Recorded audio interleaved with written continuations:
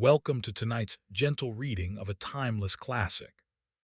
Tonight we begin part one of The Idiot by Fyodor Dostoevsky, a thoughtful and delicate story about kindness, vulnerability, and the quiet strength of a pure heart. As dawn breaks over a wintry Russia, a train approaches St. Petersburg. Aboard it sits Prince Mishkin, a young man with no money, no connections, and a reputation for simplicity. But within him lies a depth of compassion and clarity that few around him understand. He speaks gently with strangers, including the intense and passionate Rogojin, whose words hint at a mysterious woman named Nastasia Filipovna, a figure of fascination and sorrow. This opening part unfolds slowly, with introductions and quiet observations, like soft snow falling outside a window. It sets the stage for a tale of emotional truth and social tension, wrapped in the stillness of Dostoevsky's reflective prose. So breathe in deeply, allow the words to wash over you, and let's begin. The Idiot by Fyodor Dostoevsky. Towards the end of November, during a thaw, at 9 o'clock one morning, a train on the Warsaw and Petersburg Railway was approaching the latter city at full speed. The morning was so damp and misty that it was only with great difficulty that the day succeeded in breaking, and it was impossible to distinguish anything more than a few yards away from the carriage windows. Some of the passengers by this particular train were returning from abroad, but the third-class carriages were the best filled, chiefly with insignificant persons of various occupations and degrees, picked up at the different stations nearer town. All of them seemed weary, and most of them had sleepy eyes and a shivering expression, while their complexions generally appeared to have taken on the color of the fog outside. When day dawned, two passengers in one of the third-class carriages found themselves opposite each other. Both were young fellows, both were rather poorly dressed, both had remarkable faces, and both were evidently anxious to start a conversation. If they had but known why, at this particular moment, they were both remarkable persons, they would undoubtedly have wondered at the strange chance which had set them down opposite to one another in a third-class carriage of the Warsaw Railway Company. One of them was a young fellow of about 27, not tall, with black curling hair and small, gray, fiery eyes. His nose was broad and flat, and he had high cheekbones. His thin lips were constantly compressed into an impudent, ironical, it might almost be called a malicious smile, but his forehead was high and well-formed, and atoned for a good deal of the ugliness of the lower part of his face. A special feature of this physiognomy was its death-like pallor, which gave to the whole man an indescribably emaciated appearance in spite of his hard look, and at the same time, a sort of passionate and suffering expression which did not harmonize with his impudent, sarcastic smile and keen, self-satisfied bearing. He wore a large fur, or rather astrakhan, overcoat, which had kept him warm all night, while his neighbor had been obliged to bear the full severity of a Russian November night entirely unprepared. His wide sleeveless mantle with a large cape to it, the sort of cloak one sees upon travelers during the winter months in Switzerland or North Italy, was by no means adapted to the long cold journey through Russia, from Eidkunen to St. Petersburg. The wearer of this cloak was a young fellow, also of about 26 or 27 years of age, slightly above the middle height, very fair, with a thin, pointed, and very light-colored beard. His eyes were large and blue, and had an intent look about them, yet that heavy expression which some people affirm to be a peculiarity as well as evidence of an epileptic subject. His face was decidedly a pleasant one for all that, refined, but quite colorless, except for the circumstance that at this moment it was blue with cold. He held a bundle made up of an old faded silk handkerchief that apparently contained all his traveling wardrobe, and wore thick shoes and gaiters, his whole appearance being very un-Russian. His black-haired neighbor inspected these peculiarities, having nothing better to do, and at length remarked, with that rude enjoyment of the discomforts of others which the common classes so often show. "Cold." "Very," said his neighbor readily, "and this is a thaw, too. Fancy if it had been a hard frost. I never thought it would be so cold in the old country. I've grown quite out of the way of it." "What, been abroad, I suppose?" "Yes, straight from Switzerland." "Whew, my goodness!" The black-haired young fellow whistled and then laughed. The conversation proceeded. The readiness of the fair-haired young man in the cloak to answer all his opposite neighbor's questions was surprising. He seemed to have no suspicion of any impertinence or inappropriateness in the fact of such questions being put to him. Replying to them, he made known to the inquirer that he certainly had been long absent from Russia, more than 4 years, that he had been sent abroad for his health, that he had suffered from some strange nervous malady, a kind of epilepsy with convulsive spasms. His interlocutor burst out laughing several times at his answers, and more than ever when to the question whether he had been cured, the patient replied, "No, they did not cure me." "Hey, that's it. You stumped up your money for nothing, and we believe in those fellows here," remarked the black-haired individual sarcastically. "Gospel truth, sir, gospel truth," exclaimed another passenger, a shabbily dressed man of about 40, who looked like a clerk and possessed a red nose and a very blotchy face. "Gospel truth. All they do is to get hold of our good Russian money free, gratis, and for nothing." "Oh, but you're quite wrong in my particular instance," said the Swiss patient quietly. "Of course I can't argue the matter because I know only my own case, but my doctor gave me money, and he had very little to pay my journey back besides having kept me at his own expense while there for nearly 2 years." "Why, was there no one else to pay for you?" asked the black-haired one. "No, Mr. Pavlishev, who had been supporting me there, died a couple of years ago. I wrote to Mrs. General Epanchin at the time. She is a distant relative of mine, but she did not answer my letter, and so eventually I came back." "And where have you come to?" "That is, where am I going to stay? I really don't quite know yet. Both the listeners laughed again. "I suppose your whole setup is in that bundle then?" asked the first. "I bet anything it is," exclaimed the red-nosed passenger with extreme satisfaction, "and that he has precious little in the luggage van. Though of course poverty is no crime. We must remember that." It appeared that it was indeed as they had surmised. The young fellow hastened to admit the fact with wonderful readiness. "Your bundle has some importance, however," continued the clerk, when they had laughed their fill. It was observable that the subject of their mirth joined in the laughter when he saw them laughing.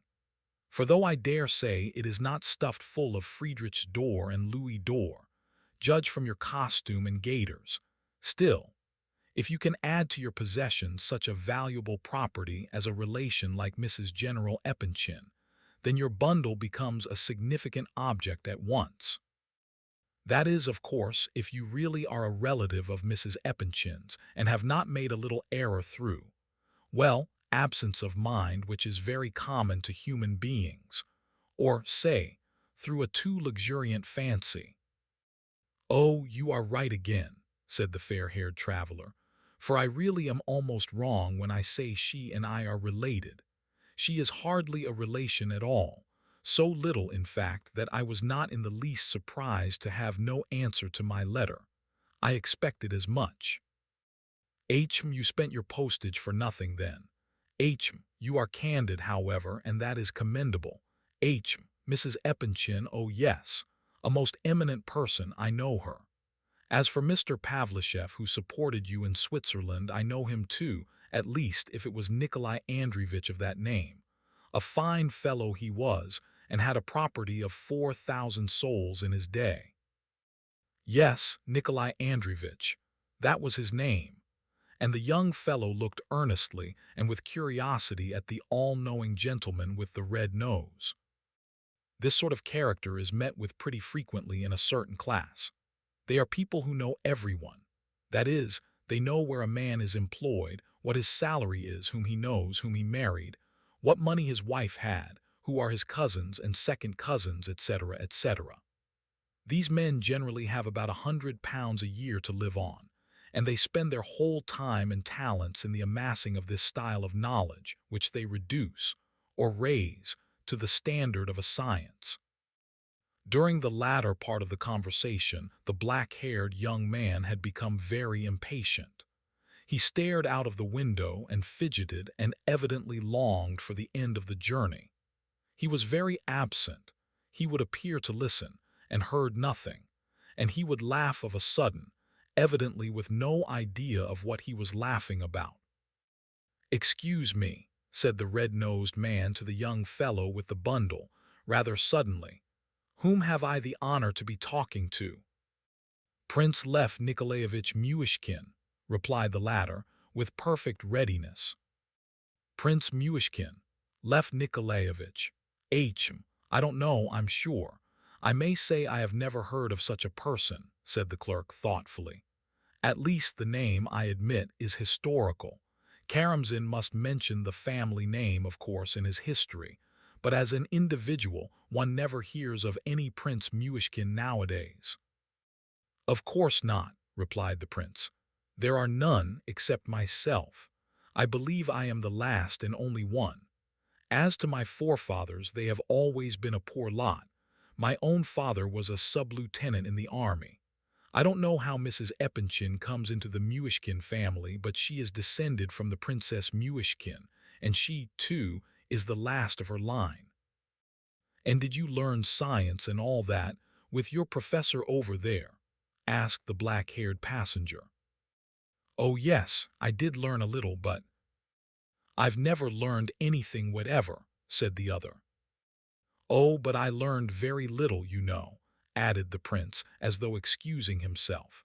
"They could not teach me very much on account of my illness." "Do you know the Rogojins?" asked his questioner abruptly. "No, I don't, not at all. I hardly know anyone in Russia. Why, is that your name?" "Yes, I am Rogojin, Parfen Rogojin." "Parfen Rogojin. Dear me. Then don't you belong to those very Rogojins, perhaps?" began the clerk, with a very perceptible increase of civility in his tone. "Yes, those very ones," interrupted Rogojin impatiently and with scant courtesy. I may remark that he had not once taken any notice of the blotchy-faced passenger, and had hitherto addressed all his remarks direct to the prince. "Dear me, is it possible?" observed the clerk, while his face assumed an expression of great deference and servility, if not of absolute alarm.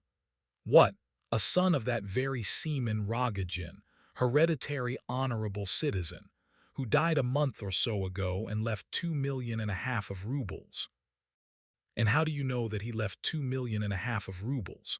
asked Rogojin disdainfully, and not deigning so much as to look at the other. "However, it's true enough that my father died a month ago, and that here am I returning from Pskov, a month after, with hardly a boot to my foot. They've treated me like a dog. I've been ill of fever at Pskov the whole time, and not a line nor farthing of money have I received from my mother or my confounded brother.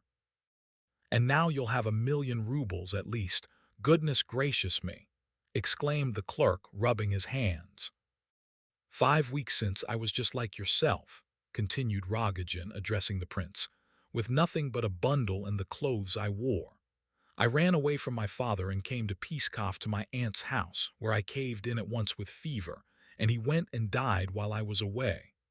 All honor to my respected father's memory, but he uncommonly nearly killed me, all the same. Give you my word, prince, if I hadn't cut and run then when I did, he'd have murdered me like a dog." "I suppose you angered him somehow?" asked the prince, looking at the millionaire with considerable curiosity. But though there may have been something remarkable in the fact that this man was heir to millions of rubles, there was something about him which surprised and interested the prince more than that. Rogojin, too, seemed to have taken up the conversation with unusual alacrity. It appeared that he was still in a considerable state of excitement, if not absolutely feverish, and was in real need of someone to talk to for the mere sake of talking, as safety valve to his agitation. As for his red-nosed neighbor, the latter, since the information as to the identity of Rogojin hung over him, seemed to be living on the honey of his words and in the breath of his nostrils, catching at every syllable as though it were a pearl of great price. "Oh, yes, I angered him, I certainly did anger him," replied Rogojin. "But what puts me out so is my brother. Of course my mother couldn't do anything, she's too old, and whatever Brother Senka says is law for her. But why couldn't he let me know? He sent a telegram, they say. What's the good of a telegram? It frightened my aunt so that she sent it back to the office unopened, and there it's been ever since. It's only thanks to Konif that I heard it all. He wrote me all about it. He says my brother cut off the gold tassels from my father's coffin at night because they're worth a lot of money, says he. Why, I can get him sent off to Siberia for that alone if I like. It's sacrilege. Here, you scarecrow, he added, addressing the clerk at his side, is it sacrilege or not by law? Sacrilege, certainly, certainly sacrilege, said the latter.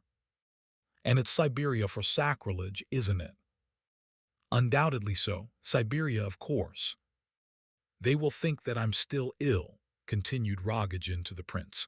But I sloped off quietly, seedy as I was, took the train and came away. Aha, Brother Senka, you'll have to open your gates and let me in, my boy. I know he told tales about me to my father. I know that well enough, but I certainly did rile my father about Nastasia Philippovna, that's very sure, and that was my own doing. Nastasia Philippovna, said the clerk, as though trying to think out something.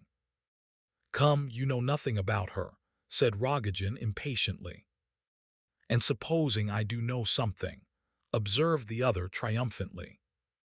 Bosh, there are plenty of Nastasia Philippovnas, and what an impertinent beast you are, he added angrily. I thought some creature like you would hang on to me as soon as I got hold of my money. Oh, but I do know as it happens, said the clerk in an aggravating manner. Lebedev knows all about her. You are pleased to reproach me, Your Excellency, but what if I prove that I am right after all? Nastasia Philippovna's family name is Barashkov. I know, you see, and she is a very well-known lady indeed and comes of a good family too.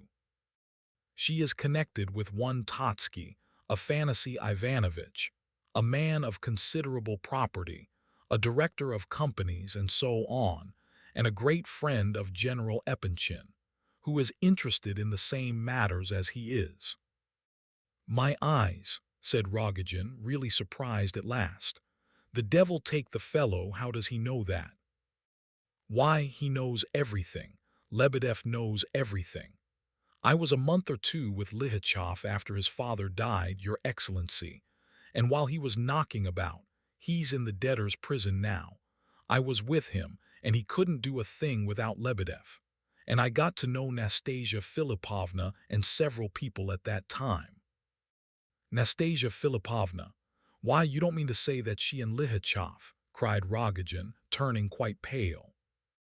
No, no, no, no, no, nothing of the sort, I assure you, said Lebedev hastily. Oh dear no, not for the world. Totsky's the only man with any chance there. Oh no, he takes her to his box at the opera at the French theater of an evening, and the officers and people all look at her and say, by Jove, there's the famous Nastasia Philippovna. But no one ever gets any further than that, for there is nothing more to say. Yes, it's quite true, said Rogojin, frowning gloomily. So Zaleshov told me. I was walking about the Nevsky one fine day, Prince, in my father's old coat, when she suddenly came out of a shop and stepped into her carriage. I swear I was all of a blaze at once. Then I met Zailshov, looking like a hairdresser's assistant, got up as fine as I don't know who, while I looked like a tinker. "Don't flatter yourself, my boy," said he. "She's not for such as you. She's a princess, she is, and her name is Nastasia Philipovna Barishkov, and she lives with Totsky, who wishes to get rid of her because he's growing rather old, 55 or so, and wants to marry a certain beauty, the loveliest woman in all Petersburg." And then he told me that I could see Nastasia Philipovna at the opera house that evening if I liked, and described which was her box. Well, I'd like to see my father allowing any of us to go to the theater. He'd sooner have killed us any day. However, I went for an hour or so and saw Nastasia Philipovna, and I never slept a wink all night after. Next morning, my father happened to give me 2 government loan bonds to sell, worth nearly 5,000 rubles each. "Sell them," said he, "and then take 7,500 rubles to the office, give them to the cashier, and bring me back the rest of the 10,000 without looking in anywhere on the way. Look sharp. I shall be waiting for you." Well, I sold the bonds, but I didn't take the 7,000 rubles to the office. I went straight to the English shop and chose a pair of earrings, with a diamond the size of a nut in each. They cost 400 rubles more than I had, so I gave my name and they trusted me. With the earrings, I went at once to Zailshov's. "Come on," I said, "come on to Nastasia Philipovna's," and off we went without more ado. I tell you I hadn't a notion of what was about me or before me or below my feet all the way. I saw nothing whatever. We went straight into her drawing room and then she came out to us. I didn't say right out who I was, but Zailshov said, "From Parfen Rogojin, in memory of his first meeting with you yesterday. Be so kind as to accept these." She opened the parcel, looked at the earrings, and laughed. "Thank your friend Mr. Rogojin for his kind attention," says she, and bowed and went off. Why didn't I die there on the spot? The worst of it all was, though, that the beast Zailshov got all the credit of it. I was short and abominably dressed, and stood and stared in her face and never said a word because I was shy like an ass. And there was he all in the fashion, pomaded and dressed out, with a smart tie on, bowing and scraping. And I bet anything she took him for me all the while. "Look here now," I said when we came out. "None of your interference here after this. Do you understand?" He laughed. "And how are you going to settle up with your father?" says he. I thought I might as well jump into the Neva at once without going home first, but it struck me that I wouldn't after all, and I went home feeling like one of the damned. "My goodness," shivered the clerk. "And his father," he added, for the prince's instruction, "and his father would have given a man a ticket to the other world for 10 rubles any day, not to speak of 10,000. The prince observed Rogojin with great curiosity. He seemed paler than ever at this moment. "What do you know about it?" cried the latter. "Well, my father learned the whole story at once, and Zailshov blabbed it all over the town besides. So he took me upstairs and locked me up and swore at me for an hour. 'This is only a foretaste,' says he. 'Wait a bit till night comes and I'll come back and talk to you again.' Well, what do you think? The old fellow went straight off to Nastasia Philipovna, touched the floor with his forehead, and began blubbering and beseeching her on his knees to give him back the diamonds. So after a while she brought the box and flew out at him. 'There,' she says, 'take your earrings, you wretched old miser, although they are 10 times dearer than their value to me now that I know what it must have cost Parfen to get them. Give Parfen my compliments,' she says, 'and thank him very much.'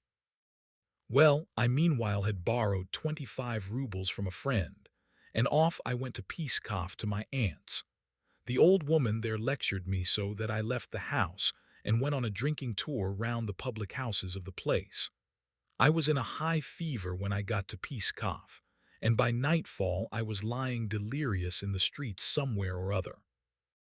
"Oh-ho, we'll make Nastasia Philipovna sing another song now," giggled Lebedev, rubbing his hands with glee.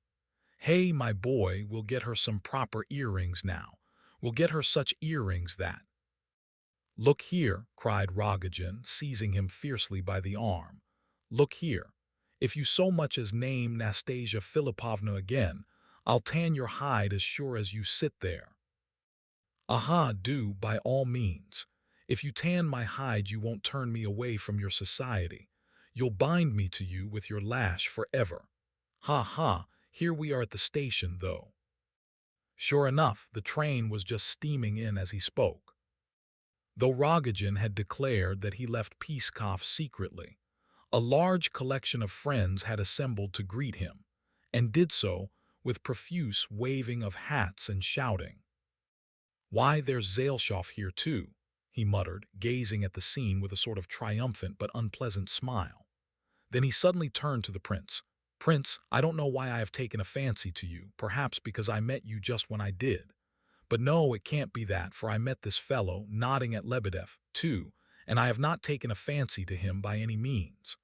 Come to see me, Prince. We'll take off those gaiters of yours and dress you up in a smart fur coat, the best we can buy. You shall have a dress coat, best quality, white waistcoat, anything you like, and your pocket shall be full of money. Come, and you shall go with me to Nastasia Philipovna's.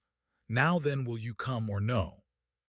Accept, Prince Lev Nikolaevich," said Lebedev solemnly. "Don't let it slip. Accept quick."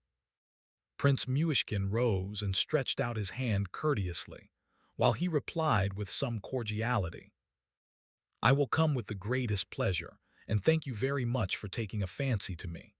I dare say I may even come today if I have time, for I tell you frankly that I like you very much too. I liked you especially when you told us about the diamond earrings, but I liked you before that as well, though you have such a dark clouded sort of face. Thanks very much for the offer of clothes and a fur coat.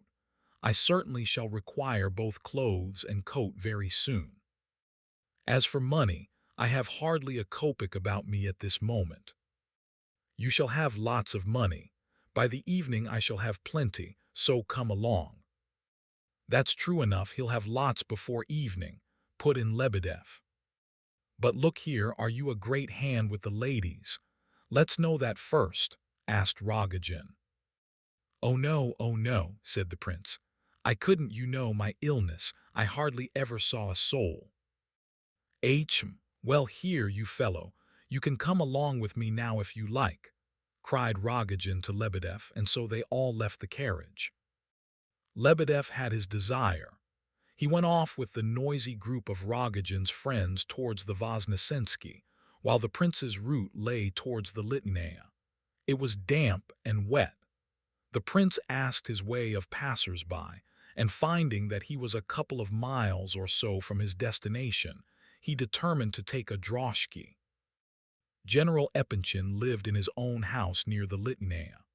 Besides this large residence, 5/6 of which was let in flats and lodgings, the general was owner of another enormous house in the Sadovaya, bringing in even more rent than the first.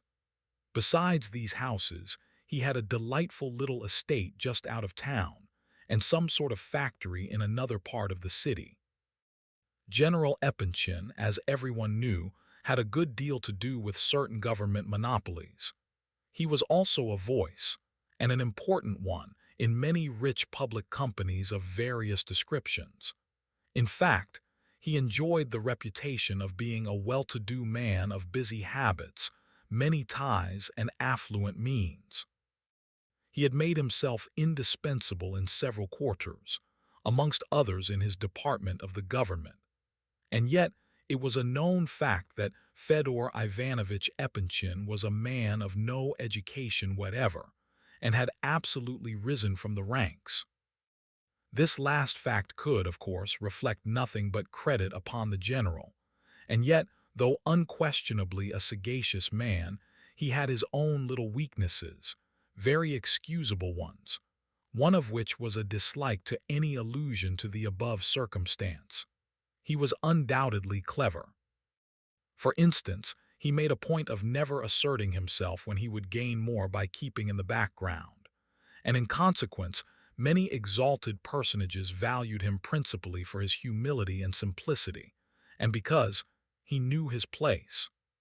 And yet if these good people could only have had a peep into the mind of this excellent fellow who knew his place so well. The fact is that, in spite of his knowledge of the world and his really remarkable abilities, he always liked to appear to be carrying out other people's ideas rather than his own. And also, his luck seldom failed him, even at cards, for which he had a passion that he did not attempt to conceal. He played for high stakes and moved, altogether, in very varied society. As to age, General Epanchin was in the very prime of life. That is, about 55 years of age, the flowering time of existence, when real enjoyment of life begins. His healthy appearance, good color, sound, though discolored teeth, sturdy figure, preoccupied air during business hours, and jolly good humor during his game at cards in the evening, all bore witness to his success in life, and combined to make existence a bed of roses to his excellency. The general was lord of a flourishing family, consisting of his wife and 3 grown-up daughters. He had married young, while still a lieutenant, his wife being a girl of about his own age, who possessed neither beauty nor education, and who brought him no more than 50 souls of landed property, which little estate served, however, as a nest egg for far more important accumulations. The general never regretted his early marriage, or regarded it as a foolish youthful escapade, and he so respected and feared his wife that he was very near loving her. Mrs. Epanchin came of the princely stock of Muishkin, which if not a brilliant, was, at all events, a decidedly ancient family, and she was extremely proud of her descent. With a few exceptions, the worthy couple had lived through their long union very happily. While still young, the wife had been able to make important friends among the aristocracy, partly by virtue of her family descent and partly by her own exertions, while in after life, thanks to their wealth and to the position of her husband in the service, she took her place among the higher circles as by right. During these last few years, all 3 of the general's daughters, Alexandra, Adelaida, and Aglaia, had grown up and matured. Of course they were only Epanchins, but their mother's family was noble. They might expect considerable fortunes. Their father had hopes of attaining to very high rank indeed in his country's service, all of which was satisfactory. All 3 of the girls were decidedly pretty, even the eldest, Alexandra, who was just 25 years old. The middle daughter was now 23, while the youngest, Aglaia, was 20. This youngest girl was absolutely a beauty and had begun of late to attract considerable attention in society. But this was not all, for every one of the 3 was clever, well educated, and accomplished. It was a matter of general knowledge that the 3 girls were very fond of one another, and supported each other in every way. It was even said that the 2 elder ones had made certain sacrifices for the sake of the idol of the household, Aglaia. In society, they not only disliked asserting themselves, but were actually retiring. Certainly no one could blame them for being too arrogant or haughty, and yet everybody was well aware that they were proud and quite understood their own value. The eldest was musical, while the second was a clever artist, which fact she had concealed until lately. In a word, the world spoke well of the girls, but they were not without their enemies, and occasionally people talked with horror of the number of books they had read. They were in no hurry to marry. They liked good society, but were not too keen about it. All this was the more remarkable because everyone was well aware of the hopes and aims of their parents. It was about 11 o'clock in the forenoon when the prince rang the bell at General Epanchin's door. The general lived on the first floor or flat of the house, as modest a lodging as his position permitted. A liveried servant opened the door, and the prince was obliged to enter into long explanations with this gentleman, who, from the first glance, looked at him and his bundle with grave suspicion. At last, however, on the repeated positive assurance that he really was Prince Muishkin, and must absolutely see the general on business. The bewildered domestic showed him into a little antechamber leading to a waiting room that adjoined the general's study. They're handing him over to another servant, whose duty it was to be in this antechamber all the morning and announce visitors to the general. This second individual wore a dress coat and was some 40 years of age. He was the general's special study servant and well aware of his own importance. "Wait in the next room, please, and leave your bundle here," said the doorkeeper, as he sat down comfortably in his own easy chair in the antechamber. He looked at the prince in severe surprise as the latter settled himself in another chair alongside, with his bundle on his knees. "If you don't mind, I would rather sit here with you," said the prince. "I should prefer it to sitting in there." "Oh, but you can't stay here. You are a visitor, a guest, so to speak. Is it the general himself you wish to see?" The man evidently could not take in the idea of such a shabby-looking visitor, and had decided to ask once more. "Yes, I have business," began the prince. "I do not ask you what your business may be. All I have to do is to announce you, and unless the secretary comes in here, I cannot do that." The man's suspicions seemed to increase more and more. The prince was too unlike the usual run of daily visitors, and although the general certainly did receive, on business, all sorts and conditions of men, yet in spite of this fact the servant felt great doubts on the subject of this particular visitor. The presence of the secretary as an intermediary was, he judged, essential in this case. "Surely you are from abroad?" he inquired at last, in a confused sort of way. He had begun his sentence intending to say, "Surely you are not Prince Muishkin, are you?" "Yes, straight from the train. Did not you intend to say, 'Surely you are not Prince Muishkin,' just now, but refrained out of politeness?" "Ahem," grunted the astonished servant. "I assure you I am not deceiving you. You shall not have to answer for me. As to my being dressed like this and carrying a bundle, there's nothing surprising in that. The fact is, my circumstances are not particularly rosy at this moment." "No, I'm not afraid of that, you see. I have to announce you, that's all. The secretary will be out directly. That is, unless you, yes, that's the rub. Unless you come, you must allow me to ask you. You've not come to beg, have you?"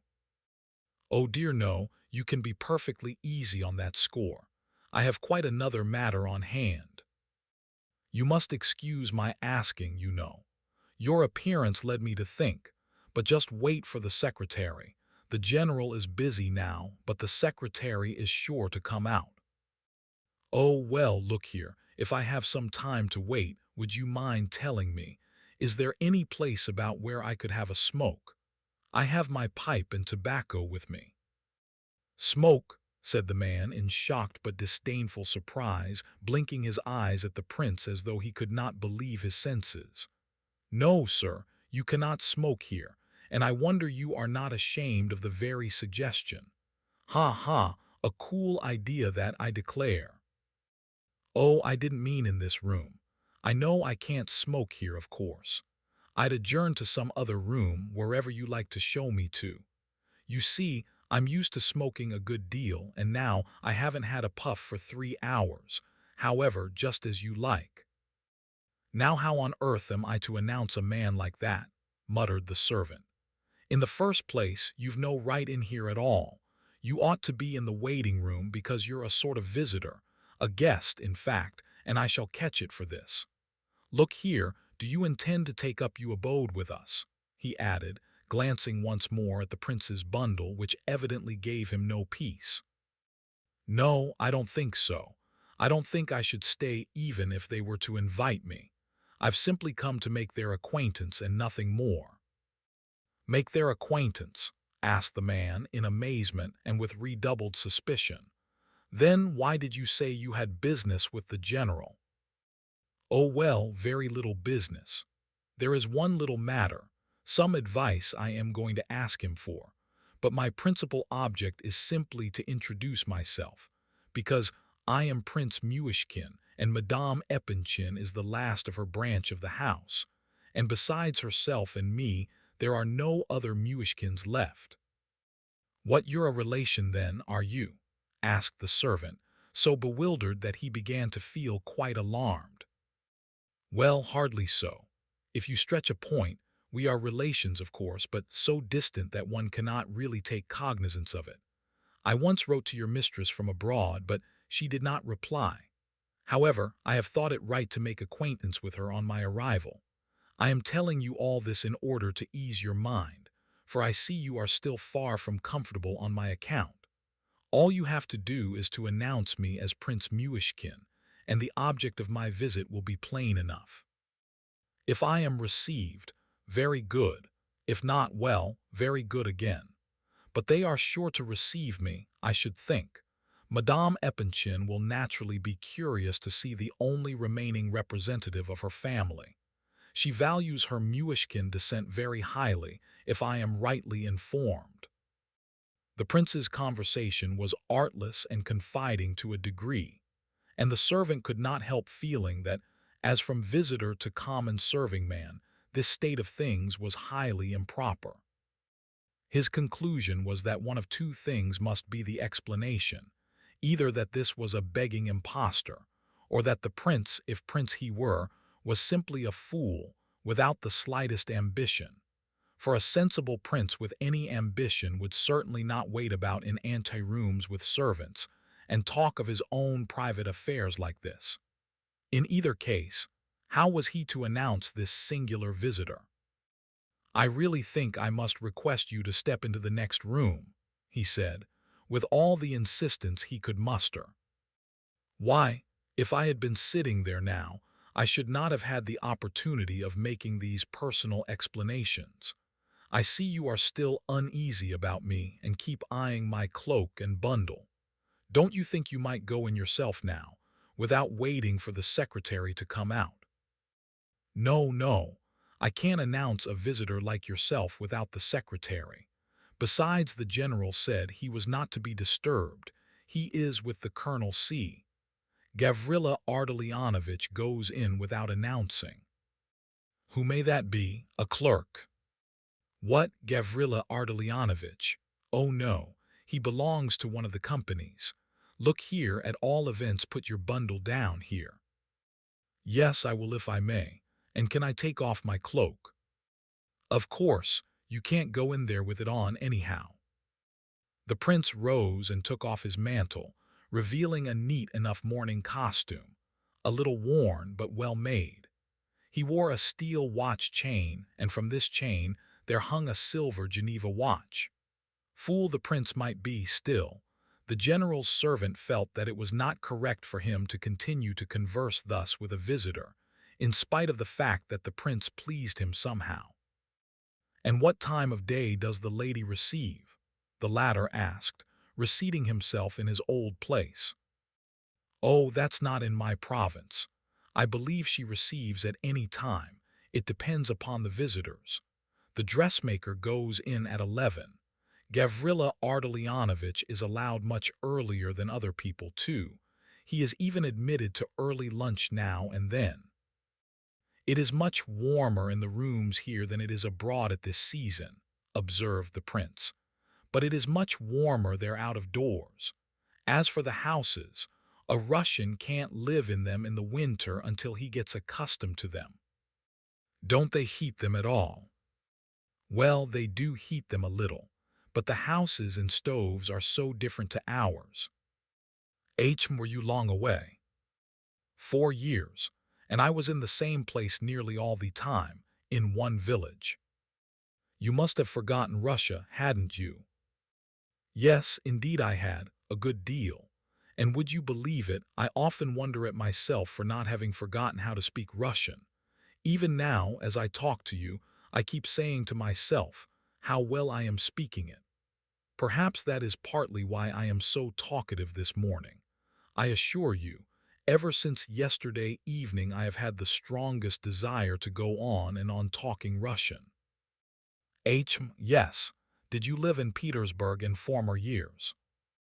This good flunky, in spite of his conscientious scruples, really could not resist continuing such a very genteel and agreeable conversation. "In Petersburg? Oh no, hardly at all, and now they say so much is changed in the place that even those who did know it well are obliged to relearn what they knew.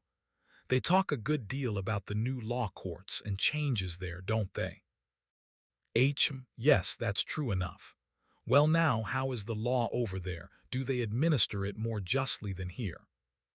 Oh, I don't know about that. I've heard much that is good about our legal administration, too. There is no capital punishment here for one thing. Is there over there? Yes, I saw an execution in France, at Lyon. Schneider took me over with him to see it. What did they hang the fellow? No, they cut off people's heads in France. What did the fellow do? Yell. Oh no, it's the work of an instant. They put a man inside a frame and a sort of broad knife falls by machinery. They call the thing a guillotine. It falls with fearful force and weight. The head springs off so quickly that you can't wink your eye in between. But all the preparations are so dreadful. When they announce the sentence, you know, and prepare the criminal and tie his hands and cart him off to the scaffold, that's the fearful part of the business. The people all crowd round, even women, though they don't at all approve of women looking on. No, it's not a thing for women. Of course not, of course not. Bah, the criminal was a fine, intelligent, fearless man. Legros was his name, and I may tell you, believe it or not as you like, that when that man stepped upon the scaffold he cried, he did indeed. He was as white as a bit of paper. Isn't it a dreadful idea that he should have cried? Whoever heard of a grown man crying from fear? Not a child, but a man who never had cried before, a grown man of 45 years. Imagine what must have been going on in that man's mind at such a moment. What dreadful convulsions his whole spirit must have endured. It is an outrage on the soul, that's what it is. Because it is said, "Thou shalt not kill." Is he to be killed because he murdered someone else? No, it is not right. It's an impossible theory. I assure you, I saw the sight a month ago and it's dancing before my eyes to this moment. I dream of it often. The prince had grown animated as he spoke, and a tinge of color suffused his pale face, though his way of talking was as quiet as ever. The servant followed his words with sympathetic interest. Clearly, he was not at all anxious to bring the conversation to an end. Who knows? Perhaps he too was a man of imagination and with some capacity for thought. Well, at all events, it is a good thing that there's no pain when the poor fellow's head flies off, he remarked. Do you know, though, cried the prince warmly, you made that remark now, and everyone says the same thing, and the machine is designed with the purpose of avoiding pain, this guillotine, I mean. But a thought came into my head then. What if it be a bad plan after all? You may laugh at my idea, perhaps, but I could not help its occurring to me all the same. Now with the rack and tortures and so on, you suffer terrible pain, of course. But then your torture is bodily pain only, although no doubt you have plenty of that until you die. But here I should imagine the most terrible part of the whole punishment is, not the bodily pain at all, but the certain knowledge that in an hour, then in 10 minutes, then in half a minute, then now, this very instant, your soul must quit your body and that you will no longer be a man, and that this is certain. That's the point, the certainty of it. Just that instant when you place your head on the block and hear the iron grate over your head, then, that quarter of a second is the most awful of all. This is not my own fantastical opinion. Many people have thought the same, but I feel it so deeply that I'll tell you what I think. I believe that to execute a man for murder is to punish him immeasurably more dreadfully than is equivalent to his crime. A murder by sentence is far more dreadful than a murder committed by a criminal. The man who is attacked by robbers at night, in a dark wood, or anywhere, undoubtedly hopes and hopes that he may yet escape until the very moment of his death. There are plenty of instances of a man running away or imploring for mercy, at all events hopping on in some degree, even after his throat was cut. But in the case of an execution, that last hope, having which it is so immeasurably less dreadful to die, is taken away from the wretch and certainty substituted in its place. There is his sentence, and with it that terrible certainty that he cannot possibly escape death, which, I consider, must be the most dreadful anguish in the world. You may place a soldier before a cannon's mouth in battle and fire upon him, and he will still hope. But read to that same soldier his death sentence, and he will either go mad or burst into tears. Who dares to say that any man can suffer this without going mad? No, no. It is an abuse, a shame. It is unnecessary. Why should such a thing exist? Doubtless there may be men who have been sentenced, who have suffered this mental anguish for a while and then have been reprieved. Perhaps such men may have been able to relate their feelings afterwards. Our Lord Christ spoke of this anguish and dread. No, no, no. No man should be treated so, no man, no man. The servant, though of course he could not have expressed all this as the prince did, still clearly entered into it and was greatly conciliated, as was evident from the increased amiability of his expression. "If you are really very anxious for a smoke," he remarked, "I think it might possibly be managed if you are very quick about it. You see, they might come out and inquire for you, and you wouldn't be on the spot. You see that door there? Go in there and you'll find a little room on the right. You can smoke there. Only open the window, because I ought not to allow it really, and—" But there was no time after all. A young fellow entered the anteroom at this moment, with a bundle of papers in his hand.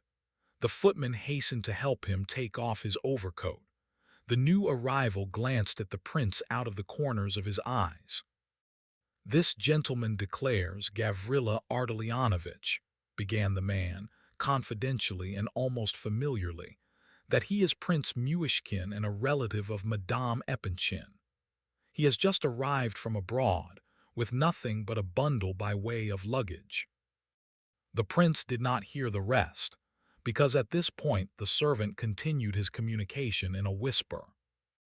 Gavrila Ardalionovitch listened attentively, and gazed at the prince with great curiosity. At last he motioned the man aside and stepped hurriedly towards the prince. "Are you Prince Muishkin?" he asked, with the greatest courtesy and amiability. He was a remarkably handsome young fellow of some 28 summers, fair and of middle height. He wore a small beard, and his face was most intelligent. Yet his smile, in spite of its sweetness, was a little thin, if I may so call it, and showed his teeth too evenly. His gaze, though decidedly good-humored and ingenuous, was a trifle too inquisitive and intent to be altogether agreeable. "Probably when he is alone he looks quite different and hardly smiles at all," thought the prince. He explained about himself in a few words, very much the same as he had told the footman and Rogojin beforehand. Gavrila Ardalionovitch, meanwhile, seemed to be trying to recall something. "Was it not you, then, who sent a letter a year or less ago, from Switzerland, I think it was, to Elizabetha Prokofievna, Mrs. Epanchin?" "It was." "Oh, then, of course they will remember who you are. You wish to see the general. I'll tell him at once. He will be free in a minute, but you had better wait in the antechamber, hadn't you? Why is he here?" he added severely to the man. "I tell you, sir, he wished it himself." At this moment the study door opened, and a military man with a portfolio under his arm came out talking loudly, and after bidding good-bye to someone inside, took his departure. "You there, Gania?" cried a voice from the study. "Come in here, will you?" Gavrila Ardalionovitch nodded to the prince and entered the room hastily. A couple of minutes later the door opened again, and the affable voice of Gania cried, "Come in, please, Prince." General Ivan Fedorovitch Epanchin was standing in the middle of the room, and gazed with great curiosity at the prince as he entered. He even advanced a couple of steps to meet him. The prince came forward and introduced himself. "Quite so," replied the general, "and what can I do for you?" "Oh, I have no special business. My principal object was to make your acquaintance. I should not like to disturb you. I do not know your times and arrangements here, you see, but I have only just arrived. I came straight from the station. I am come direct from Switzerland." The general very nearly smiled, but thought better of it and kept his smile back. Then he reflected, blinked his eyes, stared at his guest once more from head to foot, then abruptly motioned him to a chair, sat down himself, and waited with some impatience for the prince to speak. Gania stood at his table in the far corner of the room, turning over papers. "I have not much time for making acquaintances as a rule," said the general, "but as, of course, you have your object in coming, I felt sure you would think I had some object in view when I resolved to pay you this visit," the prince interrupted. "But I give you my word, beyond the pleasure of making your acquaintance, I had no personal object whatever. The pleasure is, of course, mutual, but life is not all pleasure, as you are aware. There is such a thing as business, and I really do not see what possible reason there can be, or what we have in common to—" "Oh, there is no reason, of course, and I suppose there is nothing in common between us, or very little, for if I am Prince Muishkin and your wife happens to be a member of my house, that can hardly be called a reason. I quite understand that, and yet that was my whole motive for coming. You see, I have not been in Russia for 4 years, and knew very little about anything when I left. I had been very ill for a long time, and I feel now the need of a few good friends. In fact, I have a certain question upon which I much need advice, and do not know whom to go to for it. I thought of your family when I was passing through Berlin. They are almost relations, I said to myself, so I'll begin with them. Perhaps we may get on with each other, I with them and they with me, if they are kind people. And I have heard that you are very kind people." "Oh, thank you, I'm sure," replied the general, considerably taken aback. "May I ask where you have taken up your quarters?" "Nowhere as yet." "What, straight from the station to my house? And how about your luggage?" "I only had a small bundle, containing linen, with me, nothing more. I can carry it in my hand, easily. There will be plenty of time to take a room in some hotel by the evening." "Oh, then you do intend to take a room?" "Of course. To judge from your words, you came straight to my house with the intention of staying there. That could only have been on your invitation. I confess, however, that I should not have stayed here even if you had invited me, not for any particular reason, but because it is, well, contrary to my practice and nature somehow." "Oh, indeed. Then it is perhaps as well that I neither did invite you, nor do invite you now. Excuse me, Prince, but we had better make this matter clear once for all. We have just agreed that with regard to our relationship there is not much to be said, though, of course, it would have been very delightful to us to feel that such relationship did actually exist.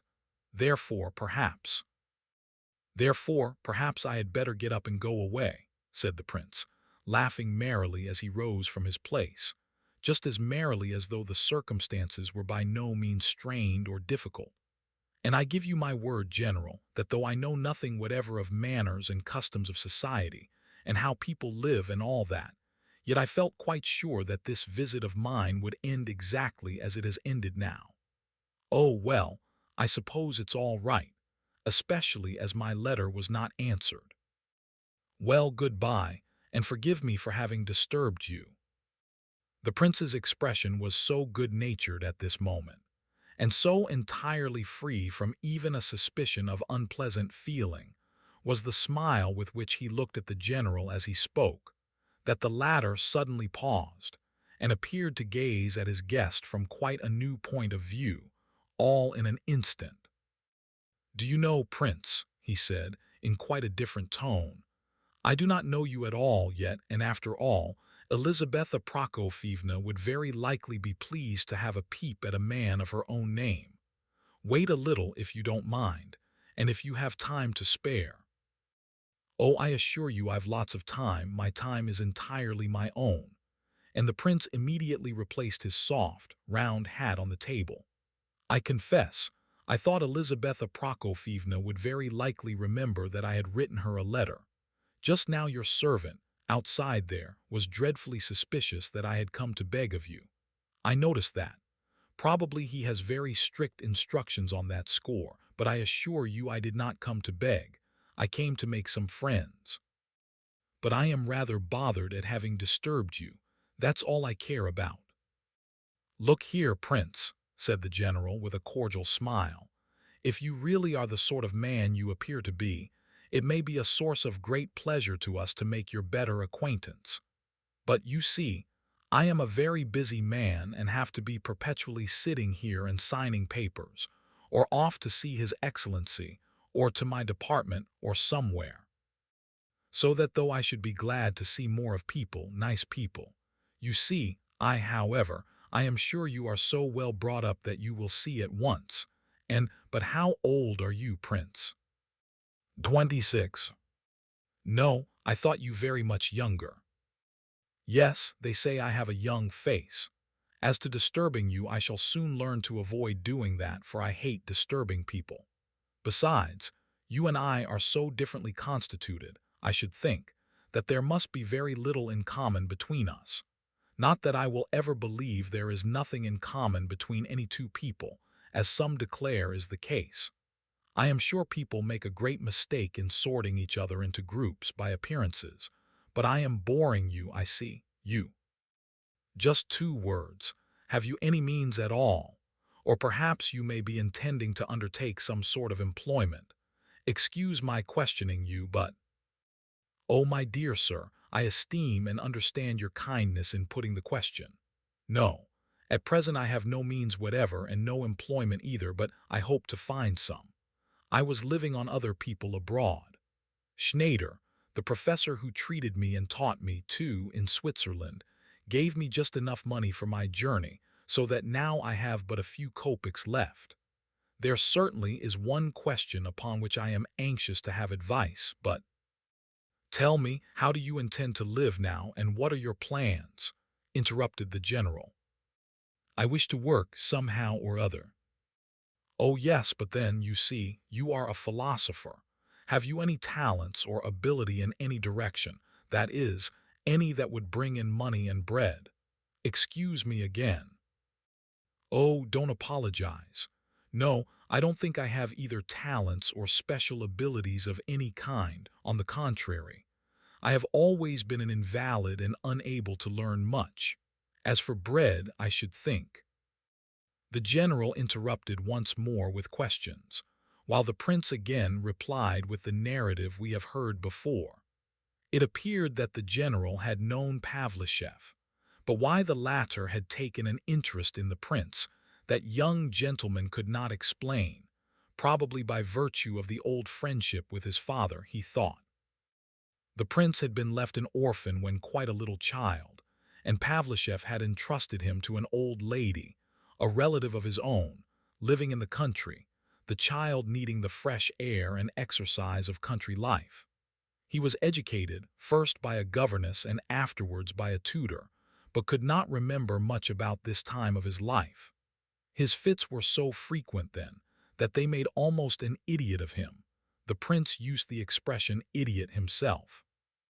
Pavlicheff had met Professor Schneider in Berlin, and the latter had persuaded him to send the boy to Switzerland, to Schneider's establishment there, for the cure of his epilepsy, and 5 years before this time the prince was sent off. But Pavlicheff had died 2 or 3 years since, and Schneider had himself supported the young fellow from that day to this at his own expense.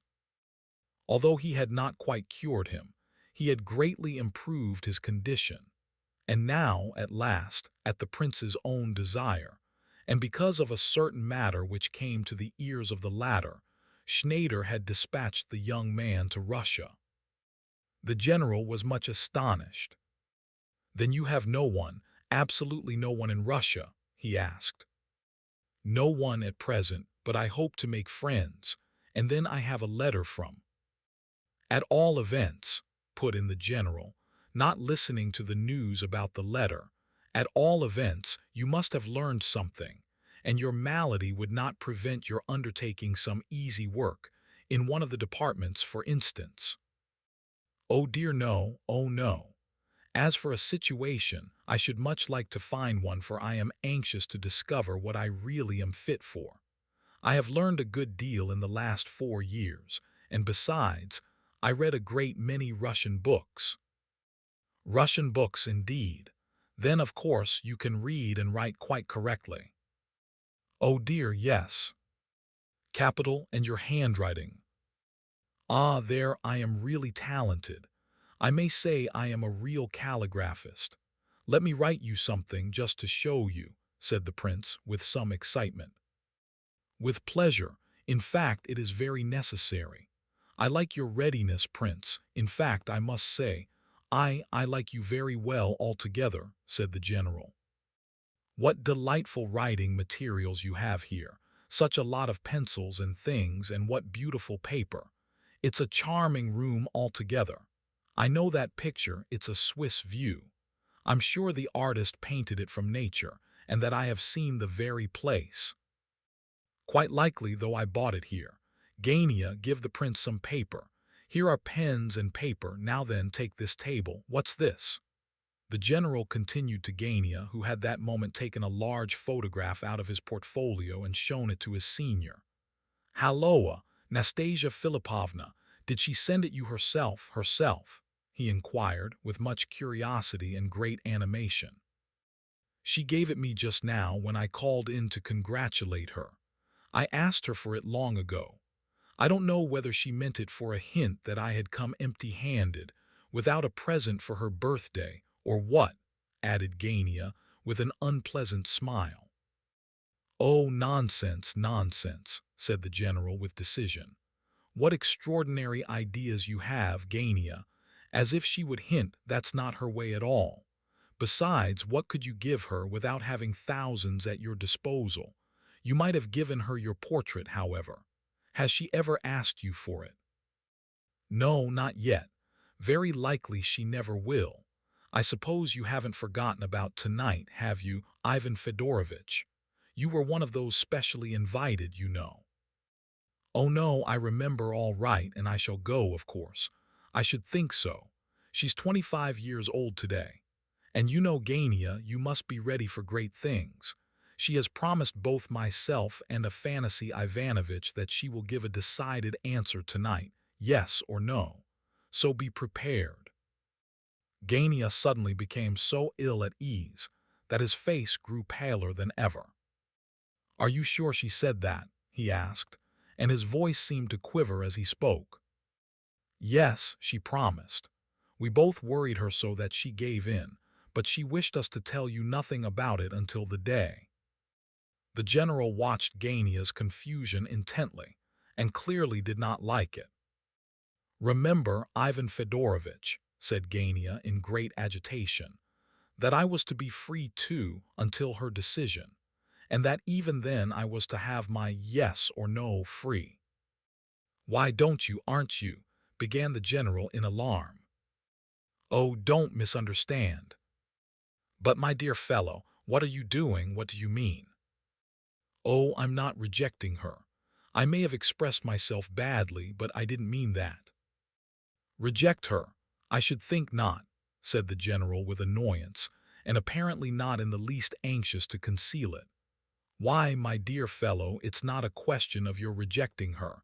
It is whether you are prepared to receive her consent joyfully and with proper satisfaction. How are things going on at home?" "At home? Oh, I can do as I like there, of course. Only my father will make a fool of himself, as usual. He is rapidly becoming a general nuisance. I don't ever talk to him now, but I hold him in check, safe enough.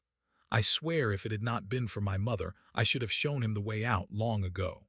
My mother is always crying, of course, and my sister sulks.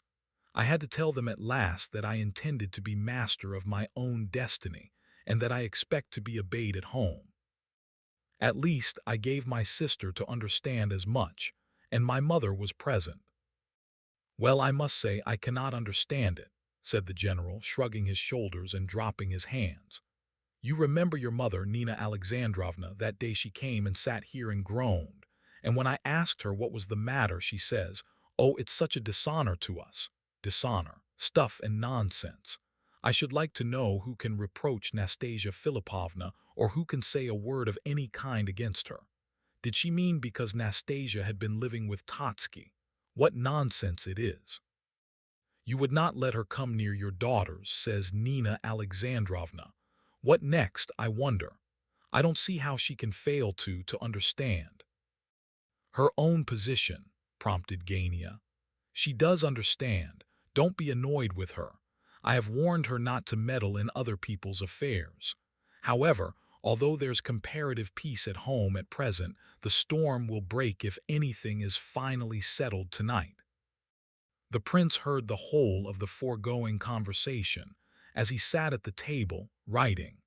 He finished at last and brought the result of his labor to the general's desk.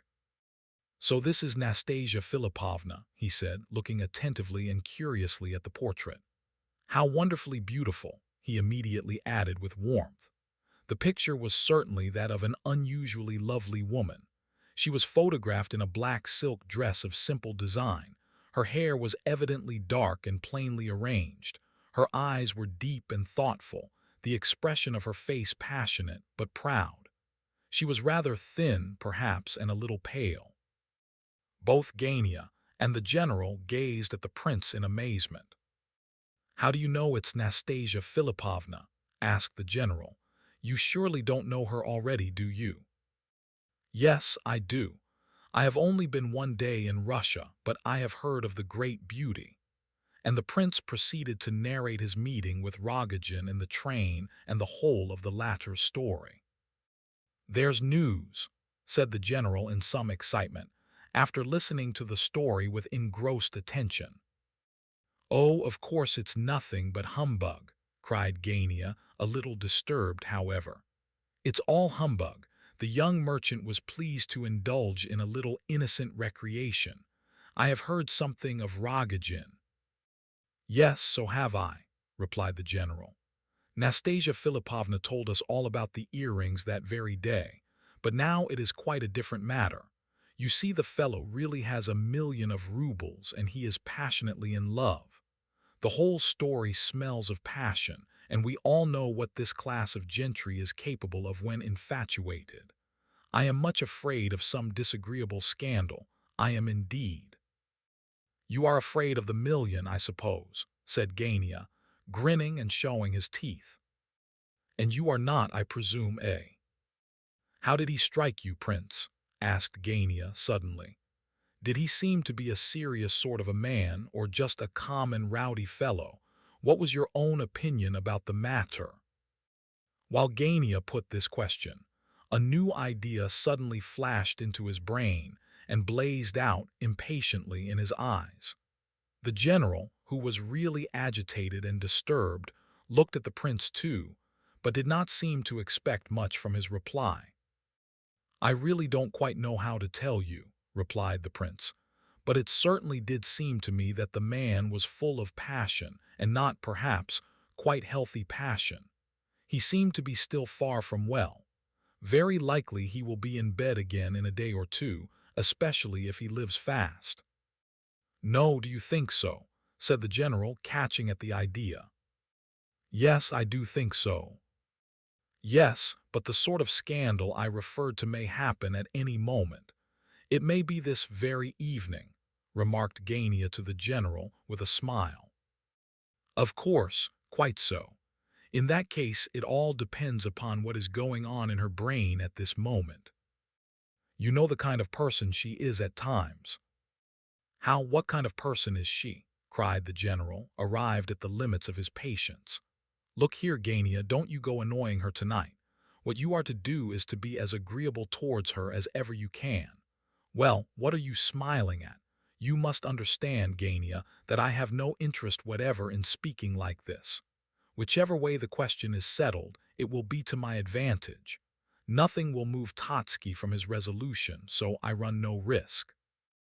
If there is anything I desire, you must know that it is your benefit only. Can't you trust me? You are a sensible fellow, and I have been counting on you, for in this matter that. Yes, that's the chief thing, said Gania, helping the general out of his difficulties again, and curling his lips in an envenomed smile which he did not attempt to conceal.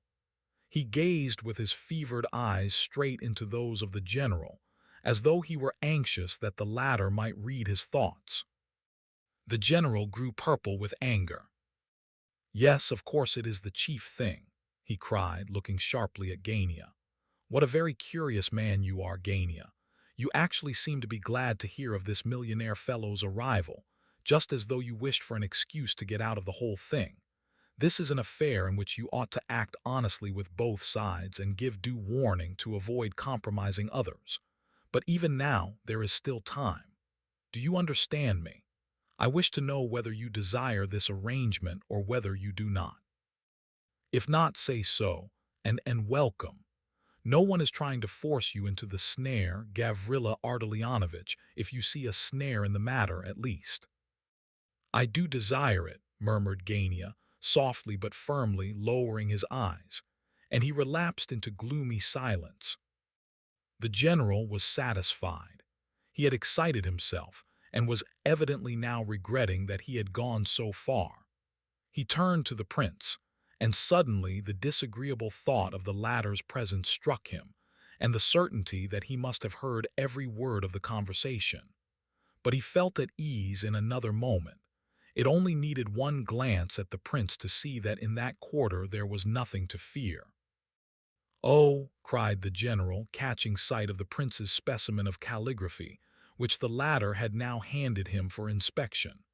"Why, this is simply beautiful. Look at that, Gania. There's real talent there." On a sheet of thick writing paper, the prince had written in medieval characters the legend. The gentle Abbot Pafnute signed this. "There," explained the prince, with great delight and animation. "There, that's the abbot's real signature, from a manuscript of the 14th century. All these old abbots and bishops used to write most beautifully, with such taste and so much care and diligence. Have you no copy of Pogadin, General? If you had one I could show you another type. Stop a bit. Here you have the large round writing common in France during the 18th century. Some of the letters are shaped quite differently from those now in use. It was the writing current then and employed by public writers generally. I copied this from one of them, and you can see how good it is. Look at the well-rounded A&D. I have tried to translate the French character into the Russian letters. A difficult thing to do, but I think I have succeeded fairly. Here is a fine sentence, written in a good, original hand. Zeal triumphs over all. That is the script of the Russian War Office. That is how official documents addressed to important personages should be written. The letters are round, the type black, and the style somewhat remarkable. A stylist would not allow these ornaments or attempts at flourishes. Just look at these unfinished tales. But it has distinction and really depicts the soul of the writer. He would like to give play to his imagination and follow the inspiration of his genius, but a soldier is only at ease in the guardroom, and the pen stops halfway, a slave to discipline. How delightful! The first time I met an example of this handwriting, I was positively astonished, and where do you think I chanced to find it? In Switzerland, of all places. Now that is an ordinary English hand. It can hardly be improved, it is so refined and exquisite, almost perfection. This is an example of another kind, a mixture of styles. The copy was given me by a French commercial traveler. It is founded on the English, but the downstrokes are a little blacker and more marked. Notice that the oval has some slight modification. It is more rounded. This writing allows for flourishes. Now a flourish is a dangerous thing. Its use requires such taste, but if successful, what a distinction it gives to the whole. It results in an incomparable type, one to fall in love with. Dear me, how you have gone into all the refinements and details of the question. Why, my dear fellow, you are not a calligraphist, you are an artist. Gania. Wonderful, said Gania. And he knows it too, he added with a sarcastic smile. You may smile, but there's a career in this, said the general. You don't know what a great personage I shall show this to, Prince. Why, you can command a situation at 35 rubles per month to start with. However, it's 12:30, he concluded, looking at his watch. So to business, Prince, for I must be setting to work and shall not see you again today. Sit down a minute. I have told you that I cannot receive you myself very often, but I should like to be of some assistance to you, some small assistance, of a kind that would give you satisfaction. I shall find you a place in one of the state departments, an easy place, but you will require to be accurate. Now, as to your plans in the house, or rather in the family of Gania here, my young friend, whom I hope you will know better. His mother and sister have prepared 2 or 3 rooms for lodgers, and let them to highly recommended young fellows, with board and attendance. I am sure Nina Alexandrovna will take you in on my recommendation. There you will be comfortable and well taken care of, for I do not think, Prince, that you are the sort of man to be left to the mercy of fate in a town like Petersburg. Nina Alexandrovna, Gania's mother, and Varvara Alexandrovna are ladies for whom I have the highest possible esteem and respect. Nina Alexandrovna is the wife of General Ardalian Alexandrovitch, my old brother in arms, with whom, I regret to say, on account of certain circumstances, I am no longer acquainted. I give you all this information, Prince, in order to make it clear to you that I am personally recommending you to this family, and that in so doing, I am more or less taking upon myself to answer for you. The terms are most reasonable, and I trust that your salary will very shortly prove amply sufficient for your expenditure.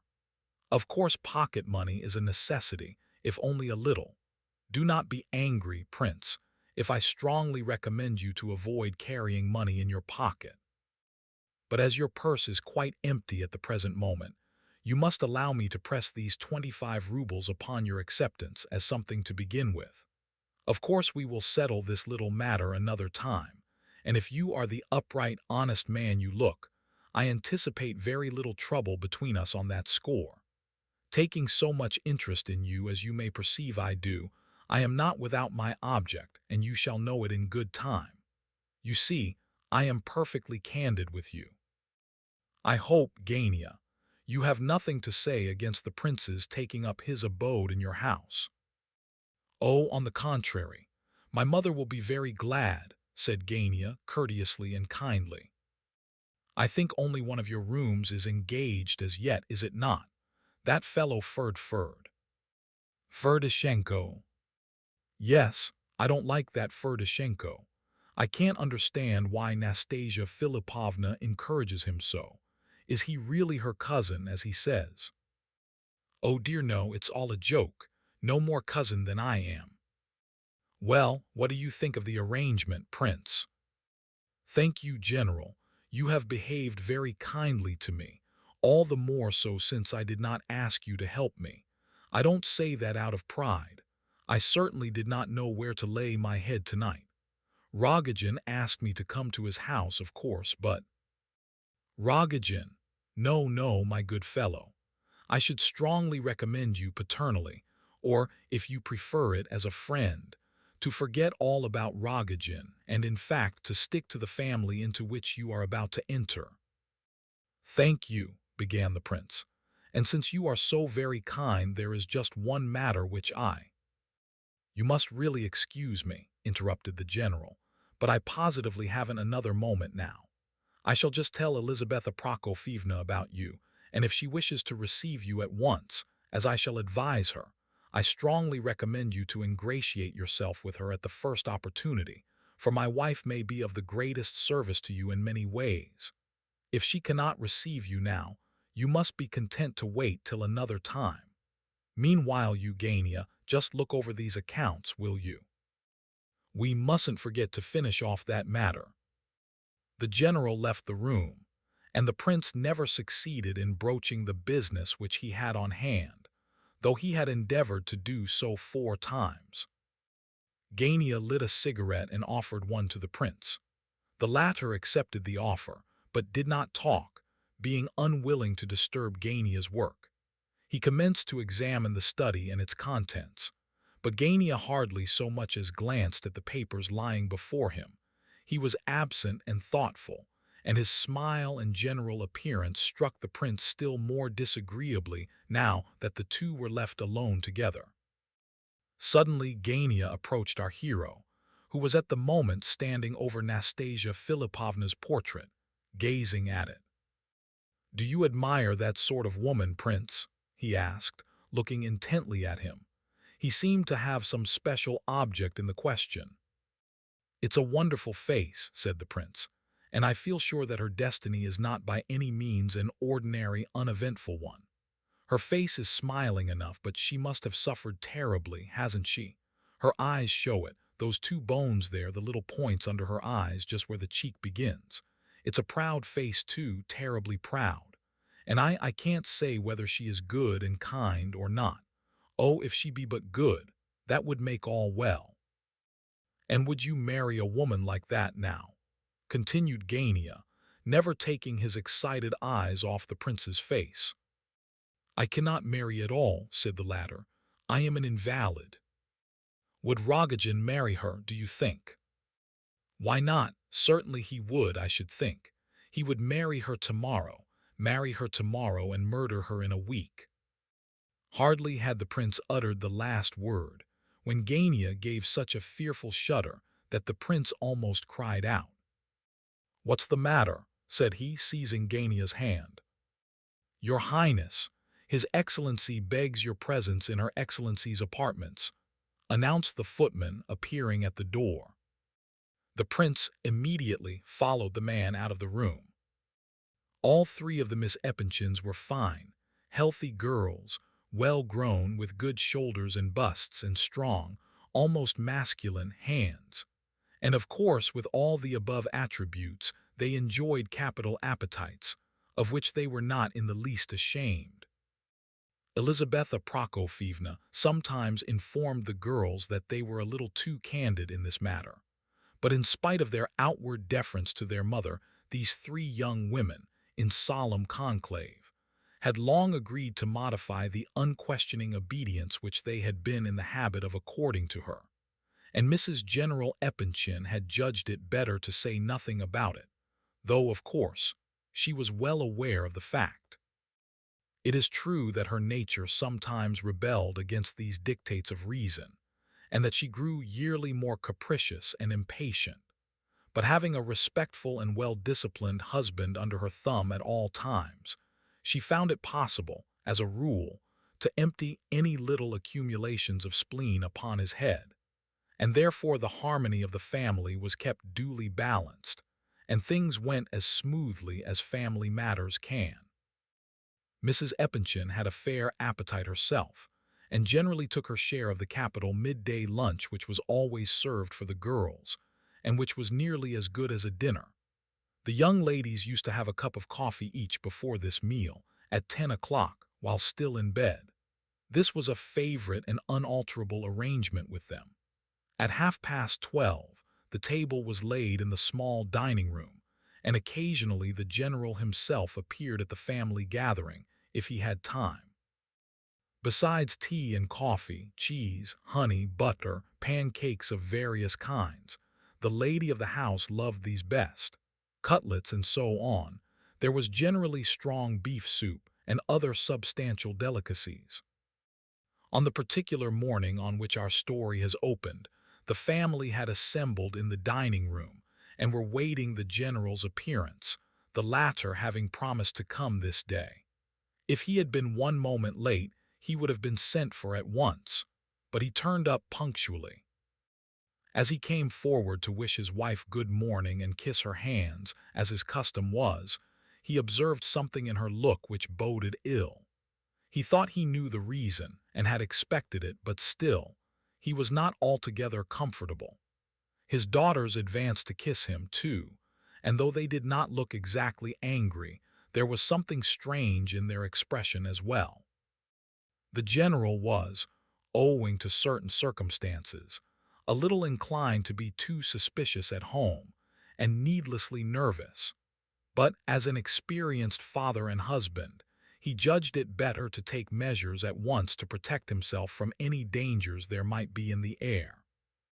However, I hope I shall not interfere with the proper sequence of my narrative too much, if I diverge for a moment at this point, in order to explain the mutual relations between General Epanchin's family and others acting a part in this history, at the time when we take up the thread of their destiny. I have already stated that the general, though he was a man of lowly origin and of poor education, was, for all that, an experienced and talented husband and father. Among other things, he considered it undesirable to hurry his daughters to the matrimonial altar and to worry them too much with assurances of his paternal wishes for their happiness, as is the custom among parents of many grown-up daughters. He even succeeded in wrangling his wife on his side on this question, though he found the feat very difficult to accomplish, because unnatural. But the general's arguments were conclusive and founded upon obvious facts. The general considered that the girl's taste and good sense should be allowed to develop and mature deliberately, and that the parents' duty should merely be to keep watch, in order that no strange or undesirable choice be made, but that the selection once effected, both father and mother were bound from that moment to enter heart and soul into the cause, and to see that the matter progressed without hindrance until the altar should be happily reached. Besides this, it was clear that the Epanchins' position gained each year, with geometrical accuracy, both as to financial solidity and social weight, and therefore, the longer the girls waited, the better was their chance of making a brilliant match. But again, amidst the incontrovertible facts just recorded, one more equally significant rose up to confront the family, and this was that the eldest daughter, Alexandra, had imperceptibly arrived at her 25th birthday. Almost at the same moment, Afanasy Ivanovich Totsky, a man of immense wealth, high connections, and good standing, announced his intention of marrying. Afanasy Ivanovich was a gentleman of 55 years of age, artistically gifted, and of most refined tastes. He wished to marry well, and moreover, he was a keen admirer and judge of beauty. Now, since Totsky had, of late, been upon terms of great cordiality with Epanchin, which excellent relations were intensified by the fact that they were, so to speak, partners in several financial enterprises, it so happened that the former now put in a friendly request to the general for counsel with regard to the important step he meditated. Might he suggest, for instance, such a thing as a marriage between himself and one of the general's daughters? Evidently, the quiet, pleasant current of the family life of the Epanchins was about to undergo a change. The undoubted beauty of the family, par excellence, was the youngest, Aglaya, as aforesaid.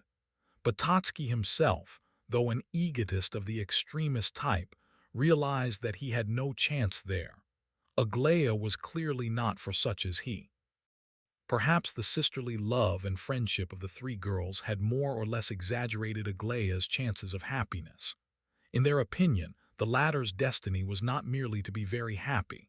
She was to live in a heaven on earth.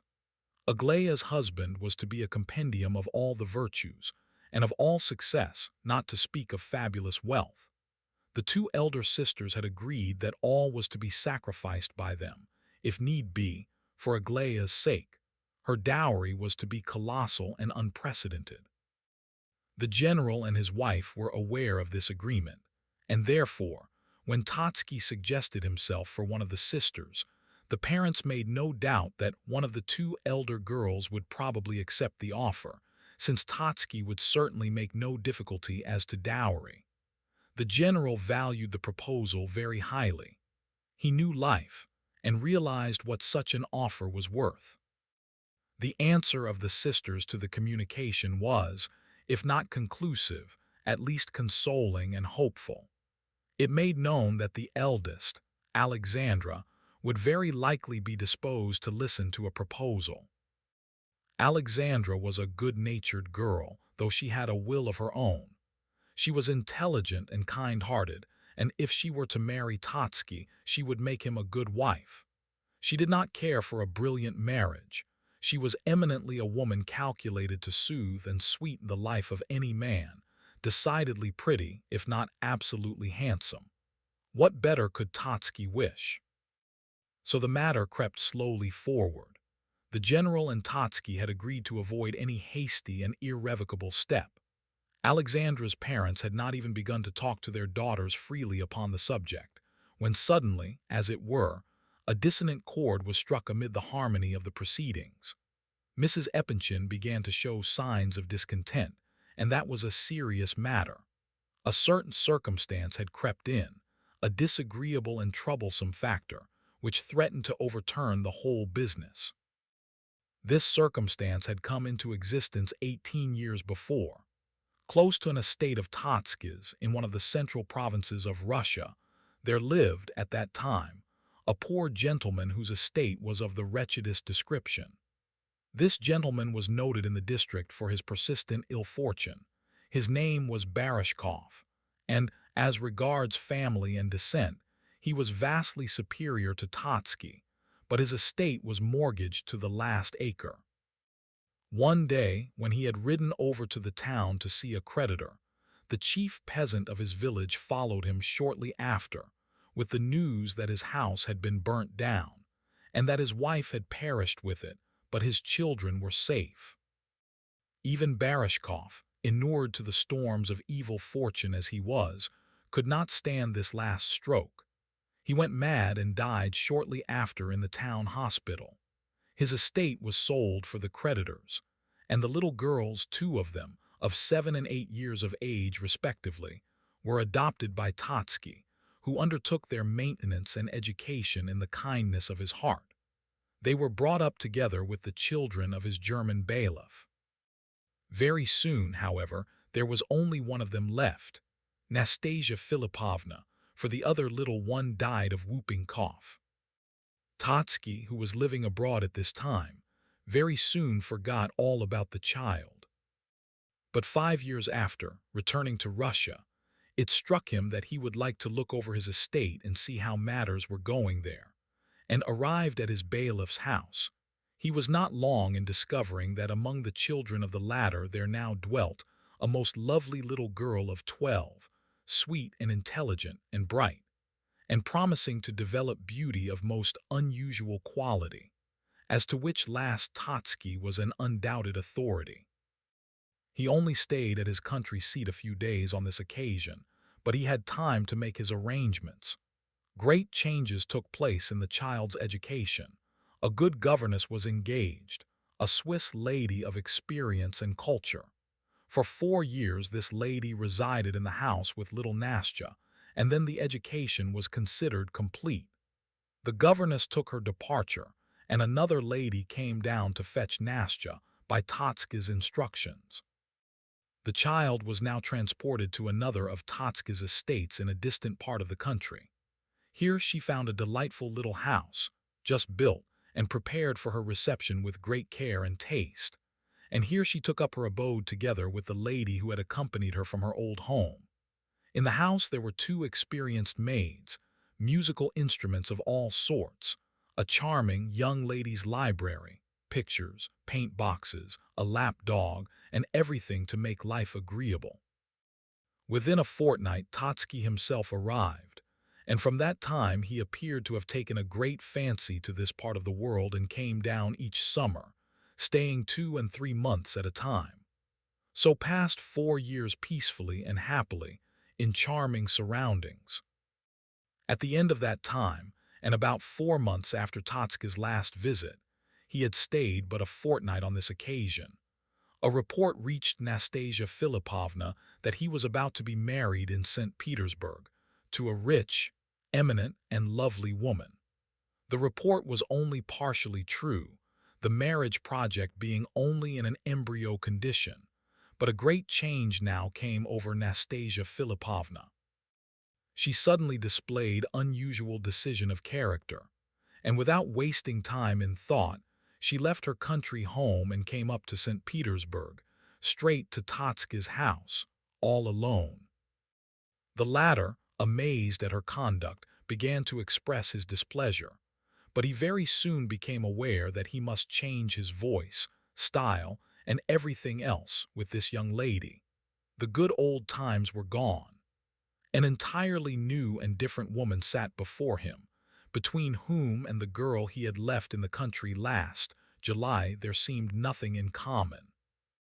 In the first place, this new woman understood a good deal more than was usual for young people of her age, so much indeed that Totsky could not help wondering where she had picked up her knowledge.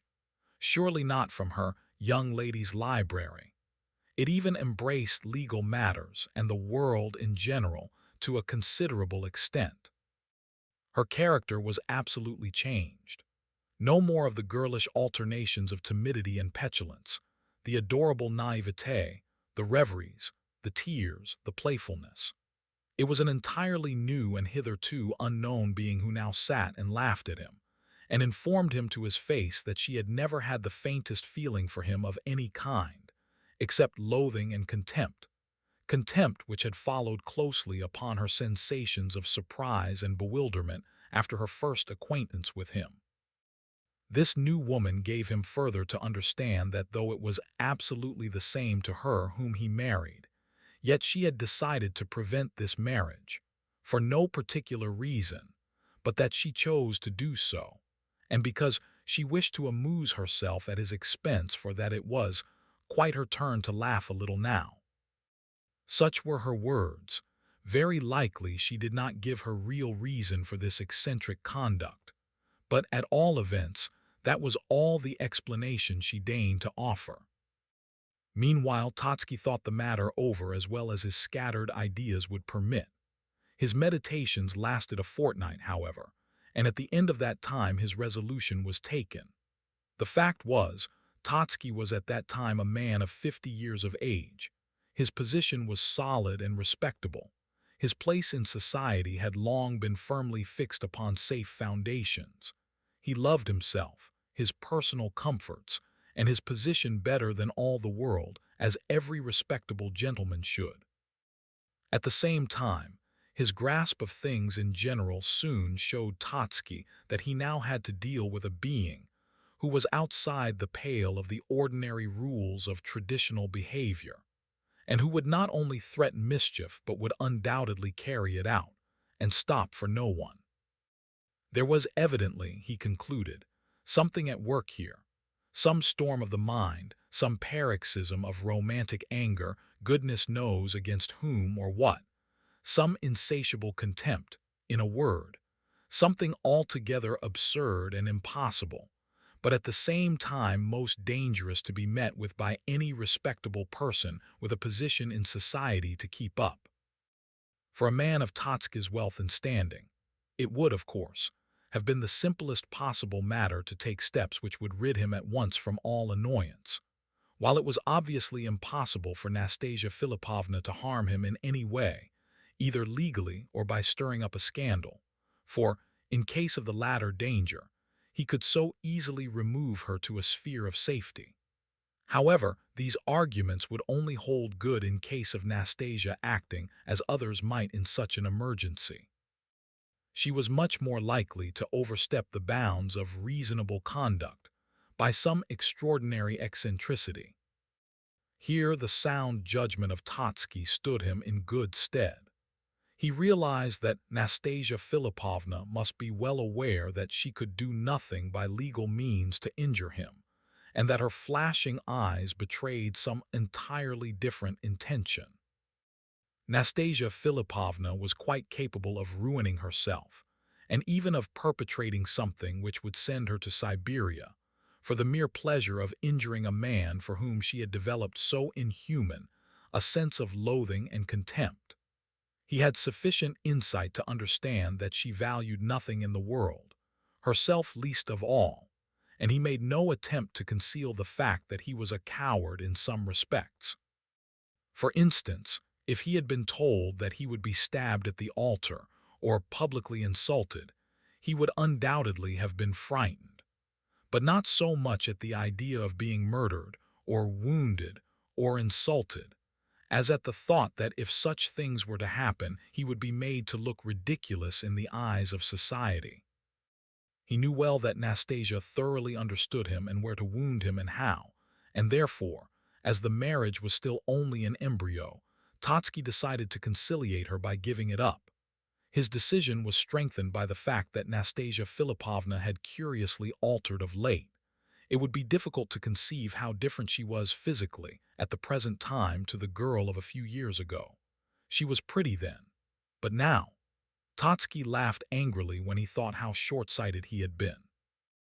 In days gone by he remembered how he had looked at her beautiful eyes, how even then he had marveled at their dark, mysterious depths, and at their wondering gaze which seemed to seek an answer to some unknown riddle.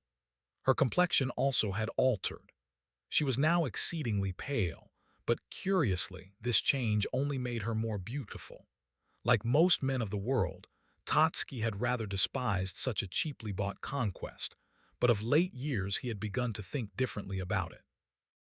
It had struck him as long ago as last spring that he ought to be finding a good match for Nastasia. For instance, some respectable and reasonable young fellow serving in a government office in another part of the country. How maliciously Nastasia laughed at the idea of such a thing, now.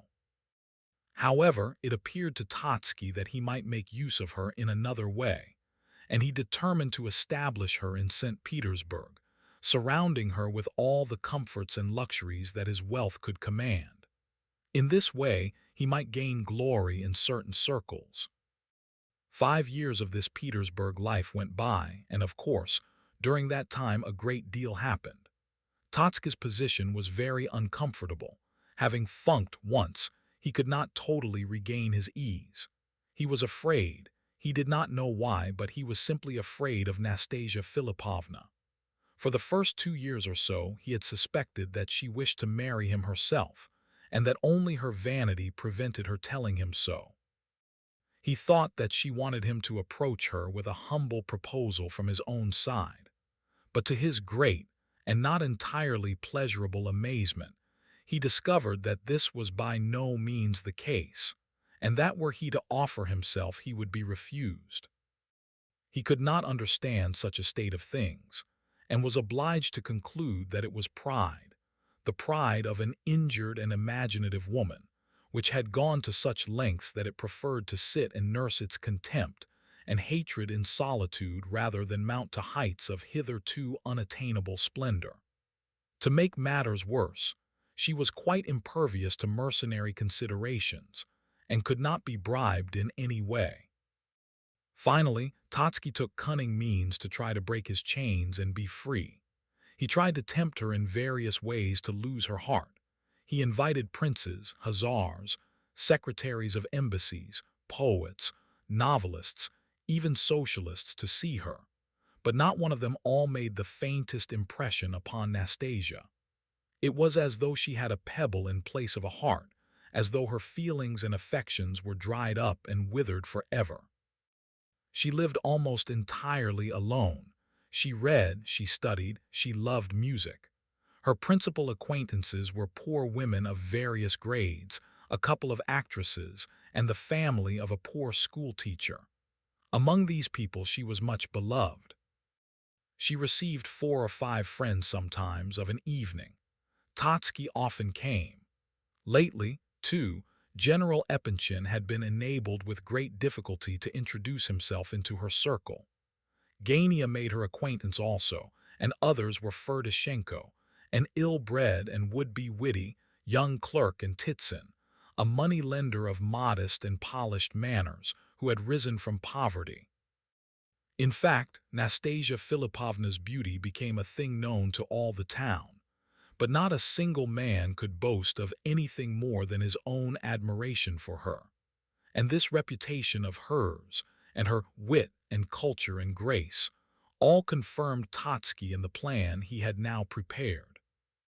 And it was at this moment that General Epanchin began to play so large and important a part in the story. When Totsky had approached the general with his request for friendly counsel as to a marriage with one of his daughters, he had made a full and candid confession. He had said that he intended to stop at no means to obtain his freedom, even if Nastasia were to promise to leave him entirely alone in future. He would not, he said, believe and trust her. Words were not enough for him. He must have solid guarantees of some sort. So he and the general determined to try what an attempt to appeal to her heart would effect. Having arrived at Nastasia's house one day with Epanchin, Totsky immediately began to speak of the intolerable torment of his position. He admitted that he was to blame for all, but candidly confessed that he could not bring himself to feel any remorse for his original guilt towards herself, because he was a man of sensual passions which were inborn and ineradicable, and that he had no power over himself in this respect, but that he wished, seriously, to marry at last, and that the whole fate of the most desirable social union which he contemplated was in her hands. In a word, he confided his all to her generosity of heart. General Epanchin took up his part and spoke in the character of father of a family. He spoke sensibly, and without wasting words over any attempt at sentimentality. He merely recorded his full admission of her right to be the arbiter of Totsky's destiny at this moment. He then pointed out that the fate of his daughter, and very likely of both his other daughters, now hung upon her reply.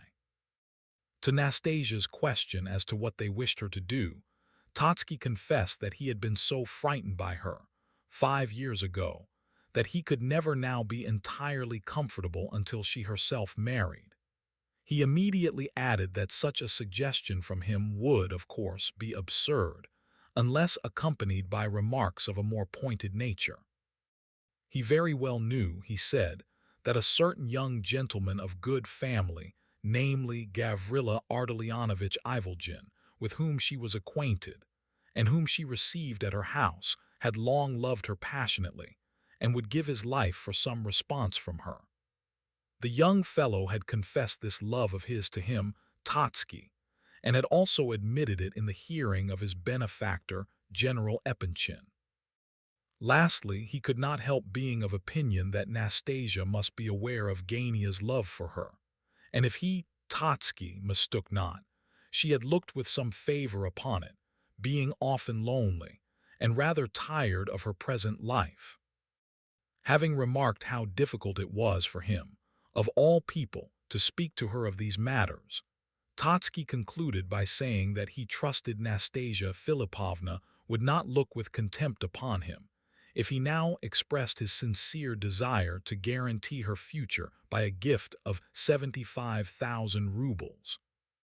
He added that the sum would have been left her all the same in his will, and that therefore she must not consider the gift as in any way an indemnification to her for anything, but that there was no reason, after all, why a man should not be allowed to entertain a natural desire to lighten his conscience, etc., etc. In fact, all that would naturally be said under the circumstances. Totsky was very eloquent all through, and in conclusion just touched on the fact that not a soul in the world, not even General Epanchin, had ever heard a word about the above 75,000 rubles, and that this was the first time he had ever given expression to his intentions in respect to them. Nastasia Philippovna's reply to this long rigmarole astonished both the friends considerably. Not only was there no trace of her former irony, of her old hatred and enmity, and of that dreadful laughter, the very recollection of which sent a cold chill down Totsky's back to this very day, but she seemed charmed and really glad to have the opportunity of talking seriously with him for once in a way. She confessed that she had long wished to have a frank and free conversation and to ask for friendly advice, but that pride had hitherto prevented her. Now, however, that the ice was broken, Nothing could be more welcome to her than this opportunity. First, with a sad smile, and then with a twinkle of merriment in her eyes, she admitted that such a storm as that of 5 years ago was now quite out of the question. She said that she had long since changed her views of things, and recognized that facts must be taken into consideration in spite of the feelings of the heart. What was done and ended, and she could not understand why Totsky should still feel alarmed. She next turned to General Epanchin and observed most courteously that she had long since known of his daughters, and that she had heard none but good report, that she had learned to think of them with deep and sincere respect.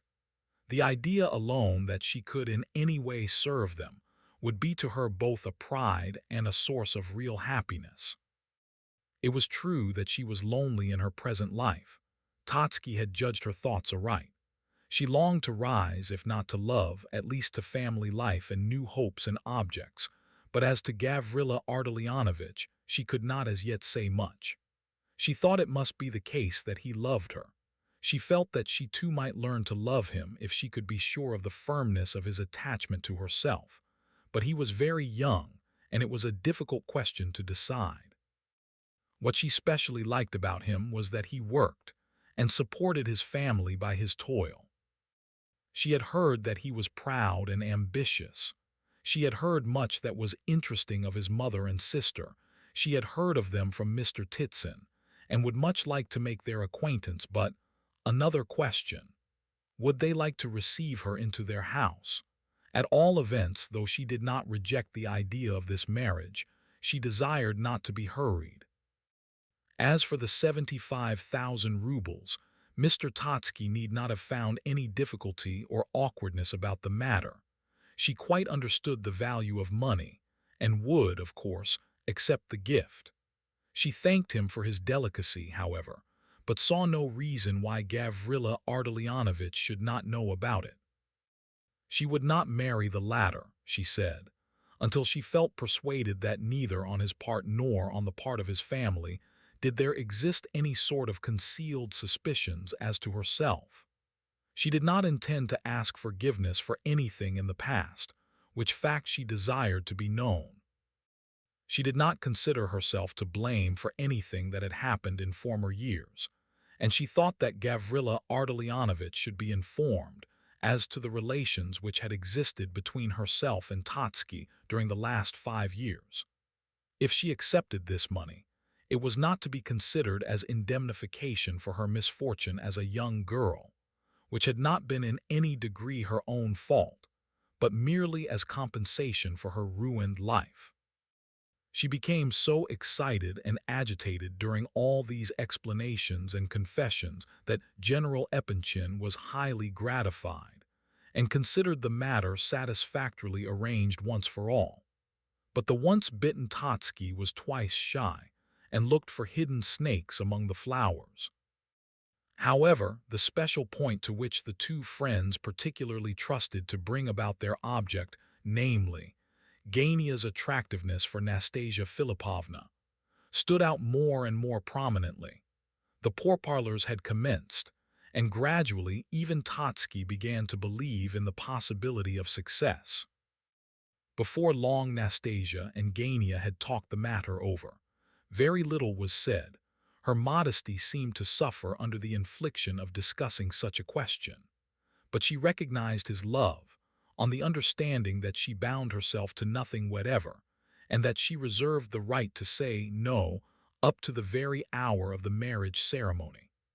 Gania was to have the same right of refusal at the last moment.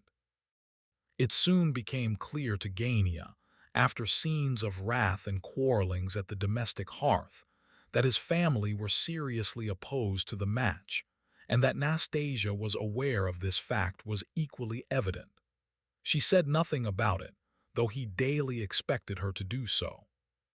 There were several rumors afloat before long, which upset Totsky's equanimity a good deal, but we will not now stop to describe them, merely mentioning an instance or two. One was that Nastasia had entered into close and secret relations with the Epanchin girls, a most unlikely rumor. Another was that Nastasia had long satisfied herself of the fact that Gania was merely marrying her for money, and that his nature was gloomy and greedy, impatient and selfish, to an extraordinary degree, and that although he had been keen enough in his desire to achieve a conquest before, yet since the two friends had agreed to exploit his passion for their own purposes, it was clear enough that he had begun to consider the whole thing a nuisance and a nightmare. In his heart, passion and hate seemed to hold divided sway, and although he had at last given his consent to marry the woman, as he said, under the stress of circumstances, yet he promised himself that he would take it out of her after marriage. Nastasia seemed to Totsky to have divined all this, and to be preparing something on her own account, which frightened him to such an extent that he did not dare communicate his views even to the general. But at times he would pluck up his courage and be full of hope and good spirits again, acting, in fact, as weak men do act in such circumstances. However, both the friends felt that the thing looked rosy indeed when one day Nastasia informed them that she would give her final answer on the evening of her birthday, which anniversary was due in a very short time. A strange rumor began to circulate, meanwhile, no less than that the respectable and highly respected General Epanchin was himself so fascinated by Nastasia Philipovna that his feeling for her amounted almost to passion. What he thought to gain by Gania's marriage to the girl it was difficult to imagine. Possibly he counted on Gania's complaisance, for Totsky had long suspected that there existed some secret understanding between the general and his secretary. At all events, the fact was known that he had prepared a magnificent present of pearls for Nastasia's birthday, and that he was looking forward to the occasion when he should present his gift with the greatest excitement and impatience.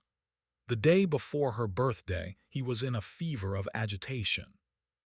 Mrs. Epanchin, long accustomed to her husband's infidelities, had heard of the pearls, and the rumor excited her liveliest curiosity and interest.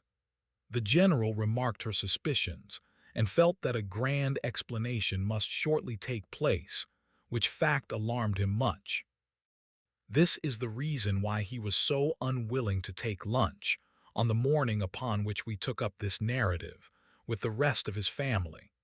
Before the prince's arrival, he had made up his mind to plead business and cut the meal, which simply meant running away. He was particularly anxious that this one day should be passed, especially the evening, without unpleasantness between himself and his family, and just at the right moment the prince turned up, as though heaven had sent him on purpose, said the general to himself, as he left the study to seek out the wife of his bosom. Mrs. General Epanchin was a proud woman by nature. What must her feelings have been when she heard that Prince Muishkin, the last of his and her line, had arrived in beggar's guise, a wretched idiot, a recipient of charity, all of which details the general gave out for greater effect. He was anxious to steal her interest at the first swoop, so as to distract her thoughts from other matters nearer home. Mrs. Epanchin was in the habit of holding herself very straight and staring before her, without speaking, in moments of excitement. She was a fine woman of the same age as her husband, with a slightly hooked nose, a high, narrow forehead, thick hair turning a little gray, and a sallow complexion. Her eyes were gray and wore a very curious expression at times. She believed them to be most effective, a belief that nothing could alter. "What receive him? Now at once?" asked Mrs. Epanchin, gazing vaguely at her husband as he stood fidgeting before her. "Oh, dear me, I assure you there is no need to stand on ceremony with him," the general explained hastily. "He is quite a child, not to say a pathetic-looking creature. He has fits of some sort and has just arrived from Switzerland, straight from the station, dressed like a German and without a farthing in his pocket. I gave him 25 rubles to go on with, and am going to find him some easy place in one of the government offices. I should like you to ply him well with the victuals, my dears, for I should think he must be very hungry." "You astonish me," said the lady, gazing as before. "Fits, and hungry too? What sort of fits?" "Oh, they don't come on frequently. Besides, he's a regular child, though he seems to be fairly educated. I should like you, if possible, my dears," the general added, making slowly for the door, "to put him through his paces a bit and see what he is good for. I think you should be kind to him. It is a good deed, you know, however, just as you like, of course. But he is a sort of relation, remember, and I thought it might interest you to see the young fellow, seeing that this is so." "Oh, of course, mamma. If we needn't stand on ceremony with him, we must give the poor fellow something to eat after his journey, especially as he has not the least idea where to go to," said Alexandra, the eldest of the girls. "Besides, he's quite a child. We can entertain him with a little hide-and-seek in case of need," said Adelaida. "Hide-and-seek? What do you mean?" inquired Mrs. Eppinchen. "Oh, do stop pretending, mamma," cried Aglaia in vexation. "Send him up, father, mother allows." The general rang the bell and gave orders that the prince should be shown in. "Only on condition that he has a napkin under his chin at lunch, then," said Mrs. Eppinchen, "and let Fedor or Mavra stand behind him while he eats. Is he quiet when he has these fits? He doesn't show violence, does he?" "On the contrary, he seems to be very well brought up. His manners are excellent, but here he is himself. Here you are, Prince. Let me introduce you, the last of the Muishkins, a relative of your own, my dear, or at least of the same name. Receive him kindly, please. They'll bring in lunch directly, Prince. You must stop and have some, but you must excuse me. I'm in a hurry, I must be off."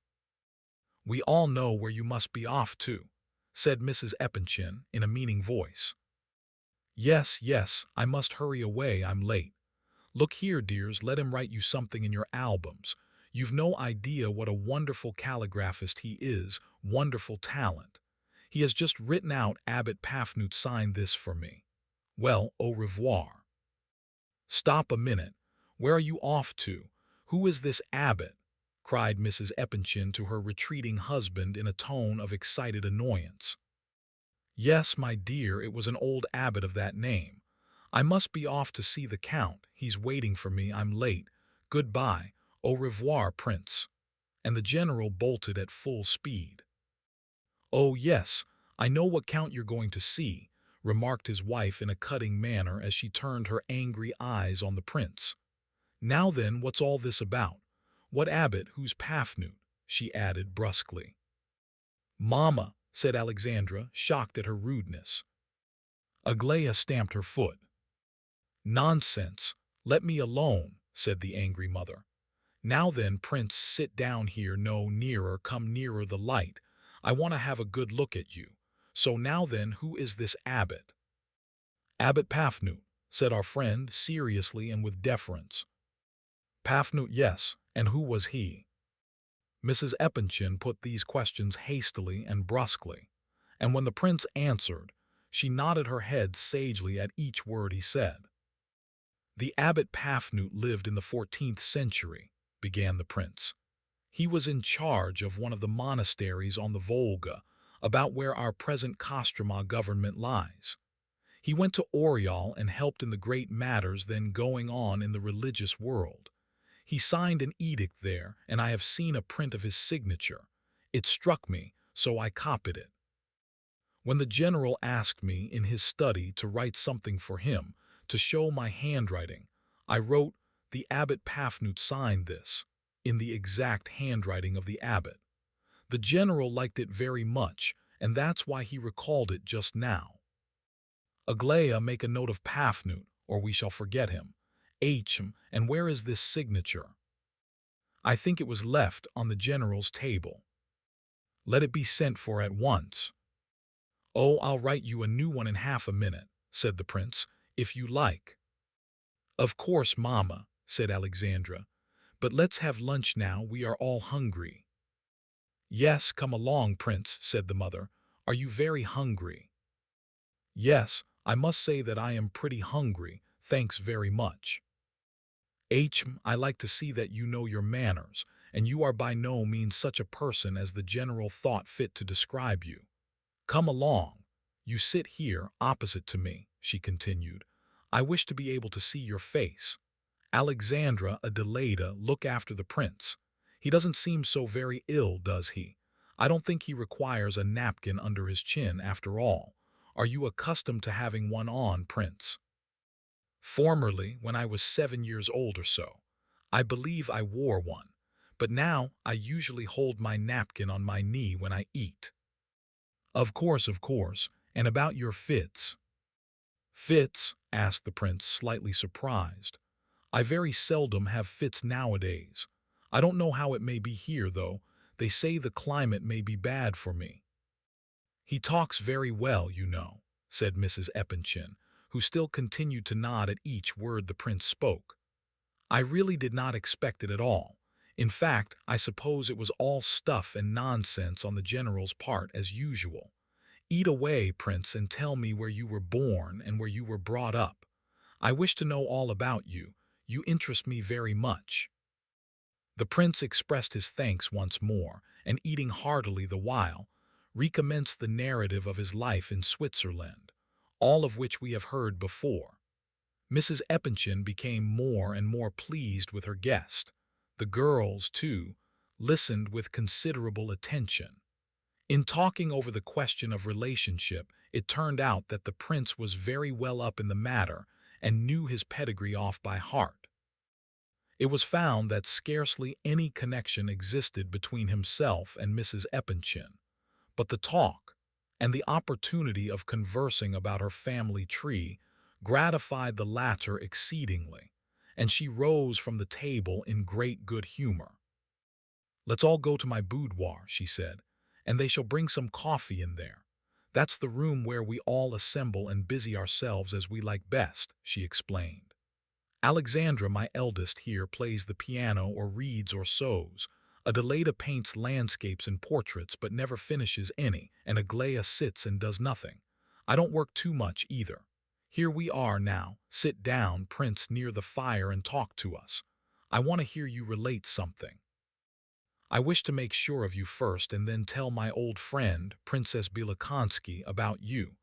I wish you to know all the good people and to interest them. Now then, begin. Mamma, it's rather a strange order that, said Adelaida, who was fussing among her paints and paint brushes at the easel. Aglaia and Alexandra had settled themselves with folded hands on a sofa, evidently meaning to be listeners. The prince felt that the general attention was concentrated upon himself. I should refuse to say a word if I were ordered to tell a story like that, observed Aglaia. Why, what's there strange about it? He has a tongue. Why shouldn't he tell us something? I want to judge whether he is a good storyteller. Anything you like, Prince. How you liked Switzerland, what was your first impression, anything. You'll see, he'll begin directly and tell us all about it beautifully. The impression was forcible. The prince began. There you see, girls, said the impatient lady. He has begun, you see. Well then, let him talk, mamma, said Alexandra. This prince is a great humbug and by no means an idiot, she whispered to Aglaia. Oh, I saw that at once, replied the latter. I don't think it at all nice of him to play a part. What does he wish to gain by it, I wonder? My first impression was a very strong one, repeated the prince. When they took me away from Russia, I remember I passed through many German towns and looked out of the windows, but did not trouble so much as to ask questions about them. This was after a long series of fits. I always used to fall into a sort of torpid condition after such a series, and lost my memory almost entirely. And though I was not altogether without reason at such times, yet I had no logical power of thought. This would continue for 3 or 4 days, and then I would recover myself again. I remember my melancholy was intolerable. I felt inclined to cry. I sat and wondered uncomfortably. The consciousness that everything was strange weighed terribly upon me. I could understand that it was all foreign and strange. I recollect I awoke from this state for the first time at ball, one evening. The bray of a donkey aroused me, a donkey in the town market. I saw the donkey and was extremely pleased with it, and from that moment my head seemed to clear. A donkey, how strange! Yet it is not strange. Any one of us might fall in love with a donkey. It happened in mythological times, said Madame Epanchin, looking wrathfully at her daughters who had begun to laugh. Go on, Prince. Since that evening I have been specially fond of donkeys.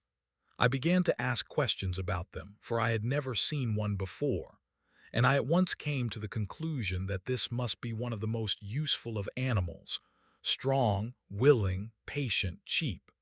And thanks to this donkey, I began to like the whole country I was traveling through, and my melancholy passed away. All this is very strange and interesting, said Mrs. Epanchin. Now let's leave the donkey and go on to other matters. What are you laughing at, Aglaia? And you too, Adelaida. The prince told us his experiences very cleverly. He saw the donkey himself, and what have you ever seen? You have never been abroad. I have seen a donkey though, mamma, said Aglaia.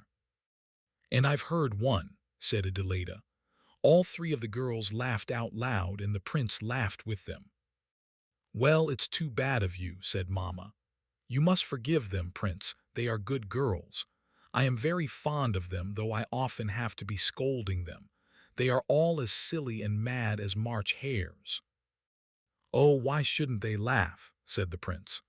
I shouldn't have let the chance go by in their place, I know, but I stick up for the donkey all the same. He's a patient, good-natured fellow. Are you a patient man, Prince? I ask out of curiosity, said Mrs. Epanchin. All laughed again. Oh, that wretched donkey again, I see, cried the lady. I assure you, Prince, I was not guilty of the least insinuation. Oh, I assure you I take your word for it. And the prince continued laughing merrily. I must say it's very nice of you to laugh. I see you really are a kind-hearted fellow, said Mrs. Epanchin. I'm not always kind, though. I am kind myself, and always kind too, if you please, she retorted unexpectedly. And that is my chief fault, for one ought not to be always kind. I am often angry with these girls and their father, but the worst of it is I am always kindest when I am cross. I was very angry just before you came, and Aglaia there read me a lesson. Thanks, Aglaia, dear, come and kiss me. There, that's enough, she added, as Aglaia came forward and kissed her lips and then her hand. Now then, go on, Prince. Perhaps you can think of something more exciting than about the donkey, eh? I must say again, I can't understand how you can expect anyone to tell you stories straight away, so, said Adelaida. I know I never could. Yes, but the prince can because he is clever, cleverer than you are by 10 or 20 times if you like. There, that's so, Prince, and seriously, let's drop the donkey now. What else did you see abroad besides the donkey? Yes, but the prince told us about the donkey very cleverly, all the same, said Alexandra. I have always been most interested to hear how people go mad and get well again, and that sort of thing, especially when it happens suddenly. Quite so, cried Mrs. Epanchin, delighted. I see you can be sensible now and then, Alexandra. You were speaking of Switzerland, Prince. Yes, we came to Lucerne and I was taken out in a boat. I felt how lovely it was, but the loveliness weighed upon me somehow or other and made me feel melancholy. Why? Asked Alexandra. I don't know. I always feel like that when I look at the beauties of nature for the first time. But then, I was ill at that time, of course. Oh, but I should like to see it, said Adelaida, and I don't know when we shall ever go abroad. I've been 2 years looking out for a good subject for a picture. I've done all I know. The north and south I know by heart, as our poet observes. Do help me to a subject, Prince. Oh, but I know nothing about painting. It seems to me one only has to look and paint what one sees. But I don't know how to see. Nonsense, what rubbish you talk, the mother struck in. Not know how to see? Open your eyes and look. If you can't see here, you won't see abroad either. Tell us what you saw yourself, Prince. Yes, that's better, said Adelaida. The prince learned to see abroad. Oh, I hardly know. You see, I only went to restore my health. I don't know whether I learned to see exactly. I was very happy, however, nearly all the time. Happy you can be happy, cried Aglaia. Then how can you say you did not learn to see? I should think you could teach us to see. Oh, do teach us, laughed Adelaida. Oh, I can't do that, said the prince, laughing too. I lived almost all the while in one little Swiss village. What can I teach you? At first I was only just not absolutely dull. Then my health began to improve. Then every day became dearer and more precious to me, and the longer I stayed, the dearer became the time to me. So much so that I could not help observing it. But why this was so, it would be difficult to say. So that you didn't care to go away anywhere else. Well, at first I did. I was restless. I didn't know however I should manage to support life. You know there are such moments, especially in solitude. There was a waterfall near us, such a lovely thin streak of water like a thread but white and moving. It fell from a great height, but it looked quite low and it was half a mile away, though it did not seem 50 paces. I loved to listen to it at night, but it was then that I became so restless. Sometimes I went and climbed the mountain and stood there in the midst of the tall pines, all alone in the terrible silence, with our little village in the distance, and the sky so blue, and the sun so bright, and an old ruined castle on the mountainside, far away. I used to watch the line where earth and sky met, and longed to go and seek there the key of all mysteries, thinking that I might find there a new life, perhaps some great city where life should be grander and richer. And then it struck me that life may be grand enough even in a prison. I read that last most praiseworthy thought in my manual when I was 12 years old, said Aglaia. All this is pure philosophy, said Adelaida. You are a philosopher, Prince, and have come here to instruct us in your views. Perhaps you are right, said the prince, smiling. I think I am a philosopher, perhaps, and who knows, perhaps I do wish to teach my views of things to those I meet with. Your philosophy is rather like that of an old woman we know, who is rich, and yet does nothing but try how little she can spend. She talks of nothing but money all day. Your great philosophical idea of a grand life in a prison and your 4 happy years in that Swiss village are like this, rather, said Aglaia. As to life in a prison, of course there may be 2 opinions, said the prince. I once heard the story of a man who lived 12 years in a prison. I heard it from the man himself.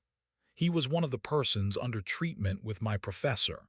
He had fits and attacks of melancholy, then he would weep, and once he tried to commit suicide. His life in prison was sad enough. His only acquaintances were spiders and a tree that grew outside his grating. But I think I had better tell you of another man I met last year. There was a very strange feature in this case, strange because of its extremely rare occurrence. This man had once been brought to the scaffold in company with several others, and had had the sentence of death by shooting passed upon him for some political crime. 20 minutes later he had been reprieved and some other punishment substituted. But the interval between the 2 sentences, 20 minutes, or at least a quarter of an hour, had been passed in the certainty that within a few minutes he must die. I was very anxious to hear him speak of his impressions during that dreadful time, and I several times inquired of him as to what he thought and felt. He remembered everything with the most accurate and extraordinary distinctness, and declared that he would never forget a single iota of the experience. About 20 paces from the scaffold where he had stood to hear the sentence, were 3 posts, fixed in the ground, to which to fasten the criminals, of whom there were several. The first 3 criminals were taken to the posts, dressed in long white tunics, with white caps drawn over their faces, so that they could not see the rifles pointed at them. Then a group of soldiers took their stand opposite to each post. My friend was the 8th on the list, and therefore he would have been among the 3rd lot to go up. A priest went about among them with a cross, and there was about 5 minutes of time left for him to live. He said that those 5 minutes seemed to him to be a most interminable period, an enormous wealth of time. He seemed to be living in these minutes, so many lives that there was no need as yet to think of that last moment, so that he made several arrangements, dividing up the time into portions. One for saying farewell to his companions, 2 minutes for that. Then a couple more for thinking over his own life and career and all about himself, and another minute for a last look around. He remembered having divided his time like this quite well. While saying goodbye to his friends, he recollected asking one of them some very usual everyday question, and being much interested in the answer. Then, having bade farewell, he embarked upon those 2 minutes which he had allotted to looking into himself. He knew beforehand what he was going to think about. He wished to put it to himself as quickly and clearly as possible that here was he, a living, thinking man, and that in 3 minutes he would be nobody, or if somebody or something, then what and where. He thought he would decide this question once for all in these last 3 minutes. A little way off there stood a church, and its gilded spire glittered in the sun. He remembered staring stubbornly at this spire and at the rays of light sparkling from it. He could not tear his eyes from these rays of light. He got the idea that these rays were his new nature, and that in 3 minutes he would become one of them, amalgamated somehow with them. The repugnance to what must ensue almost immediately and the uncertainty were dreadful, he said. But worst of all was the idea, what should I do if I were not to die now? What if I were to return to life again? What an eternity of days and all mine! How I should grudge and count up every minute of it, so as to waste not a single instant. He said that this thought weighed so upon him, and became such a terrible burden upon his brain that he could not bear it, and wished they would shoot him quickly and have done with it. The prince paused, and all waited, expecting him to go on again and finish the story. "Is that all?" asked Aglaia. "All, yes," said the prince, emerging from a momentary reverie. "And why did you tell us this?" "Oh, I happened to recall it, that's all. It fitted into the conversation." "You probably wish to deduce, Prince," said Alexandra, "that moments of time cannot be reckoned by money value, and that sometimes 5 minutes are worth priceless treasures. All this is very praiseworthy, but may I ask about this friend of yours who told you the terrible experience of his life? He was reprieved, you say. In other words, they did restore to him that eternity of days. What did he do with these riches of time? Did he keep careful account of his minutes?" "Oh no, he did. I asked him myself. He said that he had not lived a bit as he had intended, and had wasted many and many a minute." "Very well, then there's an experiment, and the thing is proved. One cannot live and count each moment. Say what you like, but one cannot." "That is true," said the prince. "I have thought so myself. And yet why shouldn't one do it?" "You think, then, that you could live more wisely than other people," said Aglaia. "I have had that idea." "And you have it still?" "Yes, I have it still," the prince replied. He had contemplated Aglaia until now, with a pleasant though rather timid smile. But as the last words fell from his lips, he began to laugh, and looked at her merrily. "You are not very modest," said she.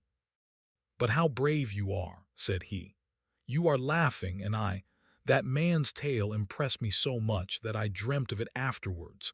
Yes, I dreamt of those 5 minutes." He looked at his listeners again with that same serious, searching expression. "You are not angry with me?" he asked suddenly, and with a kind of nervous hurry, although he looked them straight in the face. Why should we be angry? They cried. Only because I seem to be giving you a lecture all the time. At this they laughed heartily. Please don't be angry with me, continued the prince. I know very well that I have seen less of life than other people and have less knowledge of it. I must appear to speak strangely sometimes. He said the last words nervously. You say you have been happy, and that proves you have lived not less but more than other people. Why make all these excuses? Interrupted Aglaia in a mocking tone of voice. Besides, you need not mind about lecturing us. You have nothing to boast of. With your quietism, one could live happily for 100 years at least. One might show you the execution of a felon or show you one's little finger. You could draw a moral from either and be quite satisfied. That sort of existence is easy enough. I can't understand why you always fly into a temper, said Mrs. Epanchin, who had been listening to the conversation and examining the faces of the speakers in turn. I do not understand what you mean. What has your little finger to do with it? The prince talks well, though he is not amusing. He began all right, but now he seems sad. Never mind, mamma. Prince, I wish you had seen an execution, said Aglaia. I should like to ask you a question about that if you had. I have seen an execution, said the prince. You have, cried Aglaia. I might have guessed it. That's a fitting crown to the rest of the story. If you have seen an execution, how can you say you lived happily all the while? But is there capital punishment where you were? Asked Adelaida. I saw it at Lyon. Schneider took us there, and as soon as we arrived, we came in for that. Well, and did you like it very much? Was it very edifying and instructive? Asked Aglaia. No, I didn't like it at all and was ill after seeing it, but I confess I stared as though my eyes were fixed to the sight. I could not tear them away. I, too, should have been unable to tear my eyes away, said Aglaia. They do not at all approve of women going to see an execution there. The women who do go are condemned for it afterwards in the newspapers. That is, by contending that it is not a sight for women, they admit that it is a sight for men. I congratulate them on the deduction. I suppose you quite agree with them, Prince. Tell us about the execution, put in Adelaida.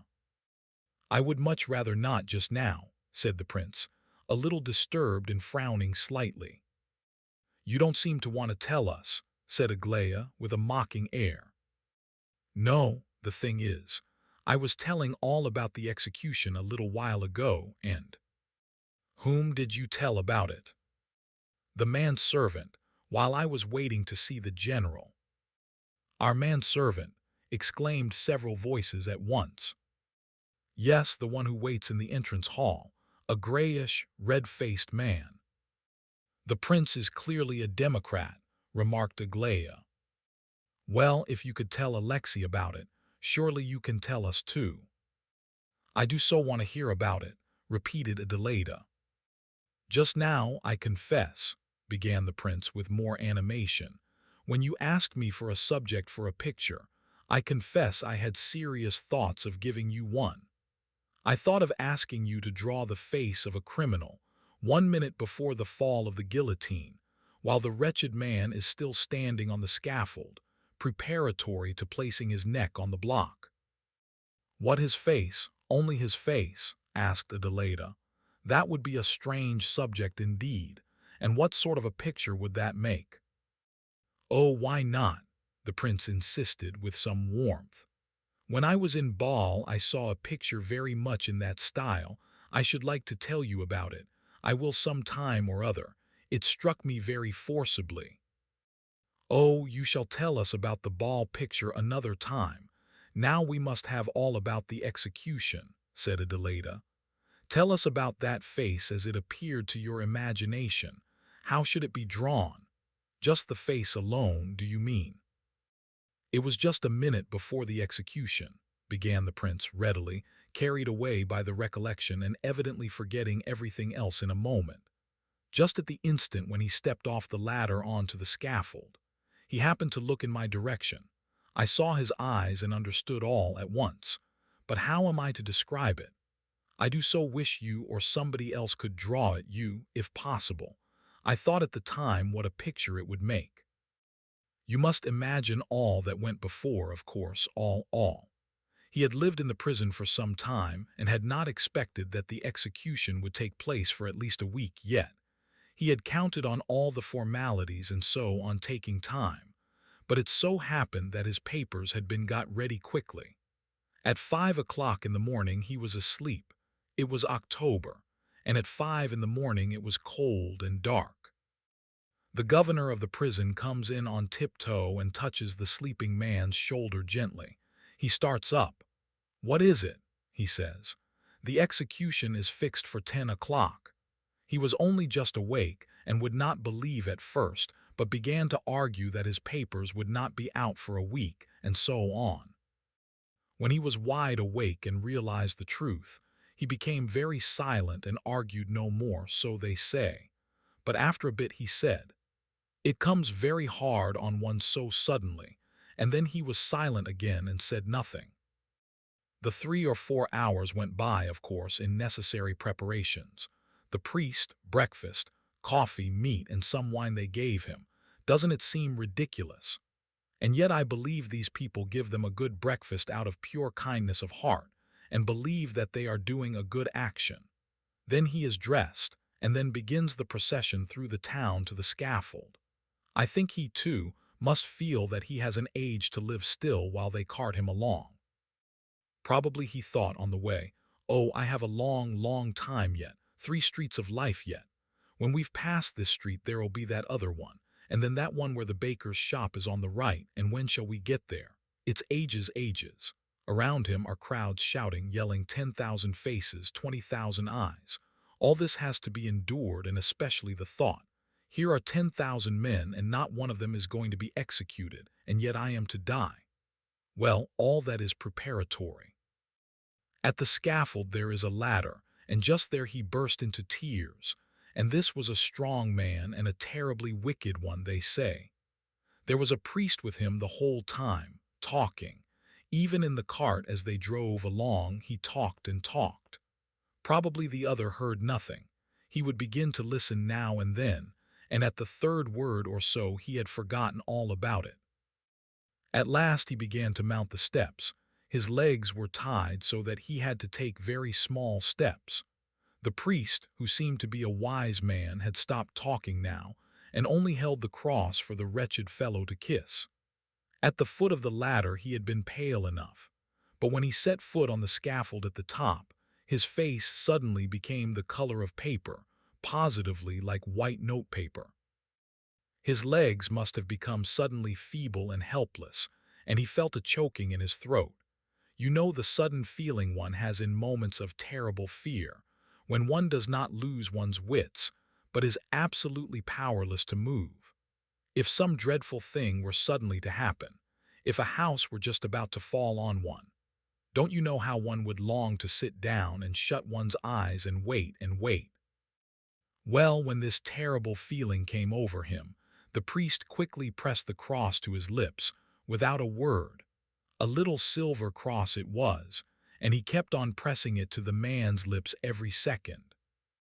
And whenever the cross touched his lips, the eyes would open for a moment, and the legs moved once, and he kissed the cross greedily, hurriedly, just as though he were anxious to catch hold of something in case of its being useful to him afterwards, though he could hardly have had any connected religious thoughts at the time. And so up to the very block. How strange that criminals seldom swoon at such a moment. On the contrary, the brain is especially active and works incessantly, probably hard, like an engine at full pressure. I imagine that various thoughts must beat loud and fast through his head, all unfinished ones and strange, funny thoughts very likely. Like this, for instance. That man is looking at me, and he has a wart on his forehead. and the executioner has burst one of his buttons, and the lowest one is all rusty. And meanwhile he notices and remembers everything. There is one point that cannot be forgotten, round which everything else dances and turns about. And because of this point he cannot faint, and this lasts until the very final quarter of a second, when the wretched neck is on the block, and the victim listens and waits and knows. That's the point. He knows that he is just now about to die, and listens for the rasp of the iron over his head. If I lay there, I should certainly listen for that grating sound, and hear it too. There would probably be but the 10th part of an instant left to hear it in, but one would certainly hear it. And imagine, some people declare that when the head flies off, it is conscious of having flown off. Just imagine what a thing to realize. Fancy if consciousness were to last for even 5 seconds. Draw the scaffold so that only the top step of the ladder comes in clearly. The criminal must be just stepping onto it, his face as white as note paper. The priest is holding the cross to his blue lips, and the criminal kisses it and knows and sees and understands everything.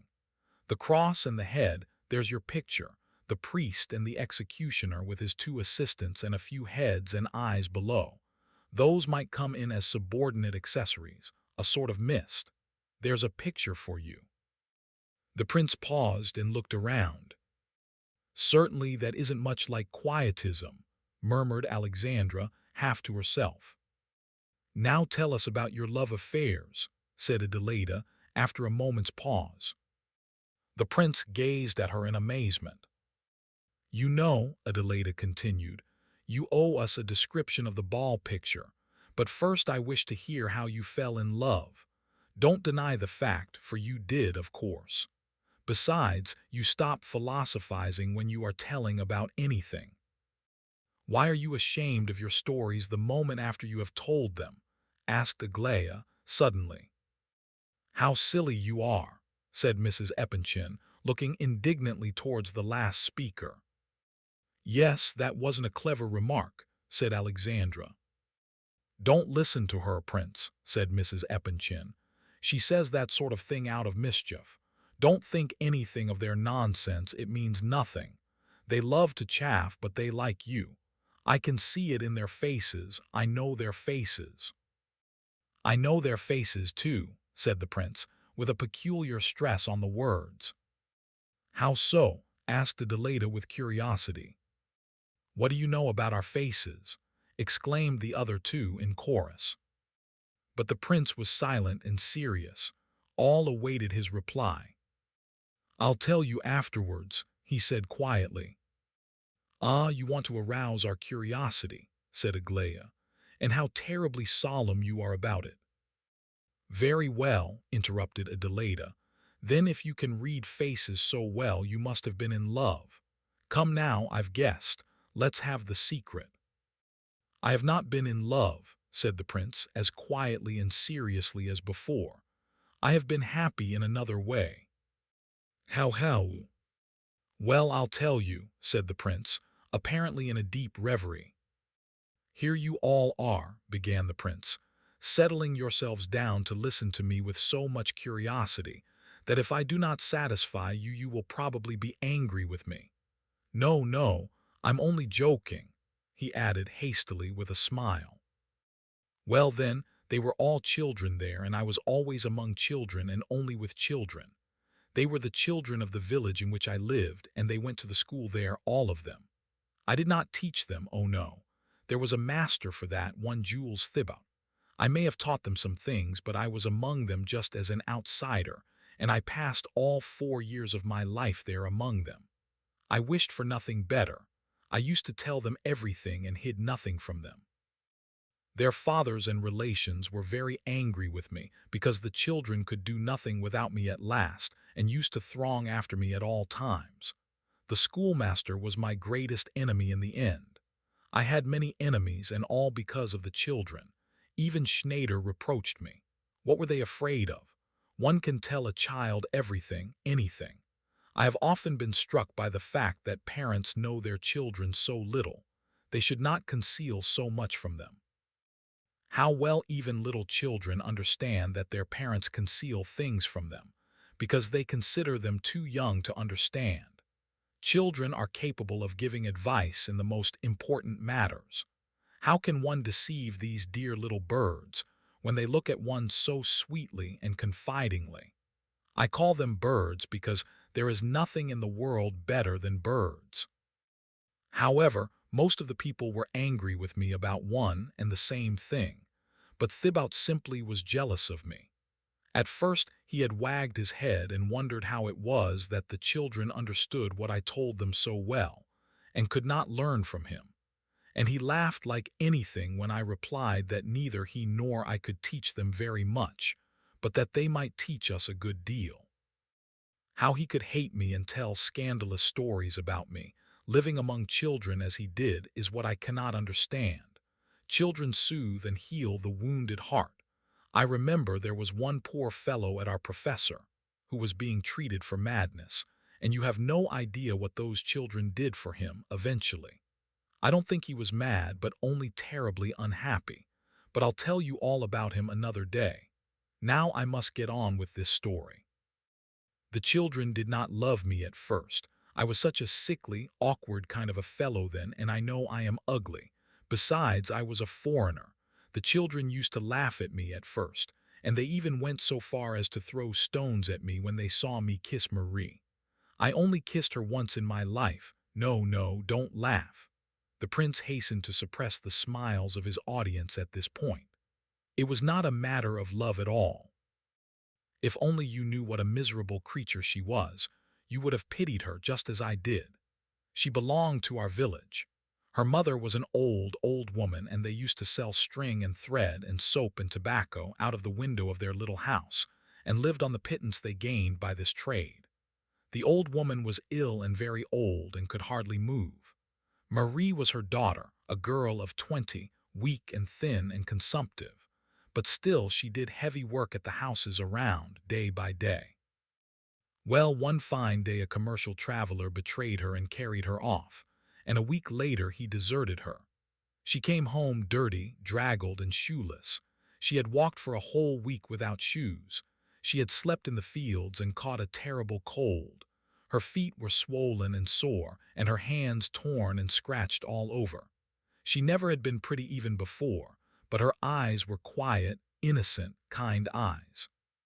She was very quiet always, and I remember once when she had suddenly begun singing at her work, everyone said, "Marie tried to sing today," and she got so chaffed that she was silent forever after. She had been treated kindly in the place before, but when she came back now, ill and shunned and miserable, not one of them all had the slightest sympathy for her.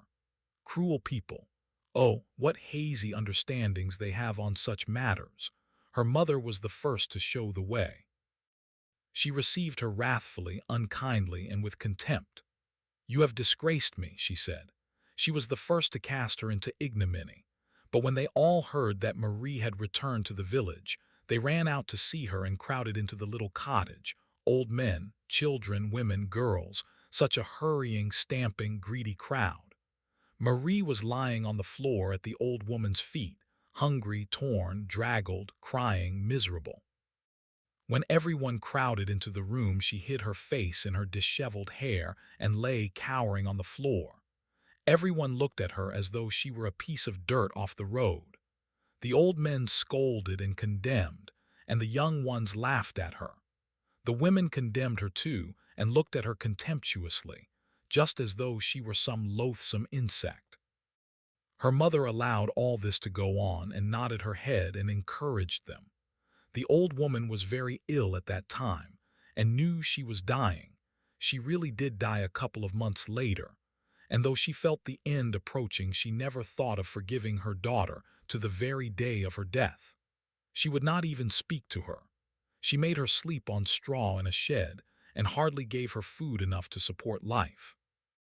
Marie was very gentle to her mother and nursed her and did everything for her. But the old woman accepted all her services without a word and never showed her the slightest kindness. Marie bore all this, and I could see when I got to know her that she thought it quite right and fitting, considering herself the lowest and meanest of creatures. When the old woman took to her bed finally, the other old women in the village sat with her by turns, as the custom is there, and then Marie was quite driven out of the house. They gave her no food at all, and she could not get any work in the village. None would employ her. The men seemed to consider her no longer a woman. They said such dreadful things to her. Sometimes on Sundays, if they were drunk enough, they used to throw her a penny or two into the mud, and Marie would silently pick up the money. She had began to spit blood at that time. At last her rags became so tattered and torn that she was ashamed of appearing in the village any longer. The children used to pelt her with mud, so she begged to be taken on as assistant cowherd, but the cowherd would not have her. Then she took to helping him without leave, and he saw how valuable her assistance was to him, and did not drive her away again. On the contrary, he occasionally gave her the remnants of his dinner, bread and cheese. He considered that he was being very kind. When the mother died, the village parson was not ashamed to hold Marie up to public derision and shame. Marie was standing at the coffin's head, in all her rags, crying. Crowd of people had collected to see how she would cry. The parson, a young fellow ambitious of becoming a great preacher, began his sermon and pointed to Marie. "There," he said, "there is the cause of the death of this venerable woman," which was a lie, because she had been ill for at least 2 years. "There she stands before you and dares not lift her eyes from the ground, because she knows that the finger of God is upon her. Look at her tatters and rags, the badge of those who lose their virtue. Who is she? Her daughter." And so on to the end. And just fancy, this infamy pleased them, all of them, nearly.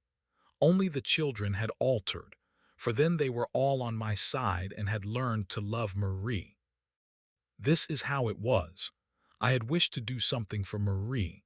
I longed to give her some money, but I never had a farthing while I was there. But I had a little diamond pin, and this I sold to a traveling peddler. He gave me 8 francs for it. It was worth at least 40. I long sought to meet Marie alone, and at last I did meet her, on the hillside beyond the village. I gave her the 8 francs and asked her to take care of the money because I could get no more.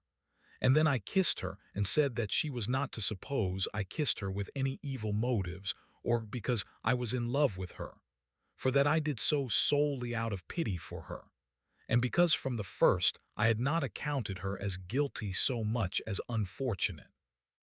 I longed to console and encourage her somehow, and to assure her that she was not the low, base thing which she and others strove to make out, but I don't think she understood me. She stood before me, dreadfully ashamed of herself and with downcast eyes, and when I had finished she kissed my hand. I would have kissed hers, but she drew it away. Just at this moment the whole troop of children saw us. I found out afterwards that they had long kept a watch upon me. They all began whistling and clapping their hands and laughing at us. Marie ran away at once, and when I tried to talk to them, they threw stones at me. All the village heard of it the same day, and Marie's position became worse than ever. The children would not let her pass now in the streets, but annoyed her and threw dirt at her more than before. They used to run after her, she racing away with her poor feeble lungs panting and gasping, and they pelting her and shouting abuse at her. Once I had to interfere by force, and after that I took to speaking to them every day and whenever I could. Occasionally they stopped and listened, but they teased Marie all the same. I told them how unhappy Marie was, and after a while they stopped their abuse of her and let her go by silently. Little by little we got into the way of conversing together. The children and I concealed nothing from them. I told them all. They listened very attentively and soon began to be sorry for Marie. At last some of them took to saying good morning to her kindly when they met her. It is the custom there to salute anyone you meet with good morning, whether acquainted or not. I can imagine how astonished Marie was at these first greetings from the children. Once 2 little girls got hold of some food and took it to her and came back and told me. They said she had burst into tears, and that they loved her very much now. Very soon after that they all became fond of Marie, and at the same time they began to develop the greatest affection for myself. They often came to me and begged me to tell them stories. I think I must have told stories well, for they did so love to hear them. At last I took to reading up interesting things on purpose to pass them on to the little ones, and this went on for all the rest of my time there, 3 years.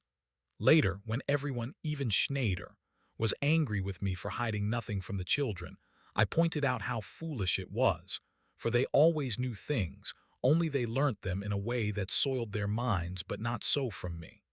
One has only to remember one's own childhood to admit the truth of this. But nobody was convinced. It was 2 weeks before her mother died that I had kissed Marie, and when the clergyman preached that sermon the children were all on my side. When I told them what a shame it was of the parson to talk as he had done, and explained my reason, they were so angry that some of them went and broke his windows with stones. Of course I stopped them, for that was not right, but all the village heard of it, and how I caught it for spoiling the children. Everyone discovered now that the little ones had taken to being fond of Marie, and their parents were terribly alarmed. But Marie was so happy. The children were forbidden to meet her, but they used to run out of the village to the herd and take her food and things, and sometimes just ran off there and kissed her and said, "Je vous aime, Marie," and then trotted back again. They imagined that I was in love with Marie, and this was the only point on which I did not undeceive them, for they got such enjoyment out of it. And what delicacy and tenderness they showed. In the evening I used to walk to the waterfall.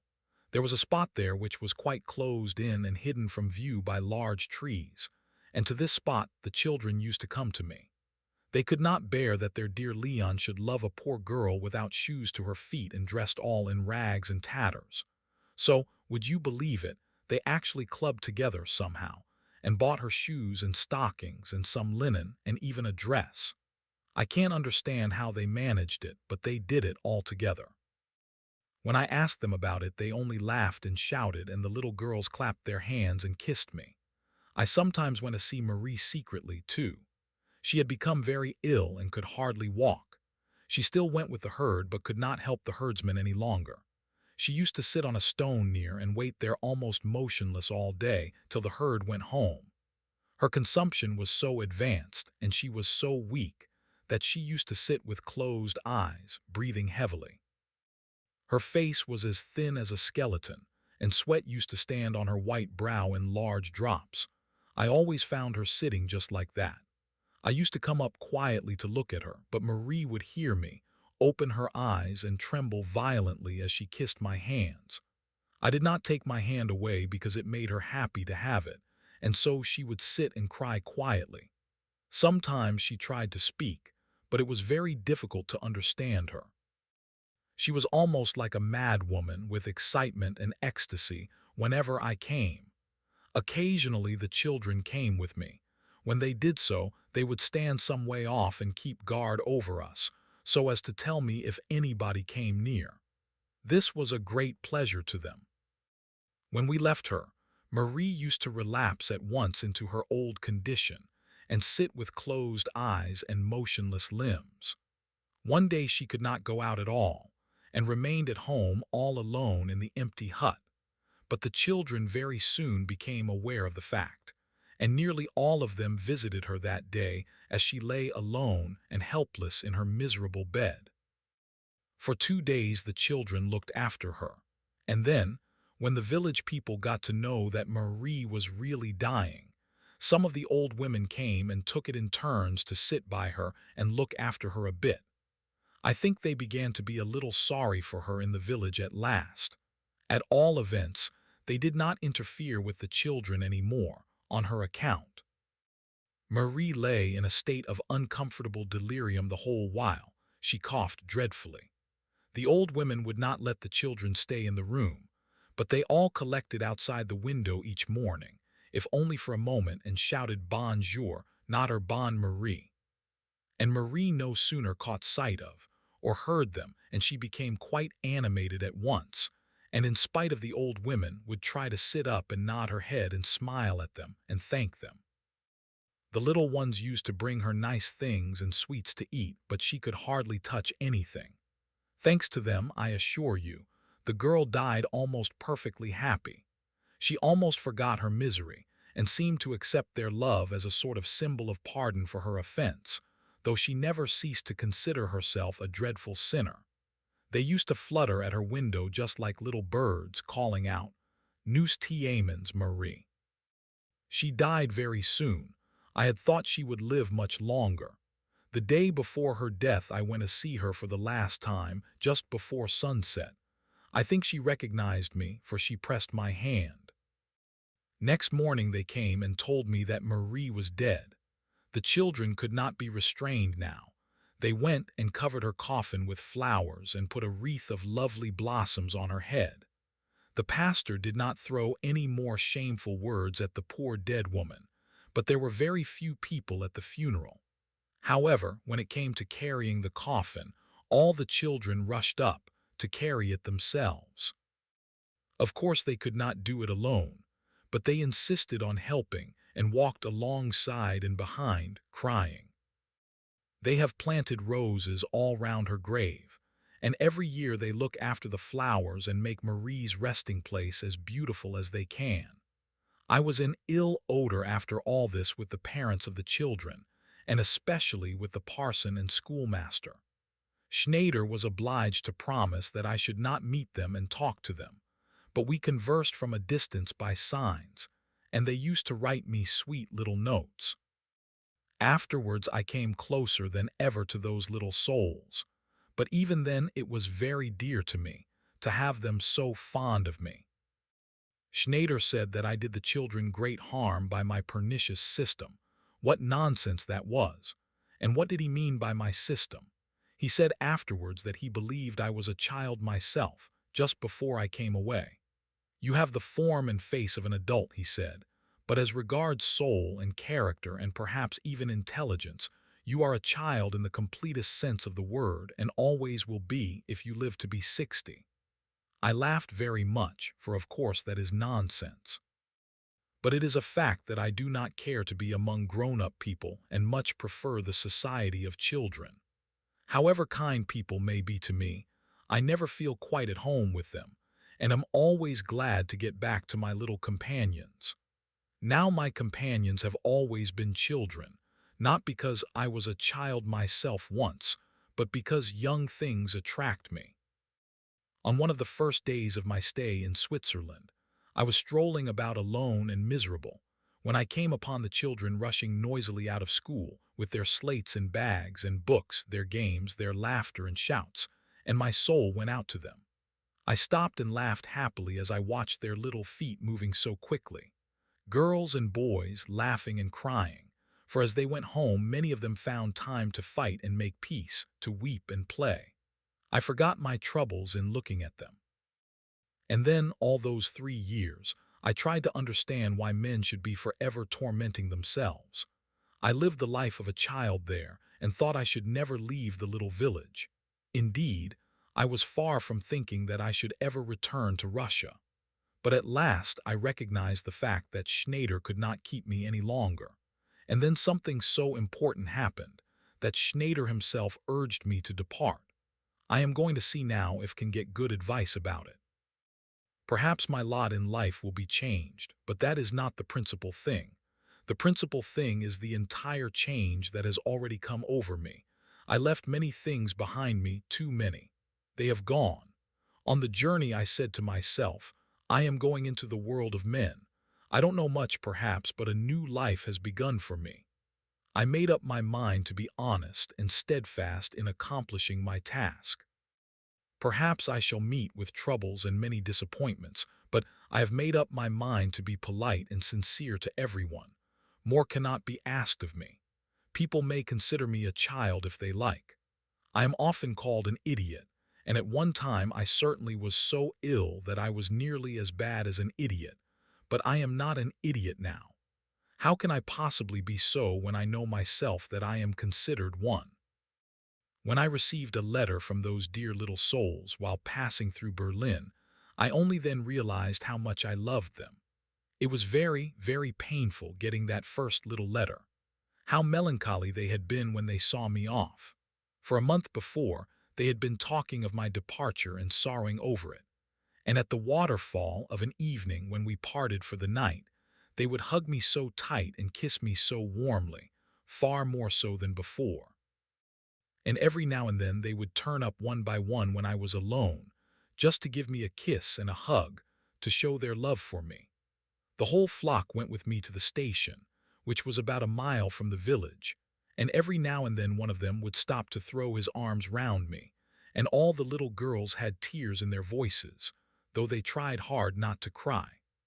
As the train steamed out of the station, I saw them all standing on the platform waving to me and crying, "Hurrah!" till they were lost in the distance. I assure you, when I came in here just now and saw your kind faces, I can read faces well. My heart felt light for the first time since that moment of parting. I think I must be one of those who are born to be in luck, for one does not often meet with people whom one feels he can love from the first sight of their faces. And yet, no sooner do I step out of the railway carriage than I happen upon you.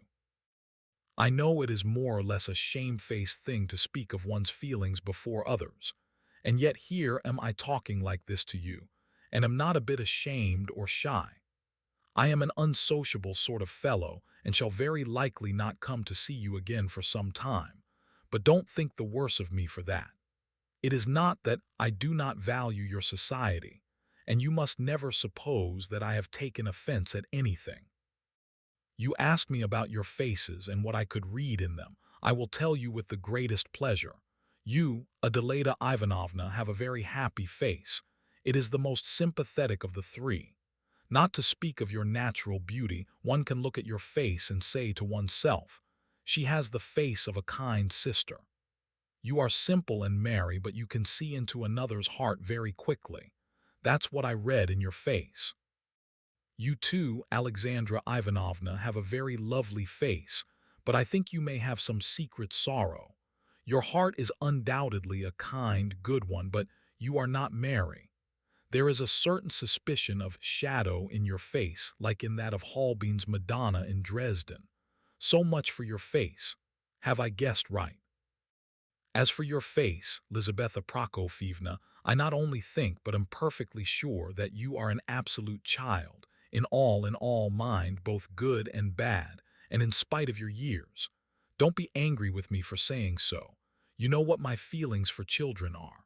And do not suppose that I am so candid out of pure simplicity of soul. Oh dear no, it is by no means the case.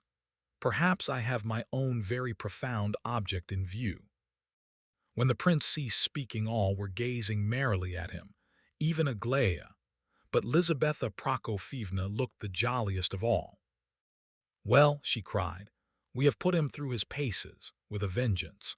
My dears, you imagined, I believe, that you were about to patronize this young gentleman like some poor protege picked up somewhere and taken under your magnificent protection. What fools we were, and what a specially big fool is your father. Well done, Prince. I assure you the general actually asked me to put you through your paces and examine you. As to what you said about my face, you are absolutely correct in your judgment. I am a child and know it. I knew it long before you said so. You have expressed my own thoughts. I think your nature and mine must be extremely alike, and I am very glad of it. We are like two drops of water, only you are a man and I a woman, and I've not been to Switzerland, and that is all the difference between us. Don't be in a hurry, mother. The prince says that he has some motive behind his simplicity, cried Aglaya. Yes, yes, so he does, laughed the others. Oh, don't you begin bantering him, said Mamma. He is probably a good deal cleverer than all three of you girls put together. We shall see. Only you haven't told us anything about Aglaya yet, Prince, and Aglaya and I are both waiting to hear. I cannot say anything at present. I'll tell you afterwards. Why, her face is clear enough, isn't it? Oh yes, of course. You are very beautiful, Aglaya Ivanovna, so beautiful that one is afraid to look at you." "Is that all? What about her character?" persisted Mrs. Epanchin. "It is difficult to judge when such beauty is concerned. I have not prepared my judgment. Beauty is a riddle." "That means that you have set Aglaya a riddle," said Adelaida. "Guess it, Aglaya, but she's pretty, Prince, isn't she?" "Most wonderfully so," said the latter warmly, gazing at Aglaya with admiration. "Almost as lovely as Nastasia Philipovna, but quite a different type." All present exchanged looks of surprise. "As lovely as who?" said Mrs. Epanchin. "As Nastasia Philipovna. Where have you seen Nastasia Philipovna? What Nastasia Philipovna?" "Gavrila Ardalionovitch showed the general her portrait just now." "How so? Did he bring the portrait for my husband?" "Only to show it.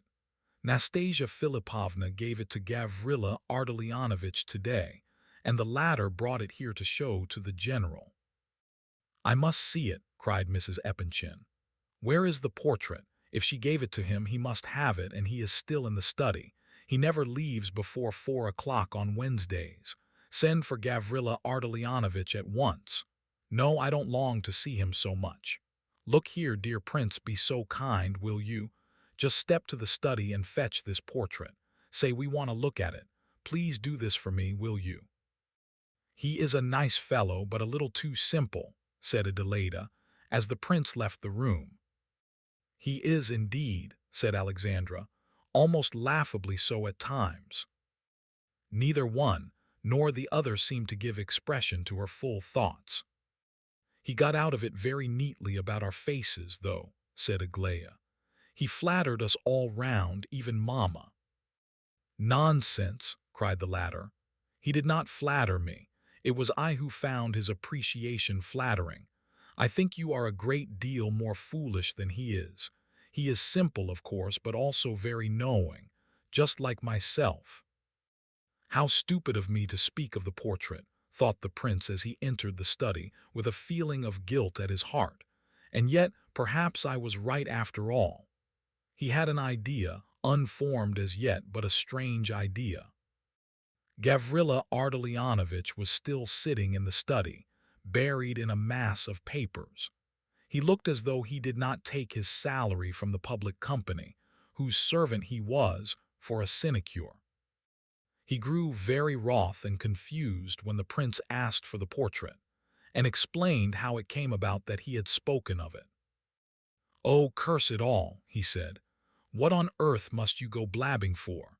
You know nothing about the thing, and yet, idiot," he added, muttering the last word to himself in irrepressible rage. "I am very sorry. I was not thinking at the time. I merely said that Aglaya was almost as beautiful as Nastasia Philipovna."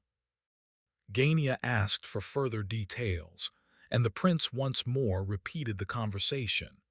Gania looked at him with ironical contempt the while. "Nastasia Philipovna," he began, and there paused.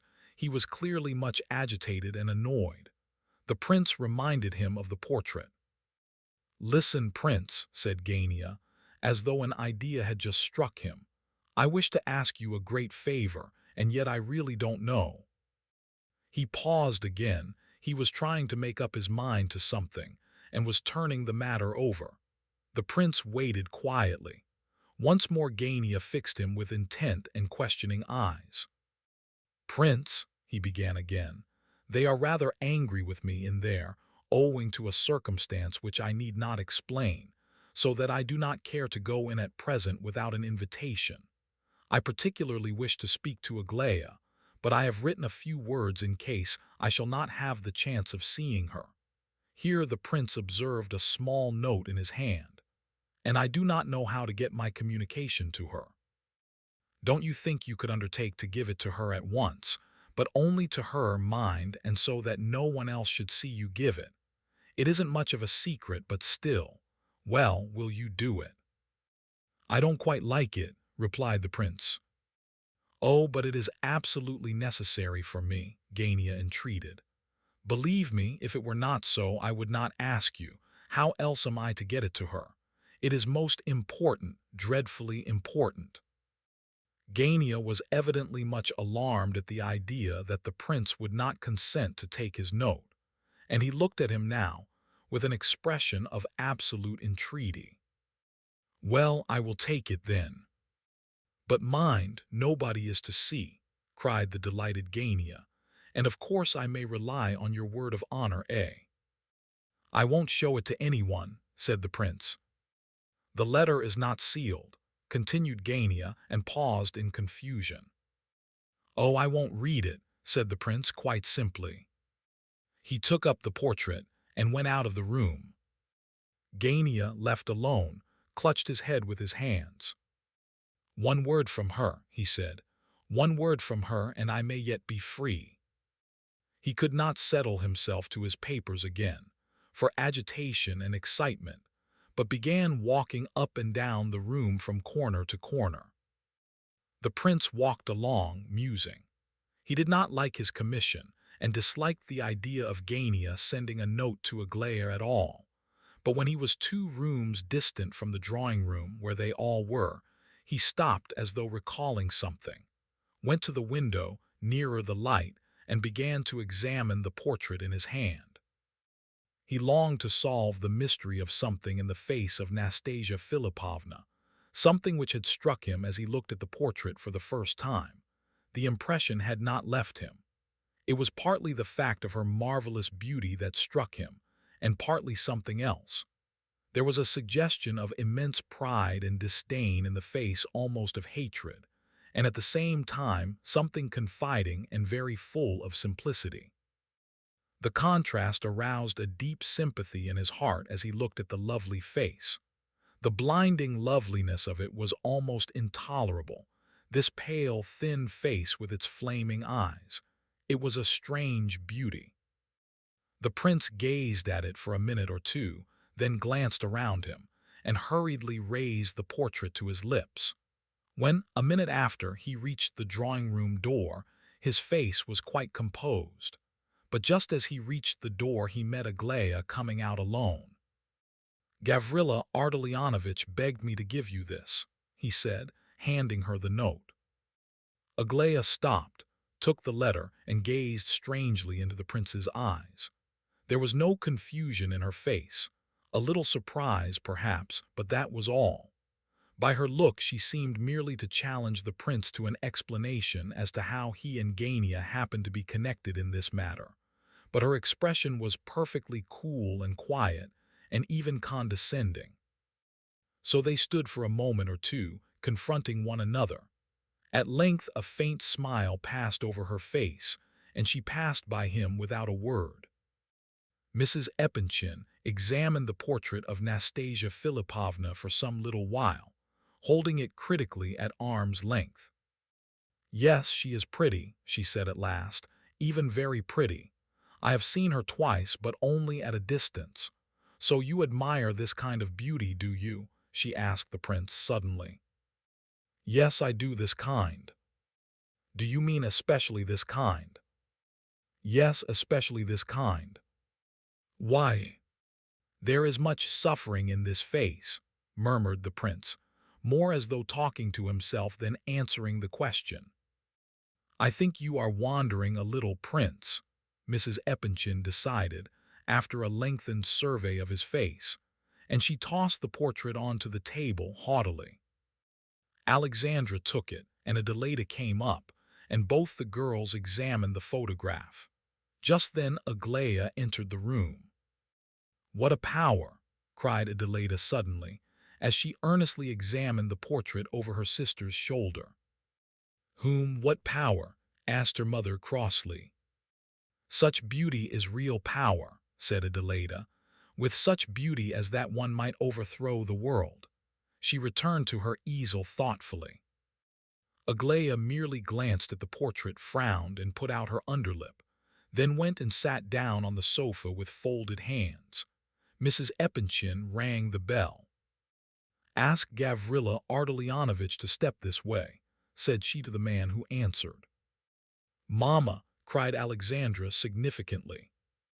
"I shall just say 2 words to him, that's all," said her mother, silencing all objection by her manner. She was evidently seriously put out. You see, Prince, it is all secrets with us just now, all secrets. It seems to be the etiquette of the house for some reason or other. Stupid nonsense, and in a matter which ought to be approached with all candor and open-heartedness. There is a marriage being talked of, and I don't like this marriage. "Mamma, what are you saying?" said Alexandra again, hurriedly. "Well, what, my dear girl? As if you can possibly like it yourself. The heart is the great thing, and the rest is all rubbish, though one must have sense as well. Perhaps sense is really the great thing. Don't smile like that, Aglaia. I don't contradict myself. A fool with a heart and no brains is just as unhappy as a fool with brains and no heart. I am one and you are the other, and therefore both of us suffer, both of us are unhappy." "Why are you so unhappy, mother?" asked Adelaida, who alone of all the company seemed to have preserved her good temper and spirits up to now. "In the first place, because of my carefully brought-up daughters," said Mrs. Epanchin, cuttingly. "And as that is the best reason I can give you, we need not bother about any other at present. Enough of words now. We shall see how both of you, I don't count Aglaia, will manage your business, and whether you, most revered Alexandra Ivanovna, will be happy with your fine mate. Ah," she added, as Gania suddenly entered the room, "here, another marrying subject. How do you do?" she continued in response to Gania's bow, but she did not invite him to sit down. "You are going to be married." "Married? How, what marriage?" murmured Gania, overwhelmed with confusion. "Are you about to take a wife? I ask, if you prefer that expression." "No, no, I know," said Gania, bringing out his lie with a telltale blush of shame. He glanced keenly at Aglaia, who was sitting some way off, and dropped his eyes immediately. Aglaia gazed coldly, intently, and composedly at him, without taking her eyes off his face, and watched his confusion. "No, you say no, do you?" continued the pitiless Mrs. General. "Very well, I shall remember that you told me this Wednesday morning in answer to my question that you are not going to be married. What day is it? Wednesday, isn't it?" "Yes, I think so," said Adelaida. "You never know the day of the week. What's the day of the month?" 27th, said Gania. 27th. Very well. Goodbye now. You have a good deal to do, I'm sure, and I must dress and go out. Take your portrait. Give my respects to your unfortunate mother, Nina Alexandrovna. Au revoir, dear Prince. Come in and see us often, do. And I shall tell old Princess Bilakonski about you. I shall go and see her on purpose. And listen, my dear boy, I feel sure that God has sent you to Petersburg from Switzerland on purpose for me. Maybe you will have other things to do besides, but you are sent chiefly for my sake, I feel sure of it. God sent you to me. Au revoir. Alexandra, come with me, my dear." Mrs. Epanchin left the room. Gania, confused, annoyed, furious, took up his portrait and turned to the prince with a nasty smile on his face. "Prince," he said, "I am just going home.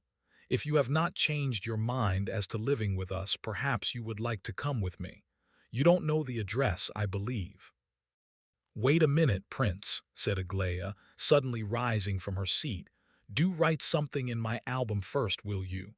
Father says you are a most talented calligraphist. I'll bring you my book in a minute." She left the room. "Well, au revoir, Prince," said Adelaida. "I must be going too." She pressed the prince's hand warmly and gave him a friendly smile as she left the room. She did not so much as look at Gania. "This is your doing, Prince," said Gania, turning on the latter so soon as the others were all out of the room. "This is your doing, sir. You have been telling them that I am going to be married." He said this in a hurried whisper, his eyes flashing with rage and his face ablaze. "You shameless tattler." "I assure you, you are under a delusion," said the prince, calmly and politely. "I did not even know that you were to be married." You heard me talking about it, the general and me. You heard me say that everything was to be settled today at Nastasia Filipovna's, and you went and blurted it out here. You lie if you deny it. Who else could have told them? Devil take it, sir, who could have told them except yourself? Didn't the old woman as good as hint as much to me? If she hinted to you, who told her you must know best, of course. But I never said a word about it. Did you give my note? Is there an answer? Interrupted Gania impatiently. But at this moment Aglaia came back, and the prince had no time to reply. There, prince, said she, there's my album. Now choose a page and write me something, will you? There's a pen, a new one. Do you mind a steel one? I have heard that you calligraphists don't like steel pens. Conversing with the prince, Aglaia did not even seem to notice that Gania was in the room. But while the prince was getting his pen ready, finding a page, and making his preparations to write, Gania came up to the fireplace where Aglaia was standing to the right of the prince, and in trembling, broken accents said, almost in her ear, "One word, just one word from you, and I'm saved." The prince turned sharply round and looked at both of them. Gania's face was full of real despair. He seemed to have said the words almost unconsciously and on the impulse of the moment. Aglaia gazed at him for some seconds with precisely the same composure and calm astonishment as she had shown a little while before, when the prince handed her the note, and it appeared that this calm surprise and seemingly absolute incomprehension of what was said to her were more terribly overwhelming to Gania than even the most plainly expressed disdain would have been. "What shall I write?" asked the prince. "I'll dictate to you," said Aglaia, coming up to the table. "Now then, are you ready? Right, I never condescend to bargain. Now put your name and the date. Let me see it." The prince handed her the album. "Capital, how beautifully you have written it. Thanks so much. Au revoir, prince. Wait a minute," she added. "I want to give you something for a keepsake. Come with me this way, will you?" The prince followed her. Arrived at the dining room, she stopped. "Read this," she said, handing him Gania's note. The prince took it from her hand, but gazed at her in bewilderment. "Oh, I know you haven't read it and that you could never be that man's accomplice. Read it, I wish you to read it." The letter had evidently been written in a hurry. "My fate is to be decided today," it ran. "You know how. This day I must give my word irrevocably. I have no right to ask your help, and I dare not allow myself to indulge in any hopes. But once you said just one word, and that word lighted up the night of my life and became the beacon of my days. Say one more such word and save me from utter ruin. Only tell me, break off the whole thing, and I will do so this very day. Oh, what can it cost you to say just this one word? In doing so you will but be giving me a sign of your sympathy for me and of your pity. Only this, nothing more, nothing. I dare not indulge in any hope because I am unworthy of it. But if you say but this word, I will take up my cross again with joy and return once more to my battle with poverty. I shall meet the storm and be glad of it. I shall rise up with renewed strength. Send me back then this one word of sympathy, only sympathy, I swear to you. And oh, do not be angry with the audacity of despair, with the drowning man who has dared to make this last effort to save himself from perishing beneath the waters. GL. This man assures me," said Aglaia scornfully, when the prince had finished reading the letter, "that the words break off everything, do not commit me to anything whatever, and himself gives me a written guarantee to that effect in this letter. Observe how ingenuously he underlines certain words, and how crudely he glosses over his hidden thoughts.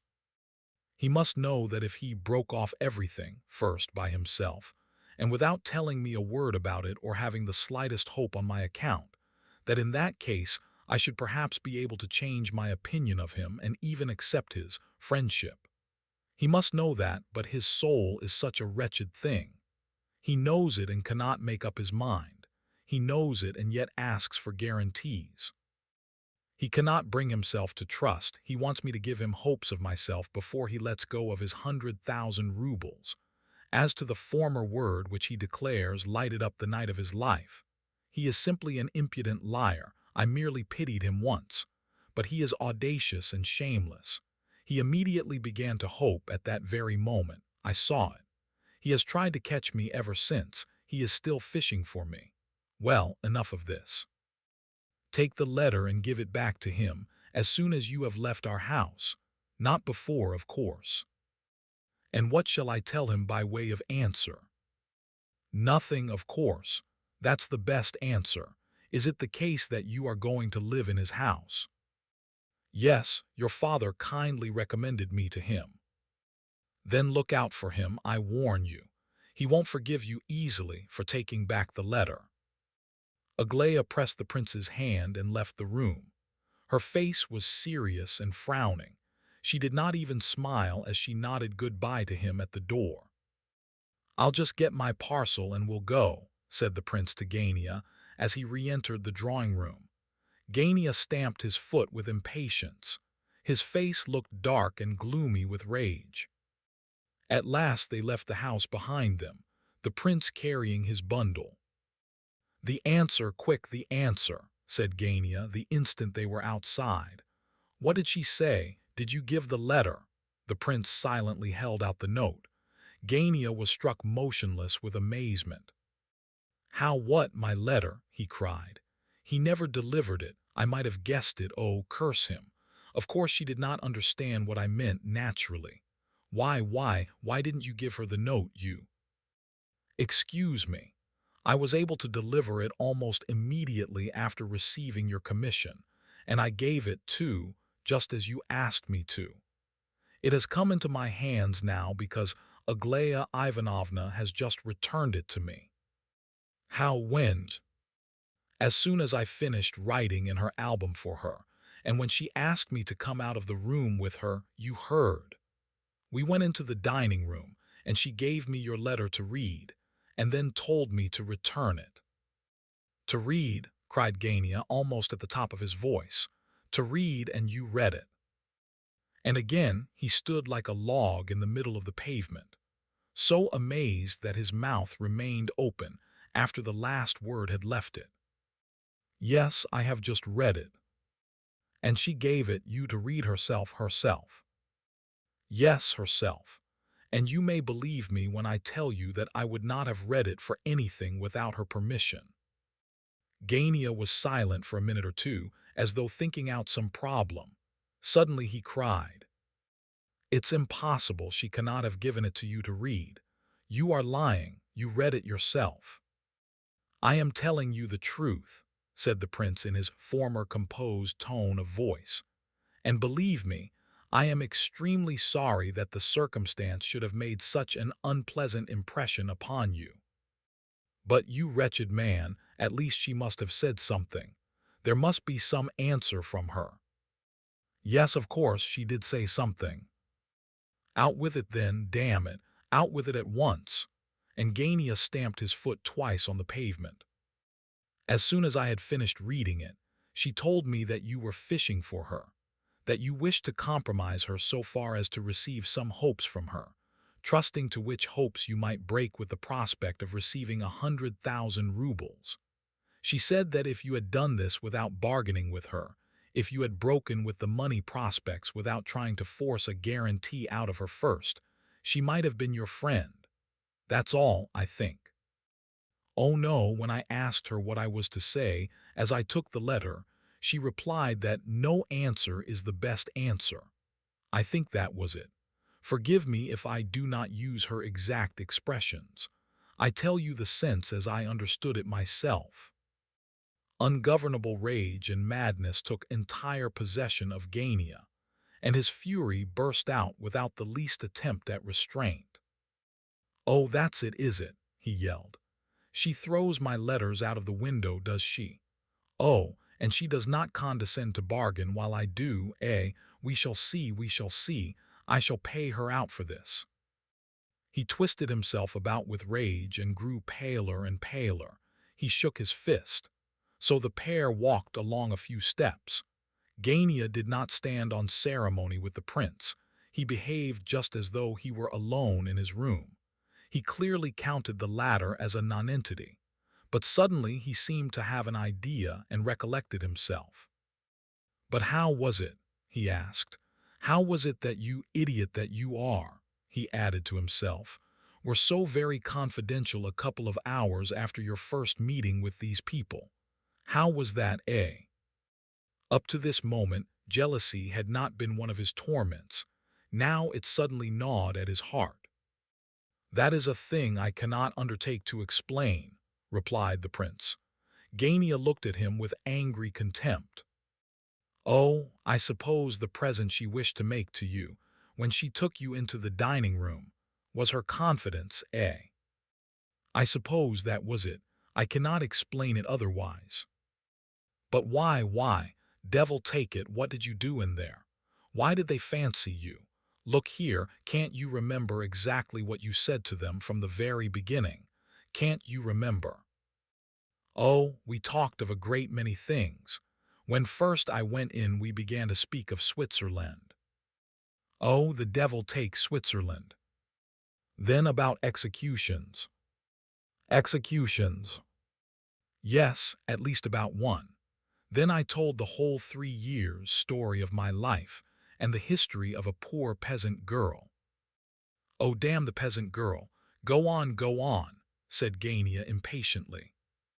"Then how Schneider told me about my childish nature, and—" "Oh, curse Schneider and his dirty opinions. Go on." "Then I began to talk about faces, at least about the expressions of faces, and said that Aglaya Ivanovna was nearly as lovely as Nastasia Philipovna. It was then I blurted out about the portrait." "But you didn't repeat what you heard in the study. You didn't repeat that, eh?" "No, I tell you I did not." "Then how did they look here? Did Aglaya show my letter to the old lady?" "Oh, there I can give you my fullest assurance that she did not. I was there all the while. She had no time to do it." "But perhaps you may not have observed it. Oh, you damned idiot, you!" he shouted, quite beside himself with fury. "You can't even describe what went on." Gania, having once descended to abuse and receiving no check, very soon knew no bounds or limit to his license, as is often the way in such cases. His rage so blinded him that he had not even been able to detect that this idiot, whom he was abusing to such an extent, was very far from being slow of comprehension, and had a way of taking in an impression and afterwards giving it out again, which was very unidiotic indeed. But something a little unforeseen now occurred.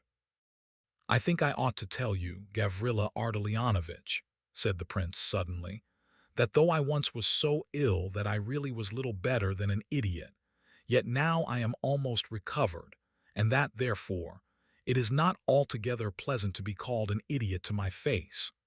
Of course your anger is excusable, considering the treatment you have just experienced, but I must remind you that you have twice abused me rather rudely. I do not like this sort of thing, and especially so at the first time of meeting a man, and therefore, as we happen to be at this moment standing at a crossroad, don't you think we had better part, you to the left, homewards, and I to the right here? I have 25 rubles, and I shall easily find a lodging."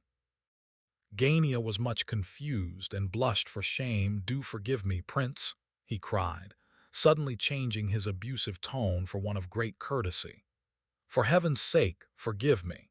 You see what a miserable plight I am in, but you hardly know anything of the facts of the case as yet. If you did, I am sure you would forgive me, at least partially.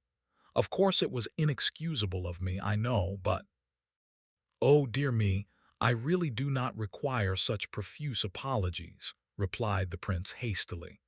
"I quite understand how unpleasant your position is, and that is what made you abuse me. So come along to your house, after all. I shall be delighted." "I am not going to let him go like this," thought Gania, glancing angrily at the prince as they walked along. "The fellow has sucked everything out of me, and now he takes off his mask. There's something more than appears, here we shall see. It shall all be as clear as water by tonight, everything." But by this time they had reached Gania's house. The flat occupied by Gania and his family was on the third floor of the house. It was reached by a clean, light staircase and consisted of 7 rooms, a nice enough lodging, and one would have thought a little too good for a clerk on 2,000 rubles a year. But it was designed to accommodate a few lodgers on board terms, and had been taken a few months since, much to the disgust of Gania, at the urgent request of his mother and his sister, Varvara Ardalionovna, who longed to do something to increase the family income a little, and fixed their hopes upon letting lodgings. Gania frowned upon the idea. He thought it infra-dig, and did not quite like appearing in society afterwards, that society in which he had been accustomed to pose up to now as a young man of rather brilliant prospects. All these concessions and rebuffs of fortune of late had wounded his spirit severely, and his temper had become extremely irritable, his wrath being generally quite out of proportion to the cause. But if he had made up his mind to put up with this sort of life for a while, it was only on the plain understanding with his inner self that he would very soon change it all, and have things as he chose again. Yet the very means by which he hoped to make this change threatened to involve him in even greater difficulties than he had had before. The flat was divided by a passage which led straight out of the entrance hall. Along one side of this corridor lay the 3 rooms which were designed for the accommodation of the highly recommended lodgers. Besides these 3 rooms there was another small one at the end of the passage, close to the kitchen, which was allotted to General Ivolgin, the nominal master of the house, who slept on a wide sofa, and was obliged to pass into and out of his room through the kitchen, and up or down the back stairs. Kolya, Gania's young brother, a schoolboy of 13, shared this room with his father. He, too, had to sleep on an old sofa, a narrow, uncomfortable thing with a torn rug over it, his chief duty being to look after his father, who needed to be watched more and more every day. The prince was given the middle room of the 3, the first being occupied by one Ferdishenko, while the third was empty. But Gania first conducted the prince to the family apartments.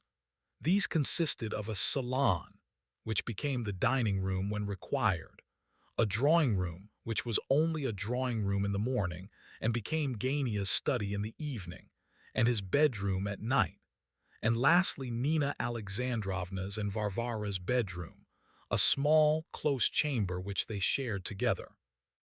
In a word, the whole place was confined, and a tight fit for the party. Gania used to grind his teeth with rage over the state of affairs, though he was anxious to be dutiful and polite to his mother. However, it was very soon apparent to anyone coming into the house that Gania was the tyrant of the family. Nina Alexandrovna and her daughter were both seated in the drawing room, engaged in knitting, and talking to a visitor, Ivan Petrovich Titsin. The lady of the house appeared to be a woman of about 50 years of age, thin-faced, and with black lines under the eyes. She looked ill and rather sad, but her face was a pleasant one for all that, and from the first word that fell from her lips, any stranger would at once conclude that she was of a serious and particularly sincere nature. In spite of her sorrowful expression, she gave the idea of possessing considerable firmness and decision. Her dress was modest and simple to a degree, dark and elderly in style, but both her face and appearance gave evidence that she had seen better days. Varvara was a girl of some 23 summers, of middle height, thin, but possessing a face which, without being actually beautiful, had the rare quality of charm, and might fascinate even to the extent of passionate regard. She was very like her mother. She even dressed like her, which proved that she had no taste for smart clothes. The expression of her gray eyes was merry and gentle when it was not, as lately, too full of thought and anxiety. The same decision and firmness was to be observed in her face as in her mother, but her strength seemed to be more vigorous than that of Nina Alexandrovna. She was subject to outbursts of temper, of which even her brother was a little afraid. The present visitor, Titsyn, was also afraid of her. This was a young fellow of something under 30, dressed plainly but neatly. His manners were good, but rather ponderously so. His dark beard bore evidence to the fact that he was not in any government employ. He could speak well, but preferred silence. On the whole, he made a decidedly agreeable impression. He was clearly attracted by Varvara and made no secret of his feelings. She trusted him in a friendly way, but had not shown him any decided encouragement as yet, which fact did not quell his ardor in the least. Nina Alexandrovna was very fond of him, and had grown quite confidential with him of late. Titsyn, as was well known, was engaged in the business of lending out money on good security, and at a good rate of interest. He was a great friend of Gania. After a formal introduction by Gania, who greeted his mother very shortly, took no notice of his sister, and immediately marched Titsyn out of the room, Nina Alexandrovna addressed a few kind words to the prince and forthwith requested Kolya, who had just appeared at the door, to show him to the middle room. Kolya was a nice-looking boy. His expression was simple and confiding, and his manners were very polite and engaging. "Where's your luggage?" he asked, as he led the prince away to his room. "I had a bundle. It's in the entrance hall." "I'll bring it you directly. We only have a cook and one maid, so I have to help as much as I can. Varia looks after things, generally, and loses her temper over it. Gania says you have only just arrived from Switzerland." "Yes." "Is it jolly there?" "Very." "Mountains?" "Yes." "I'll go and get your bundle." Here Varvara joined them. "The maid shall bring your bed linen directly. Have you a portmanteau?" "No, a bundle. Your brother has just gone to the hall for it." "There's nothing there except this," said Kolya, returning at this moment. "Where did you put it?"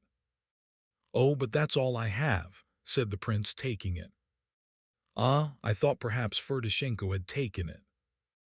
"Don't talk nonsense," said Varia severely. She seemed put out and was only just polite with the prince. "Oh ho," laughed the boy. "You can be nicer than that to me, you know I'm not Titsyn." "You ought to be whipped, Kolya, you silly boy. If you want anything to the prince, please apply to the servant. We dine at 4:30. You can take your dinner with us or have it in your room just as you please. Come along, Kolya, don't disturb the prince." At the door, they met Gania coming in. "Is father in?" he asked. Kolya whispered something in his ear and went out. "Just a couple of words, prince, if you'll excuse me. Don't blab over there about what you may see here, or in this house as to all that about Aglaya and me, you know. Things are not altogether pleasant in this establishment. Devil take it all. You'll see. At all events, keep your tongue to yourself for today." "I assure you I blabbed, a great deal less than you seem to suppose," said the prince, with some annoyance. Clearly the relations between Gania and himself were by no means improving. "Oh well, I caught it quite hot enough today, thanks to you. However, I forgive you. I think you might fairly remember that I was not in any way bound. I had no reason to be silent about that portrait. You never asked me not to mention it. Phoo, what a wretched room this is, dark, and the window looking into the yard. Your coming to our house is in no respect opportune. However, it's not my affair. I don't keep the lodgings." Titsyn here looked in and beckoned to Gania, who hastily left the room, in spite of the fact that he had evidently wished to say something more, and had only made the remark about the room to gain time. The prince had hardly had time to wash and tidy himself a little when the door opened once more, and another figure appeared.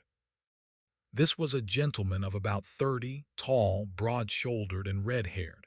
His face was red, too, and he possessed a pair of thick lips, a wide nose, small eyes, rather bloodshot, and with an ironical expression in them, as though he were perpetually winking at someone.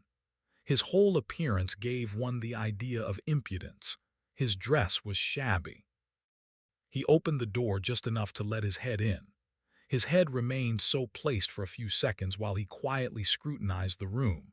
The door then opened enough to admit his body, but still he did not enter. He stood on the threshold and examined the prince carefully.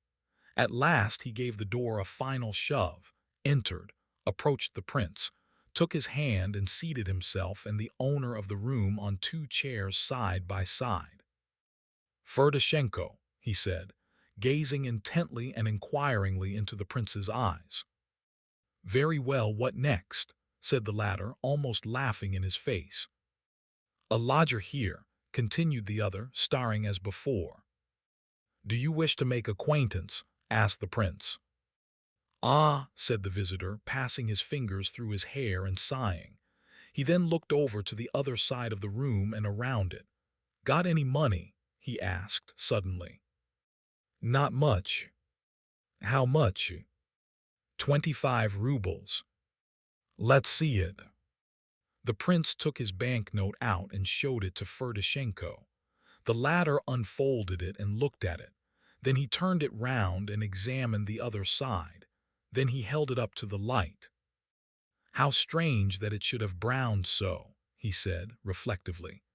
"These 25-ruble notes brown in a most extraordinary way, while other notes often grow paler. Take it." The prince took his note. Ferdishenko rose. "I came here to warn you," he said. "In the first place, don't lend me any money, for I shall certainly ask you to." "Very well. Shall you pay here?" "Yes, I intend to." "Oh, I don't intend to, thanks. I live here next door to you. You noticed a room, did you?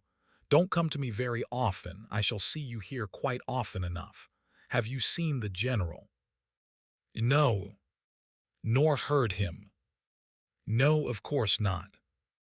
"Well, you'll both hear and see him soon. He even tries to borrow money from me. Avis au lecteur. Goodbye. Do you think a man can possibly live with a name like Ferdishenko?" "Why not?" "Goodbye." And so he departed. The prince found out afterwards that this gentleman made it his business to amaze people with his originality and wit, but that it did not as a rule come off. He even produced a bad impression on some people, which grieved him sorely, but he did not change his ways for all that.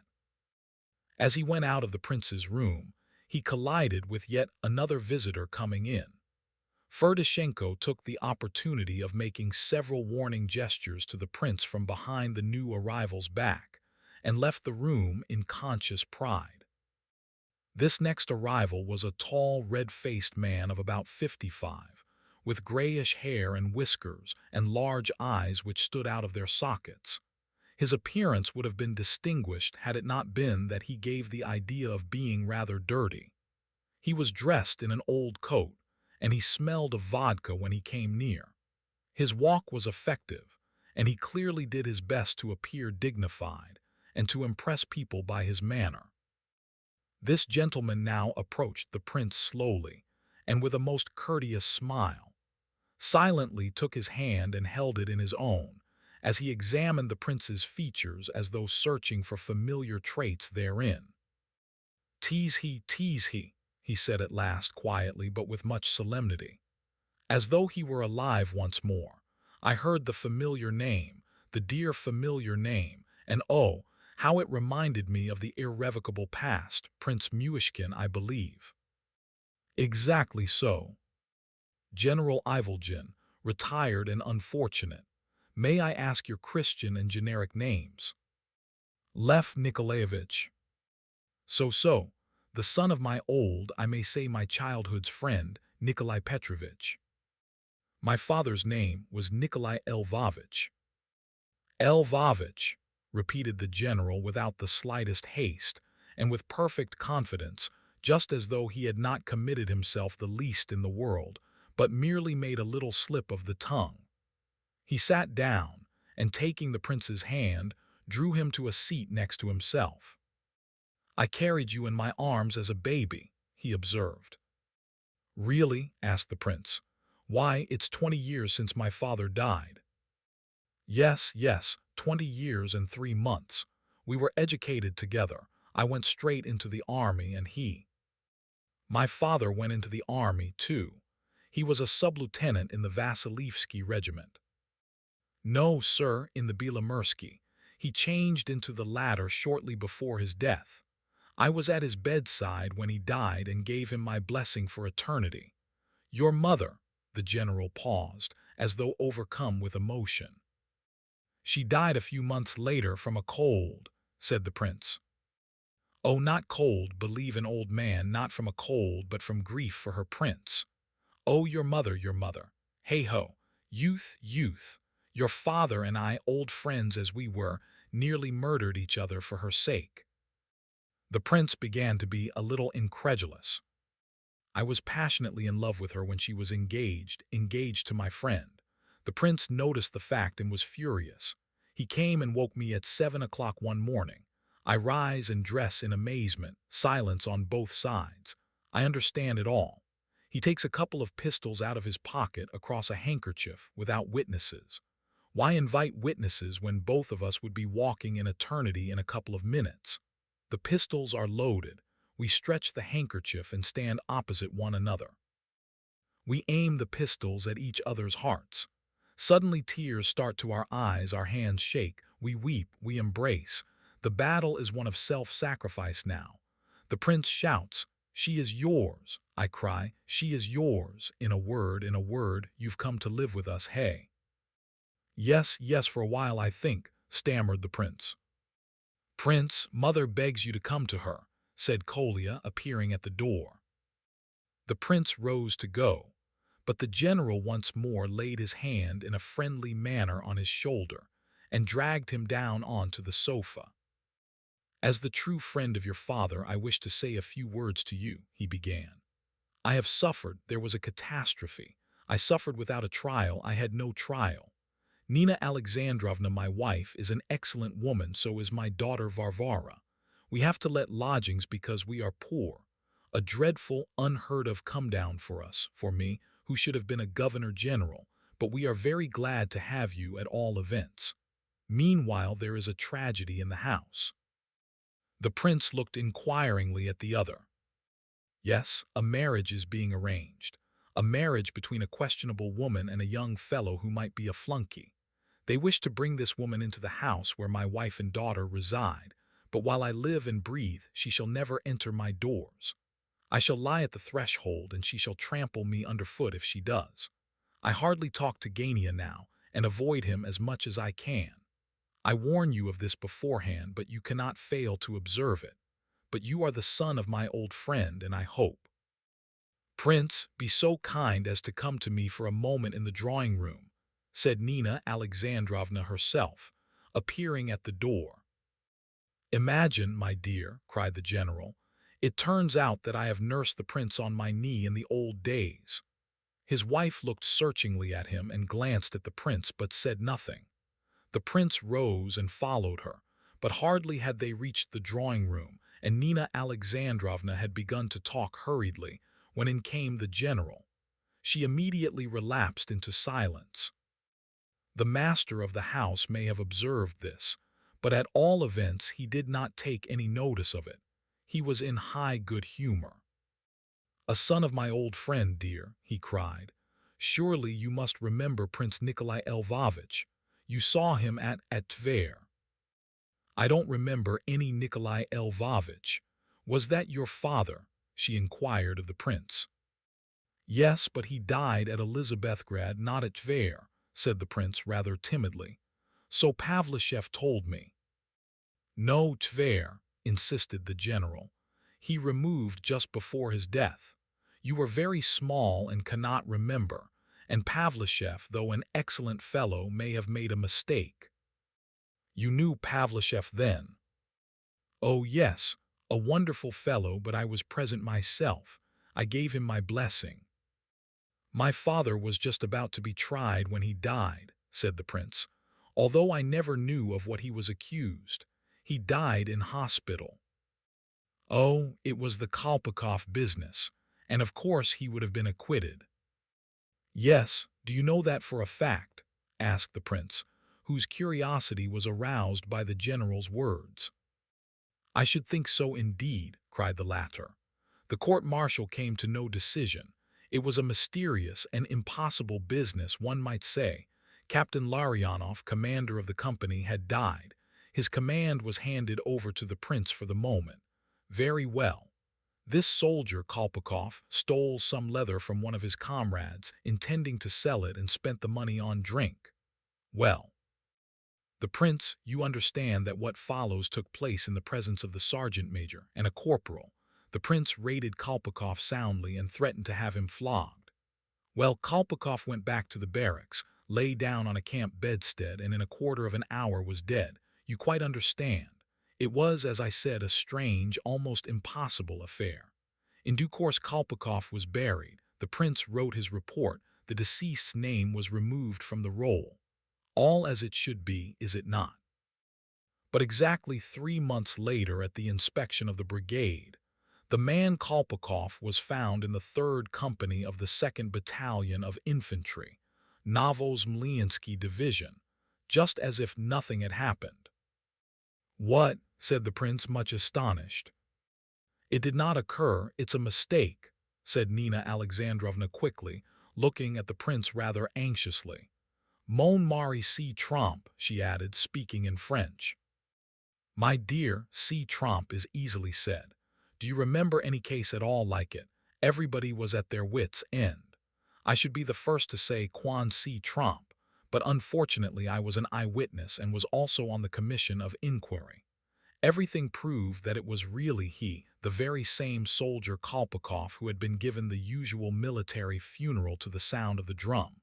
It is of course a most curious case, nearly an impossible one. I recognize that. But, Father, your dinner is ready, said Varvara at this point, putting her head in at the door. Very glad, I'm particularly hungry. Yes, yes, a strange coincidence, almost a psychological. Your soup'll be cold, do come. Coming, coming, said the general. Son of my old friend, he was heard muttering as he went down the passage. You will have to excuse very much in my husband if you stay with us, said Nina Alexandrovna, but he will not disturb you often. He dines alone. Everyone has his little peculiarities, you know, and some people perhaps have more than those who are most pointed at and laughed at. One thing I must beg of you. If my husband applies to you for payment for board and lodging, tell him that you have already paid me. Of course, anything paid by you to the general would be as fully settled as if paid to me, so far as you are concerned. But I wish it to be so, if you please, for convenience' sake. What is it, Varya? Varya had quietly entered the room and was holding out the portrait of Nastasia Philippovna to her mother. Nina Alexandrovna started and examined the photograph intently, gazing at it long and sadly. At last she looked up inquiringly at Varya. It's a present from herself to him, said Varya. The question is to be finally decided this evening. This evening, repeated her mother in a tone of despair, but softly, as though to herself. Then it's all settled, of course, and there's no hope left to us. She has anticipated her answer by the present of her portrait. Did he show it you himself? She added in some surprise. You know, we have hardly spoken to each other for a whole month. Titsin told me all about it, and the photo was lying under the table, and I picked it up. Prince, asked Nina Alexandrovna, I wanted to inquire whether you have known my son long. I think he said that you had only arrived today from somewhere. The prince gave a short narrative of what we have heard before, leaving out the greater part. The two ladies listened intently. "I did not ask about Gania out of curiosity," said the elder at last. "I wish to know how much you know about him, because he said just now that we need not stand on ceremony with you. What exactly does that mean?" At this moment Gania and Titsin entered the room together, and Nina Alexandrovna immediately became silent again. The prince remained seated next to her, but Varia moved to the other end of the room. The portrait of Nastasia Philippovna remained lying as before on the work table. Gania observed it there, and with a frown of annoyance snatched it up and threw it across to his writing table, which stood at the other end of the room. "Is it today, Gania?" asked Nina Alexandrovna at last. "Is what today?" cried the former. Then suddenly recollecting himself, he turned sharply on the prince. "Oh," he growled, "I see you are here, that explains it. Is it a disease or what that you can't hold your tongue? Look here, understand once for all, prince. I am to blame in this, Gania, no one else," said Titsin. Gania glanced inquiringly at the speaker. "It's better so, you know, Gania, especially as, from one point of view, the matter may be considered as settled," said Titsin. And sitting down a little way from the table, he began to study a paper covered with pencil writing. Gania stood and frowned. He expected a family scene. He never thought of apologizing to the prince, however. "If it's all settled, Gania, then of course Mr. Titsin is right," said Nina Alexandrovna. "Don't frown. You need not worry yourself, Gania. I shall ask you no questions. You need not tell me anything you don't like. I assure you I have quite submitted to your will." She said all this, knitting away the while as though perfectly calm and composed. Gania was surprised, but cautiously kept silence and looked at his mother, hoping that she would express herself more clearly. Nina Alexandrovna observed his cautiousness and added, with a bitter smile, "You are still suspicious, I see, and do not believe me, but you may be quite at your ease. There shall be no more tears nor questions, not from my side at all events. All I wish is that you may be happy, you know that. I have submitted to my fate, but my heart will always be with you, whether we remain united or whether we part. Of course I only answer for myself. You can hardly expect your sister." "My sister again," cried Gania, looking at her with contempt and almost hate. "Look here, mother. I have already given you my word that I shall always respect you fully and absolutely, and so shall everyone else in this house, be it who it may, who shall cross this threshold." Gania was so much relieved that he gazed at his mother almost affectionately. "I was not at all afraid for myself, Gania, as you know well. It was not for my own sake that I have been so anxious and worried all this time. They say it is all to be settled today. What is to be settled? She has promised to tell me tonight at her own house whether she consents or not," replied Gania. "We have been silent on this subject for 3 weeks," said his mother, "and it was better so. And now I will only ask you one question. How can she give her consent and make you a present of her portrait when you do not love her? How can such a practiced hand, I was not going to express myself so, but how could you so blind her?" Nina Alexandrovna's question betrayed intense annoyance. Gania waited a moment and then said, without taking the trouble to conceal the irony of his tone, "There you are, mother, you are always like that. You begin by promising that there are to be no reproaches or insinuations or questions, and here you are beginning them at once. We had better drop the subject, we had, really. I shall never leave you, mother. Any other man would cut and run from such a sister as this. See how she is looking at me at this moment. Besides, how do you know that I am blinding Nastasia Philippovna? As for Varia, I don't care. She can do just as she pleases." "There, that's quite enough." Gania's irritation increased with every word he uttered, as he walked up and down the room. These conversations always touched the family sores before long. I have said already that the moment she comes in I go out, and I shall keep my word, remarked Varia. Out of obstinacy, shouted Gania. You haven't married either thanks to your obstinacy. Oh, you needn't frown at me, Varvara. You can go at once for all I care. I am sick enough of your company. What, you are going to leave us, are you too? He cried, turning to the prince, who was rising from his chair. Gania's voice was full of the most uncontrolled and uncontrollable irritation. The prince turned at the door to say something, but perceiving in Gania's expression that there was but that one drop wanting to make the cup overflow, he changed his mind and left the room without a word. A few minutes later, he was aware from the noisy voices in the drawing room that the conversation had become more quarrelsome than ever after his departure. He crossed the salon and the entrance hall, so as to pass down the corridor into his own room. As he came near the front door, he heard someone outside vainly endeavoring to ring the bell, which was evidently broken, and only shook a little, without emitting any sound. The prince took down the chain and opened the door. He started back in amazement, for there stood Nastasia Philipovna. He knew her at once from her photograph. Her eyes blazed with anger as she looked at him. She quickly pushed by him into the hall, shouldering him out of her way, and said, furiously, as she threw off her fur cloak, "If you are too lazy to mend your bell, you should at least wait in the hall to let people in when they rattle the bell handle. There now, you've dropped my fur cloak, dummy." Sure enough, the cloak was lying on the ground. Nastasia had thrown it off her towards the prince, expecting him to catch it, but the prince had missed it. "Now then, announce me, quick." The prince wanted to say something, but was so confused and astonished that he could not.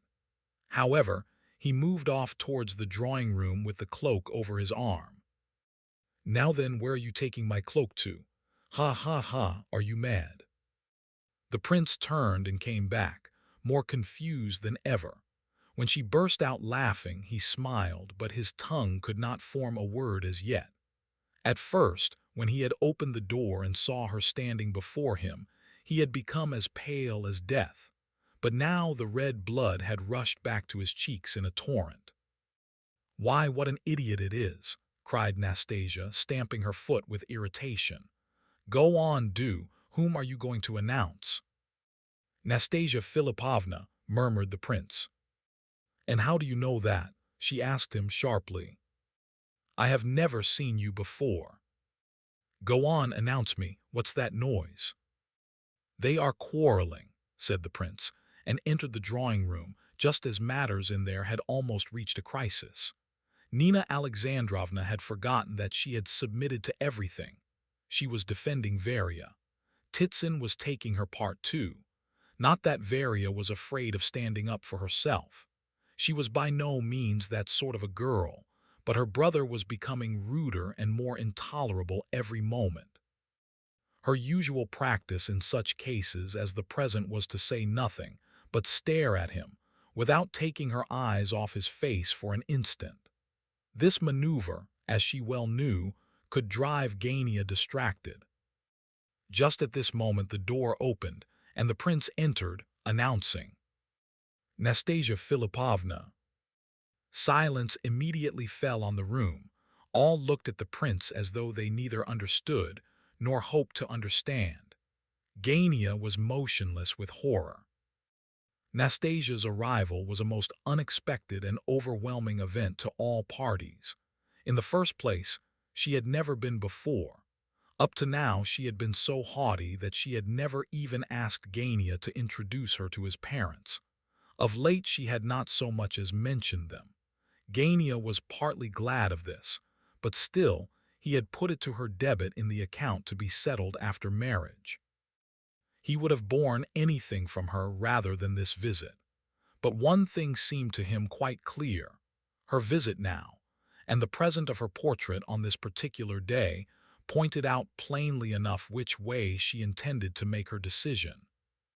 The incredulous amazement with which all regarded the prince did not last long, for Nastasia herself appeared at the door and passed in, pushing by the prince again. "At last I've stormed the citadel. Why do you tie up your bell?" she said merrily as she pressed Gania's hand, the latter having rushed up to her as soon as she made her appearance.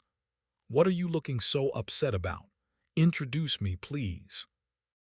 The bewildered Gania introduced her first to Varia, and both women, before shaking hands, exchanged looks of strange import. Nastasia, however, smiled amiably, but Varia did not try to look amiable and kept her gloomy expression. She did not even vouchsafe the usual courteous smile of etiquette.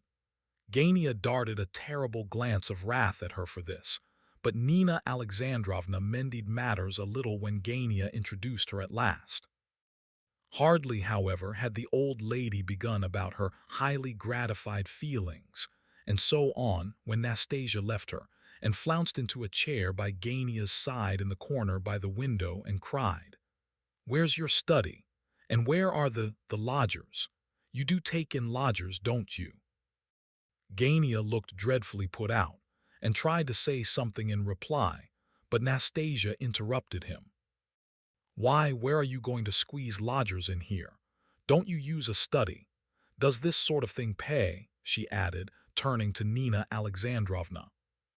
"Well, it is troublesome, rather," said the latter, "but I suppose it will pay pretty well. We have only just begun, however." Again Nastasia Philippovna did not hear the sentence out. She glanced at Gania and cried, laughing, "What a face! My goodness, what a face you have on at this moment!" Indeed, Gania did not look in the least like himself. His bewilderment and his alarmed perplexity passed off, however, and his lips now twitched with rage as he continued to stare evilly at his laughing guest, while his countenance became absolutely livid. There was another witness, who, though standing at the door motionless and bewildered himself, still managed to remark Gania's death-like pallor and the dreadful change that had come over his face. This witness was the prince, who now advanced in alarm and muttered to Gania, "Drink some water and don't look like that." It was clear that he came out with these words quite spontaneously, on the spur of the moment. But his speech was productive of much, for it appeared that all Gania's rage now overflowed upon the prince. He seized him by the shoulder and gazed with an intensity of loathing and revenge at him, but said nothing, as though his feelings were too strong to permit of words. General agitation prevailed. Nina Alexandrovna gave a little cry of anxiety. Titsyn took a step forward in alarm. Kolya and Ferdishenko stood stock still at the door in amazement. Only Varia remained coolly watching the scene from under her eyelashes. She did not sit down, but stood by her mother with folded hands. However, Gania recollected himself almost immediately. He let go of the prince and burst out laughing. "Why, are you a doctor, prince, or what?" he asked, as naturally as possible.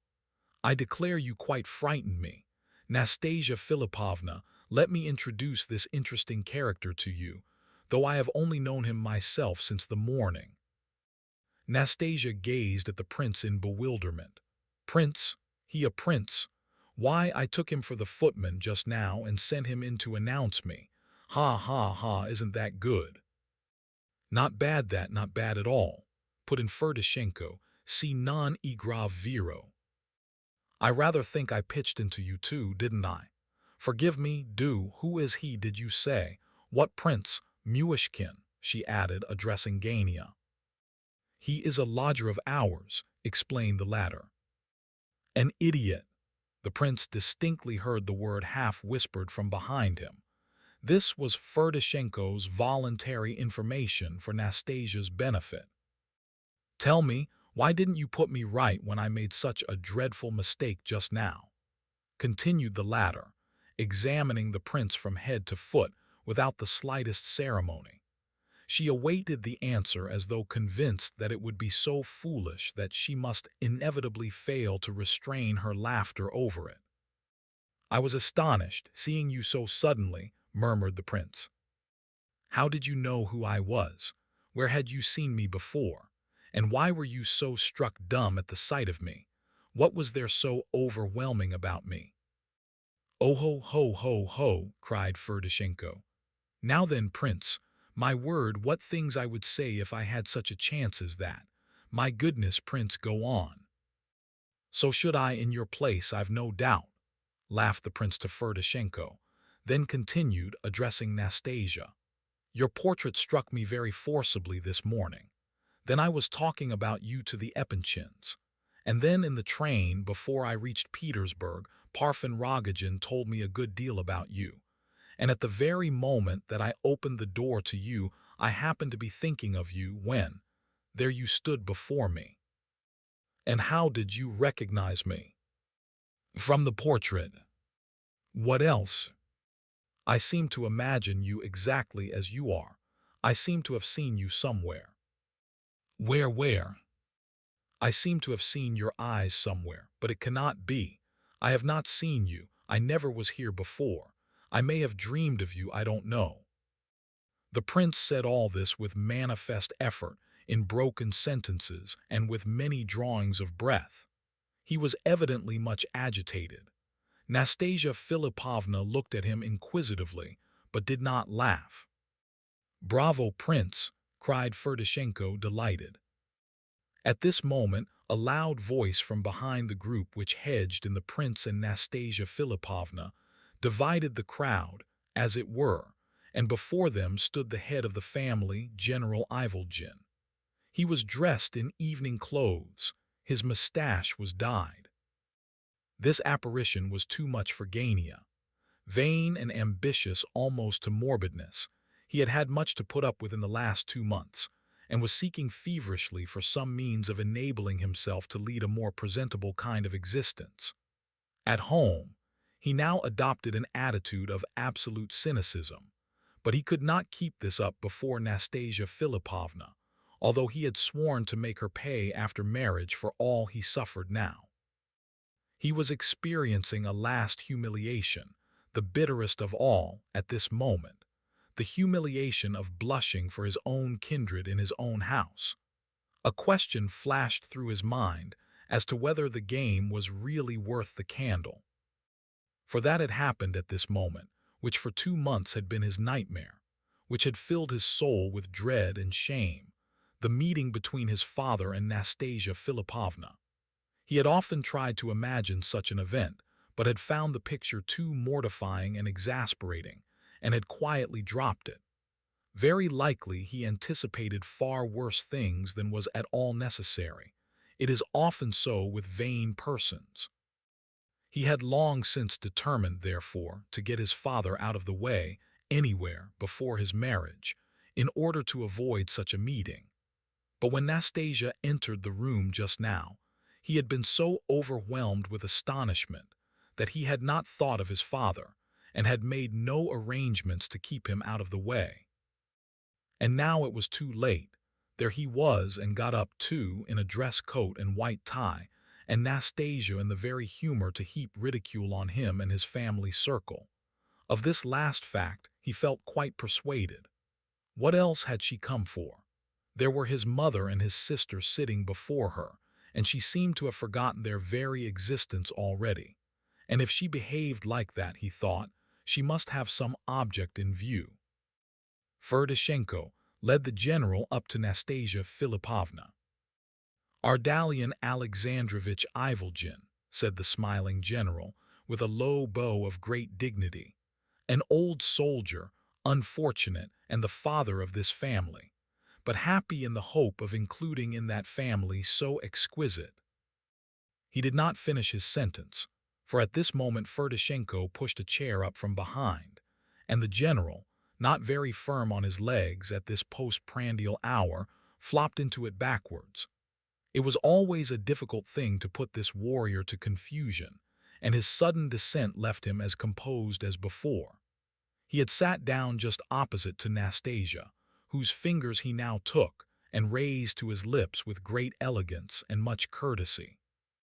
The general had once belonged to a very select circle of society, but he had been turned out of it 2 or 3 years since on account of certain weaknesses, in which he now indulged with all the less restraint. But his good manners remained with him to this day, in spite of all. Nastasia Philipovna seemed delighted at the appearance of this latest arrival, of whom she had, of course, heard a good deal by report.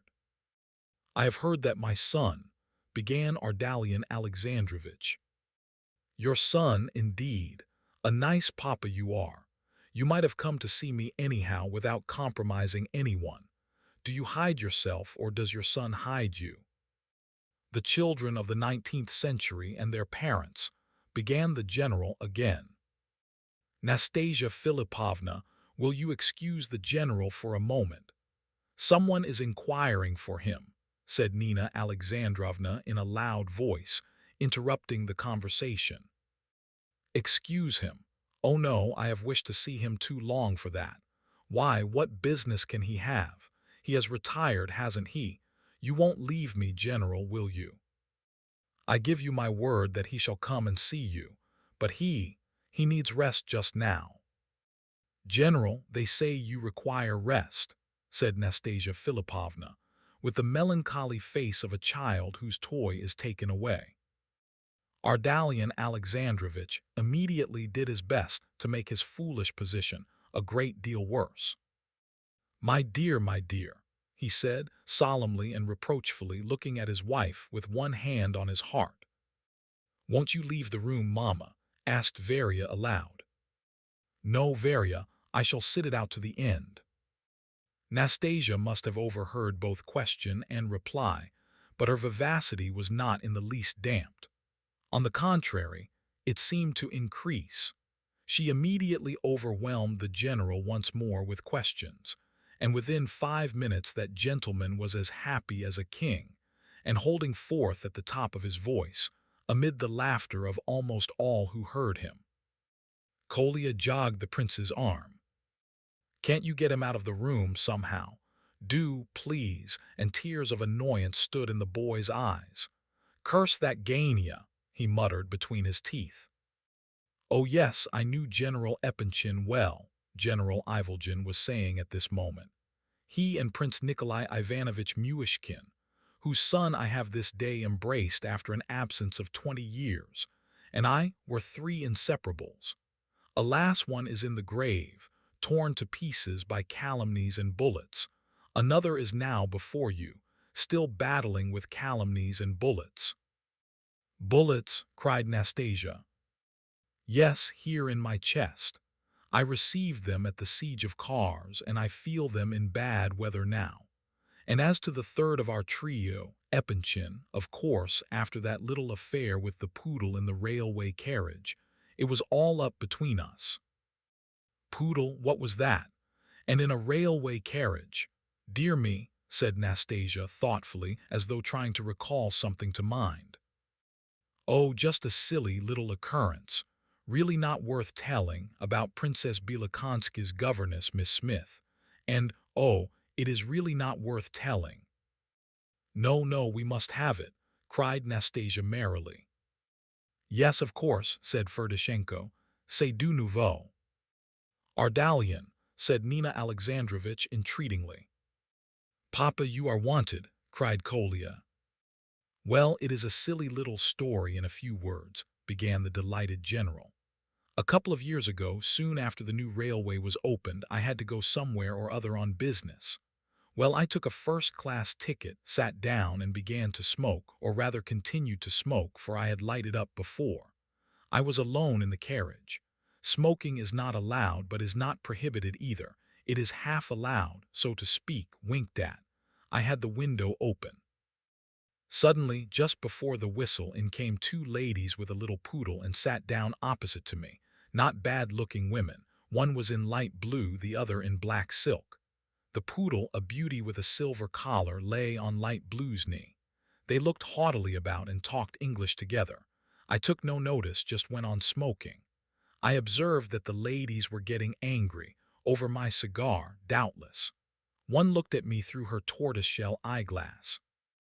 I took no notice because they never said a word. If they didn't like the cigar, why couldn't they say so?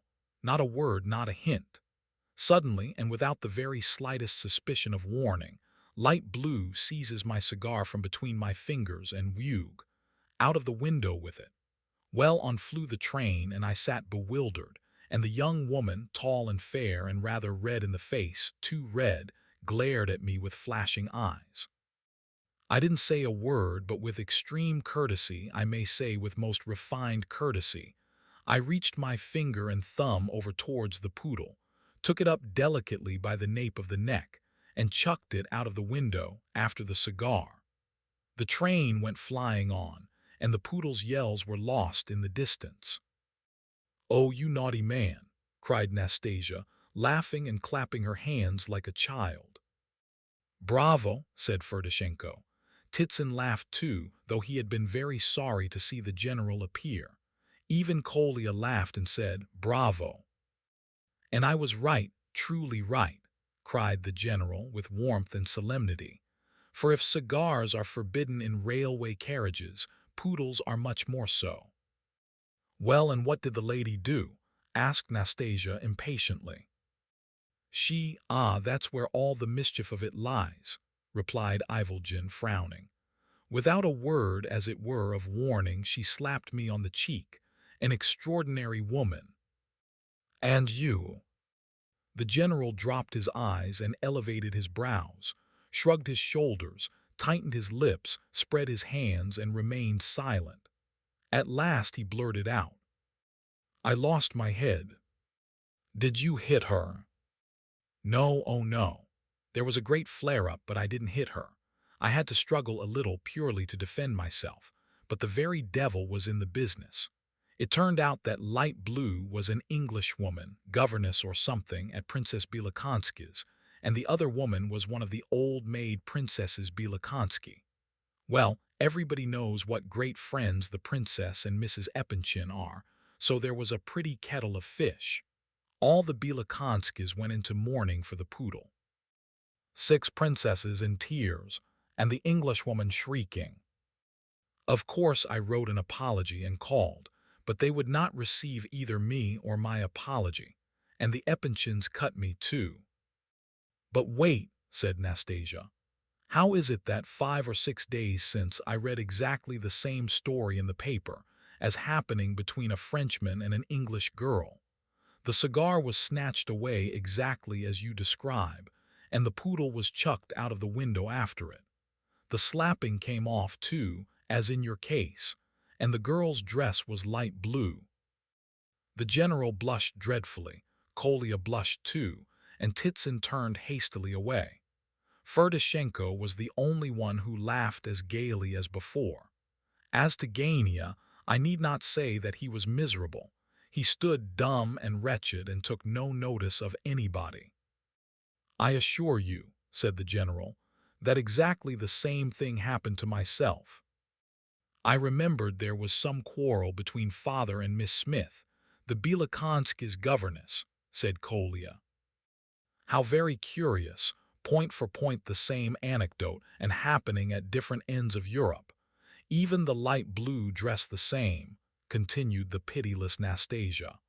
"I must really send you the paper." "You must observe," insisted the general, "that my experience was 2 years earlier." "Ah, that's it, no doubt." Nastasia Philippovna laughed hysterically. "Father, will you hear a word from me outside?" said Gania, his voice shaking with agitation as he seized his father by the shoulder. His eyes shone with a blaze of hatred. At this moment there was a terrific bang at the front door, almost enough to break it down. Some most unusual visitor must have arrived. Kolya ran to open. The entrance hall suddenly became full of noise and people. To judge from the sounds which penetrated to the drawing-room, a number of people had already come in, and the stampede continued.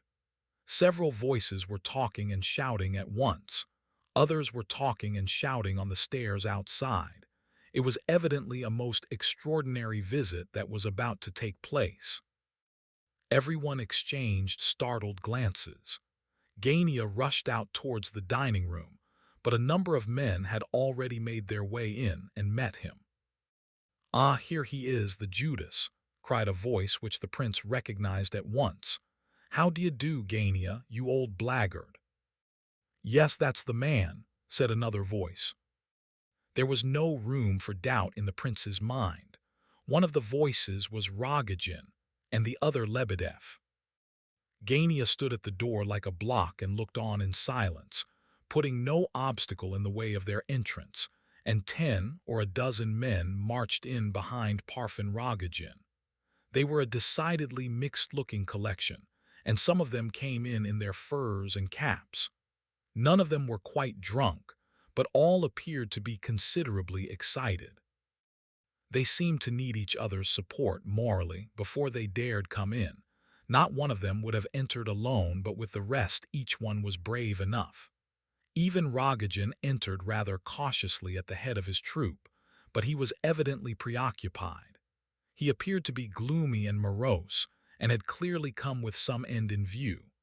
All the rest were merely chorus, brought in to support the chief character. Besides Lebedev, there was the dandy Zailshev, who came in without his coat and hat. 2 or 3 others followed his example. The rest were more uncouth. They included a couple of young merchants, a man in a greatcoat, a medical student, a little Pole, a small fat man who laughed continuously, and an enormously tall stout one who apparently put great faith in the strength of his fists. A couple of ladies of some sort put their heads in at the front door, but did not dare come any farther. Kolya promptly banged the door in their faces and locked it. "Hallo, Gania, you blackguard. You didn't expect Rogojin, eh?" said the latter, entering the drawing-room and stopping before Gania. But at this moment he saw, seated before him, Nastasia Philippovna. He had not dreamed of meeting her here, evidently, for her appearance produced a marvelous effect upon him. He grew pale, and his lips became actually blue. "I suppose it is true, then," he muttered to himself, and his face took on an expression of despair. "So that's the end of it. Now you, sir, will you answer me or not?" he went on suddenly, gazing at Gania with ineffable malice. "Now then, you." He panted and could hardly speak for agitation. He advanced into the room mechanically, but perceiving Nina Alexandrovna and Varia, he became more or less embarrassed in spite of his excitement. His followers entered after him, and all paused a moment at sight of the ladies. Of course their modesty was not fated to be long-lived, but for a moment they were abashed. Once let them begin to shout, however, and nothing on earth should disconcert them. "What, you here too, Prince?" said Rogojin absently, "but a little surprised all the same, still in your gaiters, eh?" He sighed, and forgot the prince next moment, and his wild eyes wandered over to Nastasia again, as though attracted in that direction by some magnetic force. Nastasia looked at the new arrivals with great curiosity. Gania recollected himself at last. "Excuse me, sirs," he said loudly, "but what does all this mean?" He glared at the advancing crowd generally, but addressed his remarks especially to their captain Rogojin. "You are not in a stable, gentlemen, though you may think it. My mother and sister are present." "Yes, I see your mother and sister," muttered Rogojin through his teeth, and Lebedev seemed to feel himself called upon to second the statement. "At all events, I must request you to step into the salon," said Gania, his rage rising quite out of proportion to his words, "and then I shall inquire." "What, he doesn't know me," said Rogojin, showing his teeth disagreeably. "He doesn't recognize Rogojin." He did not move an inch, however. "I have met you somewhere, I believe, but—" "Met me somewhere, foo. Why, it's only 3 months since I lost 200 rubles of my father's money to you at cards. The old fellow died before he found out. Titsin knows all about it. Why, I've only to pull out a 3-ruble note and show it to you, and you'd crawl on your hands and knees to the other end of the town for it. That's the sort of man you are. Why, I've come now at this moment to buy you up. Oh, you needn't think that because I wear these boots I have no money. I have lots of money, my beauty, enough to buy up you and all yours together. So I shall, if I like to, I'll buy you up. I will, he yelled, apparently growing more and more intoxicated and excited. Oh, Nastasia Philipovna, don't turn me out. Say one word, do. Are you going to marry this man or not? Rogojin asked his question like a lost soul appealing to some divinity, with the reckless daring of one appointed to die, who has nothing to lose. He awaited the reply in deadly anxiety. Nastasia Philipovna gazed at him with a haughty, ironical expression of face. But when she glanced at Nina Alexandrovna and Varia, and from them to Gania, she changed her tone all of a sudden. Certainly not. What are you thinking of? What could have induced you to ask such a question? She replied quietly and seriously, and even apparently with some astonishment. Oh no, shouted Rogojin, almost out of his mind with joy. You are not going to after all, and they told me. Oh, Nastasia Philipovna, they said you had promised to marry him, as if you could do it. Him, pooh, I don't mind saying it to everyone. I'd buy him off for 100 rubles any day, foo. Give him 1,000 or 3 if he likes, poor devil, and he'd cut and run the day before his wedding and leave his bride to me. Wouldn't you, Gania, you blackguard? You'd take 3,000, wouldn't you? Here's the money. Look, I've come on purpose to pay you off and get your receipt formally. I said I'd buy you up, and so I will.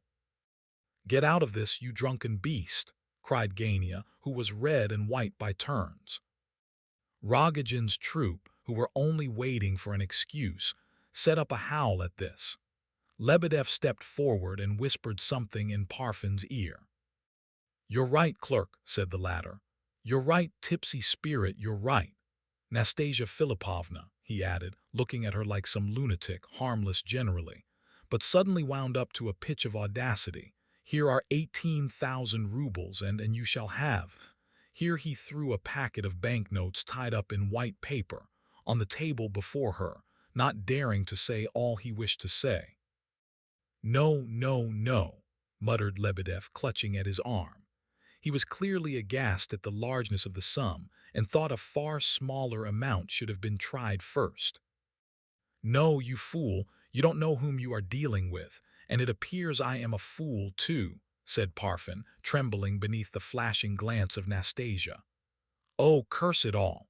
What a fool I was to listen to you, he added with profound melancholy. Nastasia Philipovna, observing his woebegone expression, suddenly burst out laughing. 18,000 rubles for me. Why, you declare yourself a fool at once, she said, with impudent familiarity, as she rose from the sofa and prepared to go. Gania watched the whole scene with a sinking of the heart. 40,000, then 40,000 rubles instead of 18. Titsin and another have promised to find me 40,000 rubles by 7 o'clock tonight. 40,000 rubles paid down on the nail. The scene was growing more and more disgraceful, but Nastasia Philipovna continued to laugh and did not go away. Nina Alexandrovna and Varia had both risen from their places and were waiting, in silent horror, to see what would happen. Varia's eyes were all ablaze with anger, but the scene had a different effect on Nina Alexandrovna. She paled and trembled and looked more and more like fainting every moment. Very well then, 100,000. 100,000 paid this very day. Titsin, find it for me. A good share shall stick to your fingers, come. You are mad, said Titsin, coming up quickly and seizing him by the hand. You're drunk, the police will be sent for if you don't look out. Think where you are. Yes, he's boasting like a drunkard, added Nastasia, as though with the sole intention of goading him. I do not boast. You shall have 100,000 this very day. Titsin, get the money, you gay usurer. Take what you like for it, but get it by the evening. I'll show that I'm in earnest, cried Rogojin, working himself up into a frenzy of excitement. Come, come, what's all this? Cried General Ivolgin, suddenly and angrily, coming close up to Rogojin. The unexpectedness of this sally on the part of the hitherto silent old man caused some laughter among the intruders. Halloa, what's this now? Laughed Rogojin. You come along with me, old fellow. You shall have as much to drink as you like. Oh, it's too horrible, cried poor Kolya, sobbing with shame and annoyance. Surely there must be someone among all of you here who will turn this shameless creature out of the room, cried Varia, suddenly. She was shaking and trembling with rage. That's me, I suppose. I'm the shameless creature, cried Nastasia Philipovna with amused indifference. Dear me, and I came, like a fool as I am, to invite them over to my house for the evening. Look how your sister treats me, Gavrila Ardalionovitch. For some moments Gania stood as if stunned or struck by lightning after his sister's speech. But seeing that Nastasia Philipovna was really about to leave the room this time, he sprang at Varia and seized her by the arm like a madman. What have you done? He hissed, glaring at her as though he would like to annihilate her on the spot.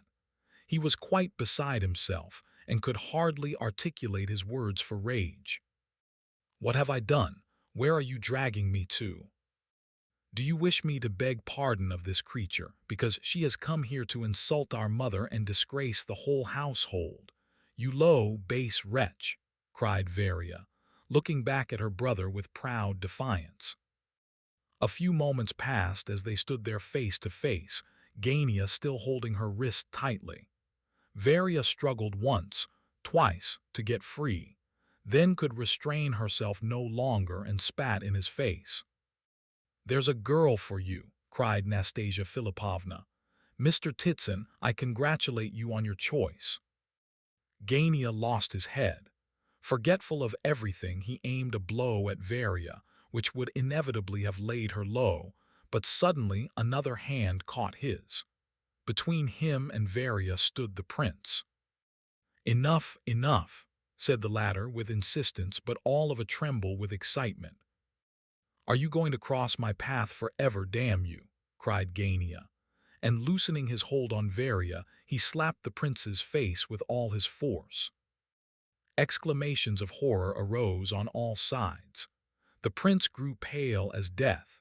He gazed into Gania's eyes with a strange, wild, reproachful look. His lips trembled and vainly endeavored to form some words. Then his mouth twisted into an incongruous smile. Very well, never mind about me, but I shall not allow you to strike her, he said at last quietly. Then suddenly he could bear it no longer and covering his face with his hands, turned to the wall and murmured in broken accents, "Oh, how ashamed you will be of this afterwards." Gania certainly did look dreadfully abashed. Kolya rushed up to comfort the prince, and after him crowded Varia, Rogojin and all, even the general. It's nothing," said the prince, and again he wore the smile which was so inconsistent with the circumstances. Yes, he will be ashamed, cried Rogojin. You will be properly ashamed of yourself for having injured such a sheep. He could not find a better word. Prince, my dear fellow, leave this and come away with me. I'll show you how Rogojin shows his affection for his friends. Nastasia Philipovna was also much impressed, both with Gania's action and with the prince's reply. Her usually thoughtful, pale face, which all this while had been so little in harmony with the jests and laughter which she had seemed to put on for the occasion, was now evidently agitated by new feelings, though she tried to conceal the fact and to look as though she were as ready as ever for jesting and irony. I really think I must have seen him somewhere, she murmured seriously enough. Oh, aren't you ashamed of yourself? Aren't you ashamed? Are you really the sort of woman you are trying to represent yourself to be? Is it possible? The prince was now addressing Nastasia in a tone of reproach which evidently came from his very heart. Nastasia Philipovna looked surprised. and smiled, but evidently concealed something beneath her smile, and with some confusion and a glance at Gania, she left the room. However, she had not reached the outer hall when she turned round, walked quickly up to Nina Alexandrovna, seized her hand and lifted it to her lips. He guessed quite right. I am not that sort of woman, she whispered hurriedly, flushing red all over. Then she turned again and left the room so quickly that no one could imagine what she had come back for. All they saw was that she said something to Nina Alexandrovna in a hurried whisper and seemed to kiss her hand. Varia, however, both saw and heard all and watched Nastasia out of the room with an expression of wonder. Gania recollected himself in time to rush after her in order to show her out, but she had gone. He followed her to the stairs. "Don't come with me," she cried. "Au revoir till the evening, do you hear? Au revoir."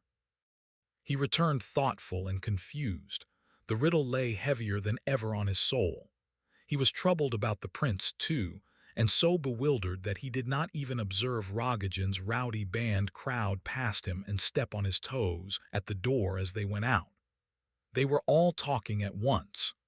Rogojin went ahead of the others, talking to Titsin, and apparently insisting vehemently upon something very important. "You've lost the game, Gania," he cried, as he passed the ladder. Gania gazed after him uneasily, but said nothing. The prince now left the room and shut himself up in his own chamber. Kolya followed him almost at once, anxious to do what he could to console him. The poor boy seemed to be already so attached to him that he could hardly leave him. "You were quite right to go away," he said. "The row will rage there worse than ever now, and it's like this every day with us, and all through that Nastasia Philippovna." "You have so many sources of trouble here, Kolya," said the prince. "Yes, indeed, and it is all our own fault. But I have a great friend who is much worse off even than we are. Would you like to know him?" "Yes, very much. Is he one of your school fellows?" "Well, not exactly. I will tell you all about him some day. What do you think of Nastasia Philippovna? She is beautiful, isn't she? I had never seen her before, though I had a great wish to do so. She fascinated me. I could forgive Gania if he were to marry her for love, but for money. Oh dear, that is horrible. Yes, your brother does not attract me much. I am not surprised at that, after what you... But I do hate that way of looking at things, because some fool or a rogue pretending to be a fool strikes a man. That man is to be dishonored for his whole life, unless he wipes out the disgrace with blood or makes his assailant beg forgiveness on his knees. I think that's so very absurd and tyrannical. Lermontov's bal masque is based on that idea, a stupid and unnatural one in my opinion, but he was hardly more than a child when he wrote it. I like your sister very much. Did you see how she spat in Gania's face? Varia is afraid of no one, but you did not follow her example, and yet I am sure it was not through cowardice. Here she comes. Speak of a wolf and you see his tail. I felt sure that she would come. She is very generous, though of course she has her faults." Varia pounced upon her brother. "This is not the place for you," said she. "Go to father. Is he plaguing you, prince?" "Not in the least. On the contrary, he interests me." "Scolding as usual, Varia. It is the worst thing about her. After all, I believe father may have started off with Rogojin. No doubt he is sorry now. Perhaps I had better go and see what he is doing," added Kolya, running off. "Thank God, I have got mother away and put her to bed without another scene. Gania is worried and ashamed, not without reason. What a spectacle! I have come to thank you once more, Prince, and to ask you if you knew Nastasia Philippovna before." "No, I have never known her." "Then what did you mean when you said straight out to her that she was not really like that? You guessed right, I fancy. It is quite possible she was not herself at the moment, though I cannot fathom her meaning. Evidently she meant to hurt and insult us. I have heard curious tales about her before now, but if she came to invite us to her house, why did she behave so to my mother? Titson knows her very well. He says he could not understand her today. With Rogojin, too. No one with a spark of self-respect could have talked like that in the house of her.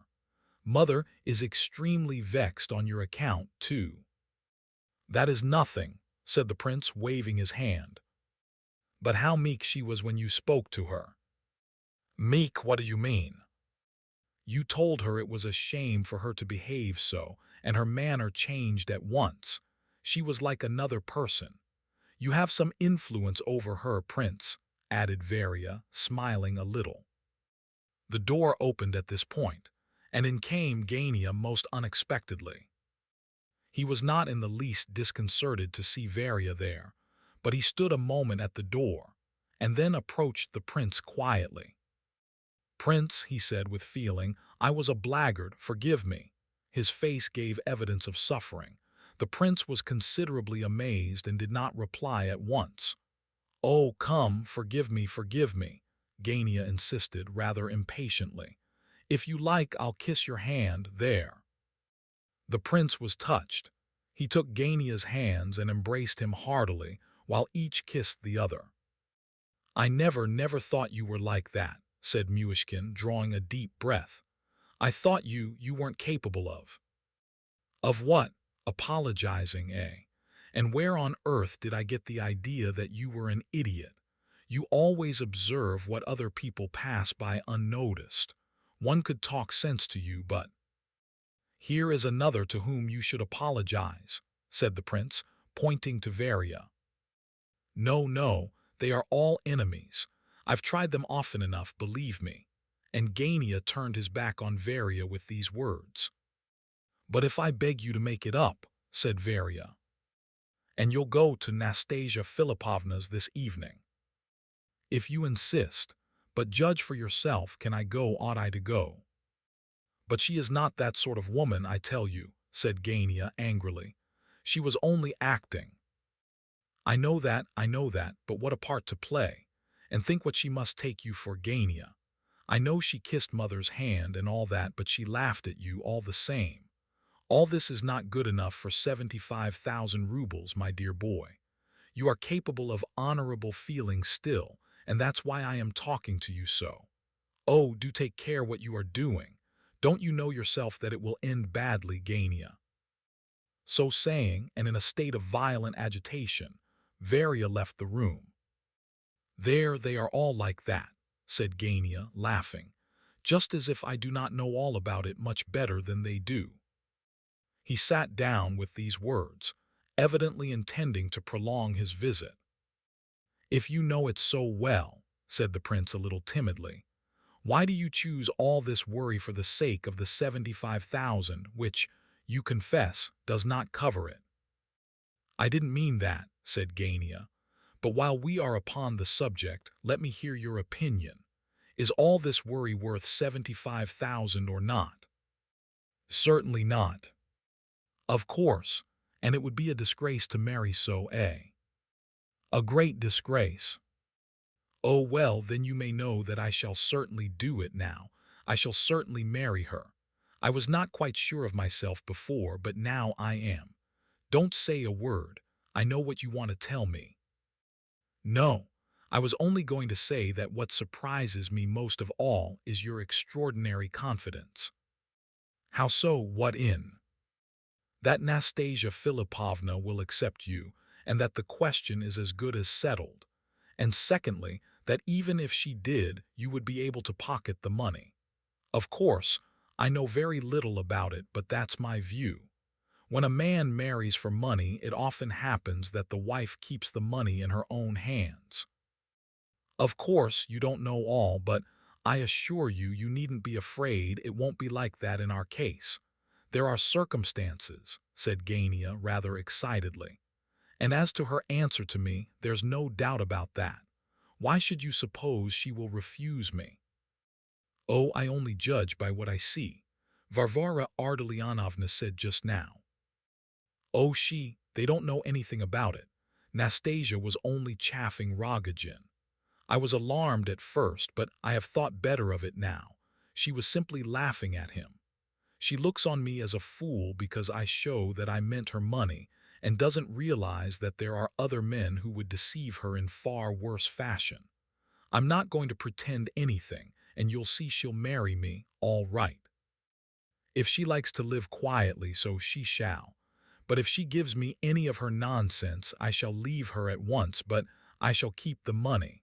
I'm not going to look a fool. That's the first thing, not to look a fool. But Nastasia Philippovna seems to me to be such a sensible woman, and as such, why should she run blindly into this business? That's what puzzles me so, said the prince. You don't know all, you see. I tell you there are things, and besides, I'm sure that she is persuaded that I love her to distraction, and I give you my word I have a strong suspicion that she loves me, too, in her own way, of course. She thinks she will be able to make a sort of slave of me all my life, but I shall prepare a little surprise for her. I don't know whether I ought to be confidential with you, Prince, but I assure you, you are the only decent fellow I have come across. I have not spoken so sincerely as I am doing at this moment for years. There are uncommonly few honest people about, Prince. There isn't one honester than Titson. He's the best of the lot. Are you laughing? You don't know, perhaps, that blackguards like honest people, and being one myself, I like you. Why am I a blackguard? Tell me honestly now. They all call me a blackguard because of her, and I have got into the way of thinking myself one. That's what is so bad about the business. I for one shall never think you a blackguard again, said the prince. I confess I had a poor opinion of you at first, but I have been so joyfully surprised about you just now. It's a good lesson for me. I shall never judge again without a thorough trial. I see now that you are not only not a blackguard, but are not even quite spoiled. I see that you are quite an ordinary man, not original in the least degree, but rather weak. Gania laughed sarcastically but said nothing. The prince, seeing that he did not quite like the last remark, blushed and was silent too. "Has my father asked you for money?" asked Gania suddenly. "No. Don't give it to him if he does. Fancy, he was a decent, respectable man once. He was received in the best society. He was not always the liar he is now. Of course, wine is at the bottom of it all, but he is a good deal worse than an innocent liar now. Do you know that he keeps a mistress? I can't understand how mother is so long-suffering. Did he tell you the story of the siege of Kars? Or perhaps the one about his gray horse that talked? He loves to enlarge on these absurd histories." And Gania burst into a fit of laughter. Suddenly he turned to the prince and asked, "Why are you looking at me like that? I am surprised to see you laugh in that way, like a child. You came to make friends with me again just now, and you said, 'I will kiss your hand if you like,' just as a child would have said it. And then, all at once you are talking of this mad project, of these 75,000 rubles. It all seems so absurd and impossible. Well, what conclusion have you reached? That you are rushing madly into the undertaking, and that you would do well to think it over again. It is more than possible that Varvara Ardalionovna is right." "Ah, now you begin to moralize. I know that I am only a child very well," replied Gania impatiently. "That is proved by my having this conversation with you. It is not for money only, Prince, that I am rushing into this affair," he continued, hardly master of his words, so closely had his vanity been touched. "If I reckoned on that, I should certainly be deceived, for I am still too weak in mind and character. I am obeying a passion, an impulse perhaps, because I have but one aim, one that overmasters all else. You imagine that once I am in possession of these 75,000 rubles, I shall rush to buy a carriage. No, I shall go on wearing the old overcoat I have worn for 3 years, and I shall give up my club. I shall follow the example of men who have made their fortunes. When Titson was 17, he slept in the street. He sold pen-knives and began with a kopeck. Now he has 60,000 rubles, but to get them, what has he not done? Well, I shall be spared such a hard beginning and shall start with a little capital. In 15 years people will say, look, that's Ivolgin, the king of the Jews. You say that I have no originality. Now mark this, Prince. There is nothing so offensive to a man of our time and race than to be told that he is wanting in originality, that he is weak in character, has no particular talent, and is, in short, an ordinary person. You have not even done me the honor of looking upon me as a rogue. Do you know, I could have knocked you down for that just now. You wounded me more cruelly than Epanchin, who thinks me capable of selling him my wife. Observe, it was a perfectly gratuitous idea on his part, seeing there has never been any discussion of it between us. This has exasperated me, and I am determined to make a fortune. I will do it. Once I am rich, I shall be a genius, an extremely original man. One of the vilest and most hateful things connected with money is that it can buy even talent, and will do so as long as the world lasts.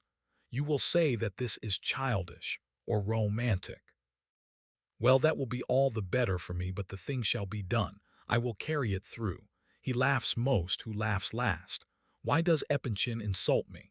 Simply because socially I am a nobody. However, enough for the present. Kolya has put his nose in to tell us dinner is ready twice. I'm dining out. I shall come and talk to you now and then. You shall be comfortable enough with us. They are sure to make you one of the family. I think you and I will either be great friends or enemies. Look here now. Supposing I had kissed your hand just now, as I offered to do in all sincerity, should I have hated you for it afterwards? Certainly, but not always. You would not have been able to keep it up and would have ended by forgiving me, said the prince, after a pause for reflection and with a pleasant smile. Oh ho, how careful one has to be with you, Prince. Haven't you put a drop of poison in that remark now, eh? By the way, ha ha ha, I forgot to ask, was I right in believing that you were a good deal struck yourself with Nastasia Philippovna? Yes. Are you in love with her?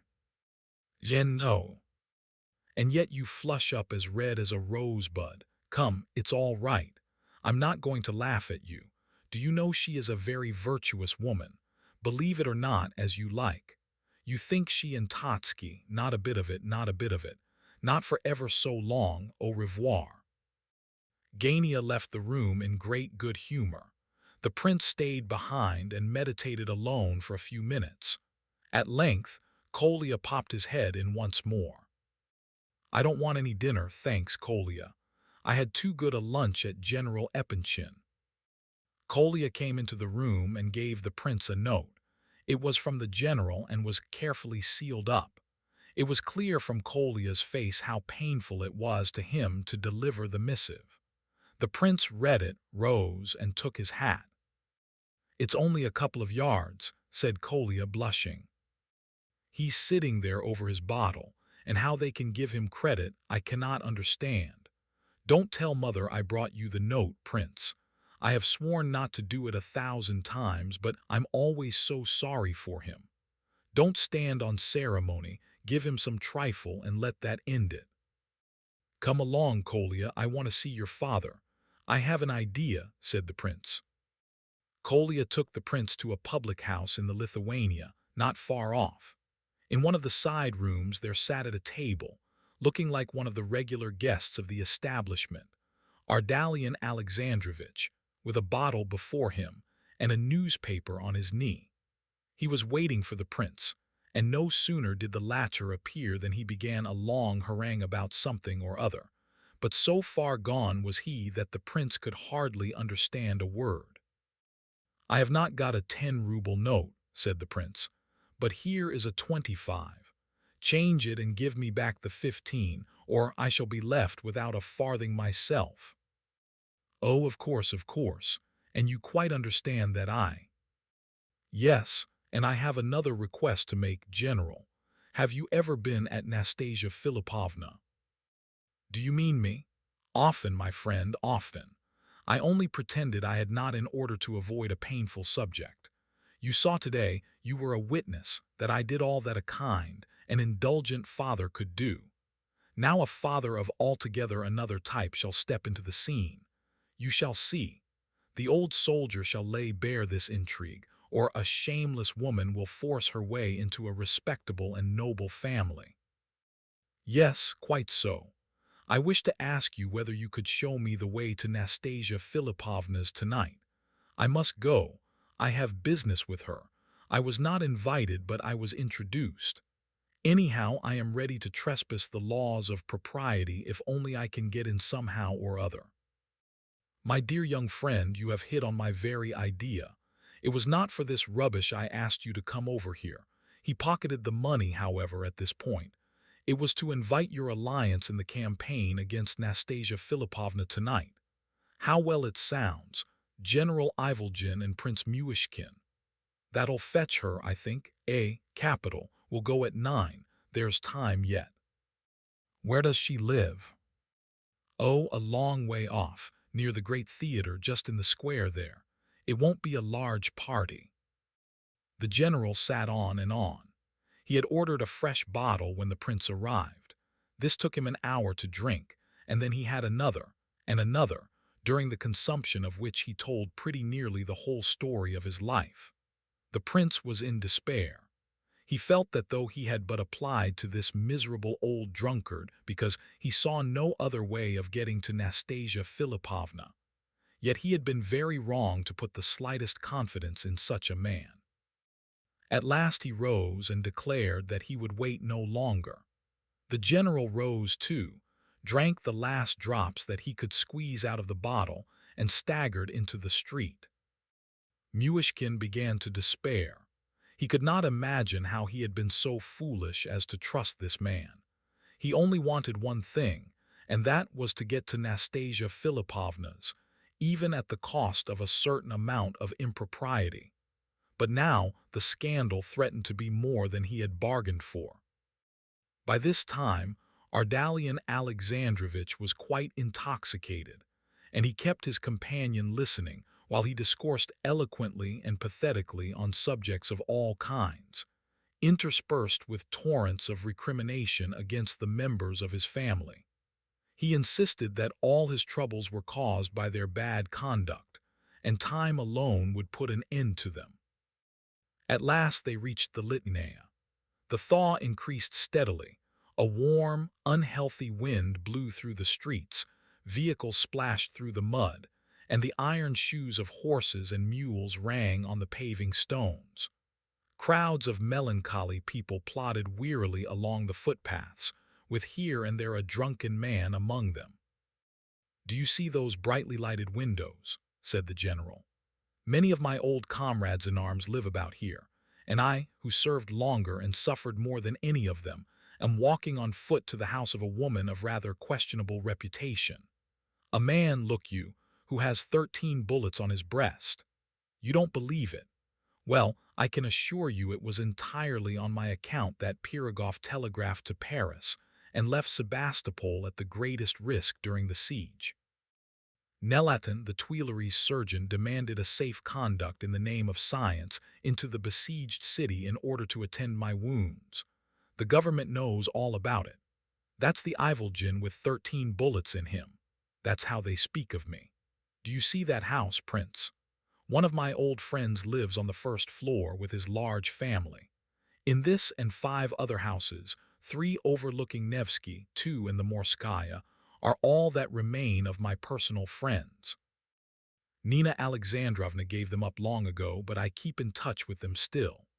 I may say I find refreshment in this little coterie, in thus meeting my old acquaintances and subordinates who worship me still in spite of all. General Sokolovitch, by the way, I have not called on him lately or seen Anna Fedorovna. You know, my dear prince, when a person does not receive company himself, he gives up going to other people's houses involuntarily. And yet, well, you look as if you didn't believe me. Well now, why should I not present the son of my old friend and companion to this delightful family, General Ivolgin and Prince Muishkin? You will see a lovely girl. What am I saying? A lovely girl. No, indeed, 2, 3. Ornaments of this city and of society, beauty, education, culture, the woman question, poetry, everything. added to which is the fact that each one will have a dot of at least 80,000 rubles. No bad thing, eh? In a word, I absolutely must introduce you to them. It is a duty and obligation. General Ivolgin and Prince Muishkin. Tableau. At once, now you must have forgotten, began the prince. No, I have forgotten nothing. Come, this is the house up this magnificent staircase. I am surprised not to see the porter, but it is a holiday, and the man has gone off. Drunken fool, why have they not got rid of him?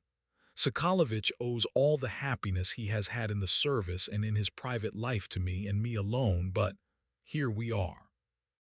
The prince followed quietly, making no further objection for fear of irritating the old man.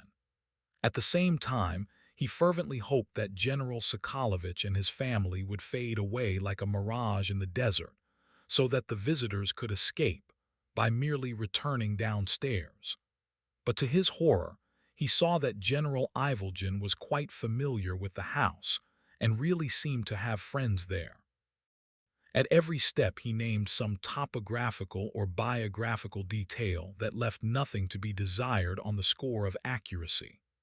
When they arrived at last on the first floor, and the general turned to ring the bell to the right, the prince decided to run away, but a curious incident stopped him momentarily. "You have made a mistake, General," said he. "The name on the door is Kulikov, and you were going to see General Sokolovic." "Kulikov? Kulikov means nothing. This is Sokolovic's flat, and I am ringing at his door.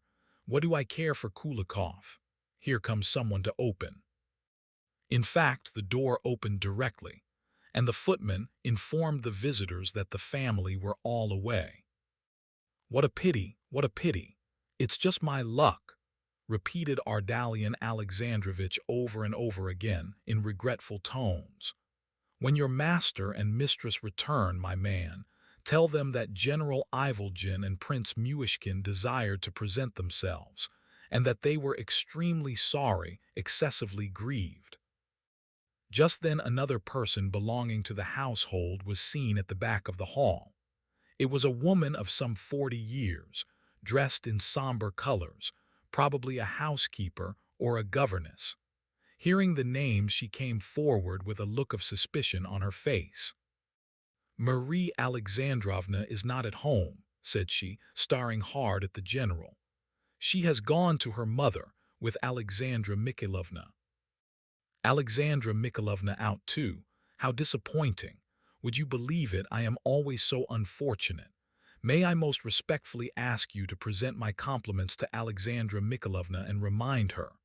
Tell her that with my whole heart I wish for her what she wished for herself on Thursday evening while she was listening to Chopin's Ballade.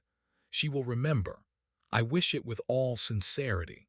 General Ivolgin and Prince Muishkin." The woman's face changed. She lost her suspicious expression. "I will not fail to deliver your message," she replied and bowed them out. As they went downstairs, the general regretted repeatedly that he had failed to introduce the prince to his friends. "You know I am a bit of a poet," said he. "Have you noticed it, the poetic soul, you know?" Then he added suddenly, after all, I believe we made a mistake this time. I remember that the Sokoloviches live in another house, and what is more, they are just now in Moscow. Yes, I certainly was at fault. However, it is of no consequence." "Just tell me," said the prince in reply, "may I count still on your assistance, or shall I go on alone to see Nastasia Philippovna?" "Count on my assistance. Go alone. How can you ask me that question when it is a matter on which the fate of my family so largely depends? You don't know Ivolgin, my friend. To trust Ivolgin is to trust a rock. That's how the first squadron I commanded spoke of me. 'Depend upon Ivolgin,' said they all. 'He is as steady as a rock.' But excuse me, I must just call at a house on our way, a house where I have found consolation and help in all my trials for years." "You are going home?" "No, I wish to visit Madame Tarantief, the widow of Captain Tarantief, my old subordinate and friend. She helps me to keep up my courage and to bear the trials of my domestic life, and as I have an extra burden on my mind today. It seems to me, interrupted the prince, that I was foolish to trouble you just now. However, at present goodbye. Indeed, you must not go away like that, young man, you must not, cried the general. My friend here is a widow, the mother of a family. Her words come straight from her heart and find an echo in mine. A visit to her is merely an affair of a few minutes. I am quite at home in her house. I will have a wash and dress, and then we can drive to the Grand Theater. Make up your mind to spend the evening with me. We are just there, that's the house. Why, Kolya, you here? Well, is Marfa Borisovna at home, or have you only just come? Oh no, I have been here a long while, replied Kolya, who was at the front door when the general met him. I am keeping Hippolyte company. He is worse and has been in bed all day. I came down to buy some cards. Marfa Borisovna expects you. But what a state you are in, father, added the boy, noticing his father's unsteady gait. Well, let us go in. On meeting Kolya, the prince determined to accompany the general, though he made up his mind to stay as short a time as possible. He wanted Kolya, but firmly resolved to leave the general behind. He could not forgive himself for being so simple as to imagine that Ivolgin would be of any use. The three climbed up the long staircase until they reached the fourth floor where Madame Tarantief lived. You intend to introduce the prince? Asked Kolya as they went up. Yes, my boy, I wish to present him, General Ivolgin and Prince Muishkin, but what's the matter? What? How is Marfa Borisovna? You know, father, you would have done much better not to come at all. She is ready to eat you up. You have not shown yourself since the day before yesterday, and she is expecting the money. Why did you promise her any? You are always the same. Well, now you will have to get out of it as best you can. They stopped before a somewhat low doorway on the fourth floor. Ardalian Alexandrovitch, evidently much out of countenance, pushed Muishkin in front. I will wait here, he stammered. I should like to surprise her. Kolya entered first, and as the door stood open, the mistress of the house peeped out. The surprise of the general's imagination fell very flat, for she at once began to address him in terms of reproach. Marfa Borisovna was about 40 years of age. She wore a dressing jacket, her feet were in slippers, her face painted, and her hair was in dozens of small plaits. No sooner did she catch sight of Ardalian Alexandrovitch than she screamed. There he is, that wicked, mean wretch. I knew it was he. My heart misgave me. The old man tried to put a good face on the affair. Come, let us go in, it's all right, he whispered in the prince's ear. But it was more serious than he wished to think. As soon as the visitors had crossed the low, dark hall and entered the narrow reception room, furnished with half a dozen cane chairs and two small card tables, Madame Tarantief, in the shrill tones habitual to her, continued her stream of invectives. Are you not ashamed? Are you not ashamed? You barbarian, you tyrant, you have robbed me of all I possessed, you have sucked my bones to the marrow. How long shall I be your victim? Shameless, dishonorable man. Marfa Borisovna, here is the Prince Muishkin. General Ivolgin and Prince Muishkin, stammered the disconcerted old man. Would you believe, said the mistress of the house, suddenly addressing the prince, would you believe that that man has not even spared my orphan children? He has stolen everything I possessed, sold everything, pawned everything. He has left me nothing, nothing. What am I to do with your IOU, you cunning, unscrupulous rogue? Answer, devourer. Answer, heart of stone. How shall I feed my orphans? With what shall I nourish them? And now he has come, he is drunk. He can scarcely stand. How, oh how, have I offended the Almighty, that he should bring this curse upon me? Answer, you worthless villain, answer. But this was too much for the general. Here are 25 rubles, Marfa Borisovna. It is all that I can give. and I owe even these to the prince's generosity, my noble friend. I have been cruelly deceived. Such is life. Now, excuse me, I am very weak," he continued, standing in the center of the room and bowing to all sides. "I am faint, excuse me, Lenotchka, a cushion, my dear."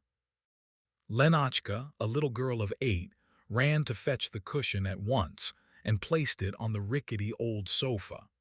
The general meant to have said much more, but as soon as he had stretched himself out, he turned his face to the wall and slept the sleep of the just. With a grave and ceremonious air, Marfa Borisovna motioned the prince to a chair at one of the card tables. She seated herself opposite, leaned her right cheek on her hand, and sat in silence, her eyes fixed on Muishkin, now and again sighing deeply. The 3 children, 2 little girls and a boy, Lenotchka being the eldest, came and leant on the table and also stared steadily at him. Presently Kolya appeared from the adjoining room. "I am very glad indeed to have met you here, Kolya," said the prince. "Can you do something for me? I must see Nastasia Philipovna, and I asked Ardalian Alexandrovitch just now to take me to her house, but he has gone to sleep, as you see. Will you show me the way, for I do not know the street? I have the address, though. It is close to the Grand Theater." "Nastasia Philipovna. She does not live there, and to tell you the truth, my father has never been to her house. It is strange that you should have depended on him.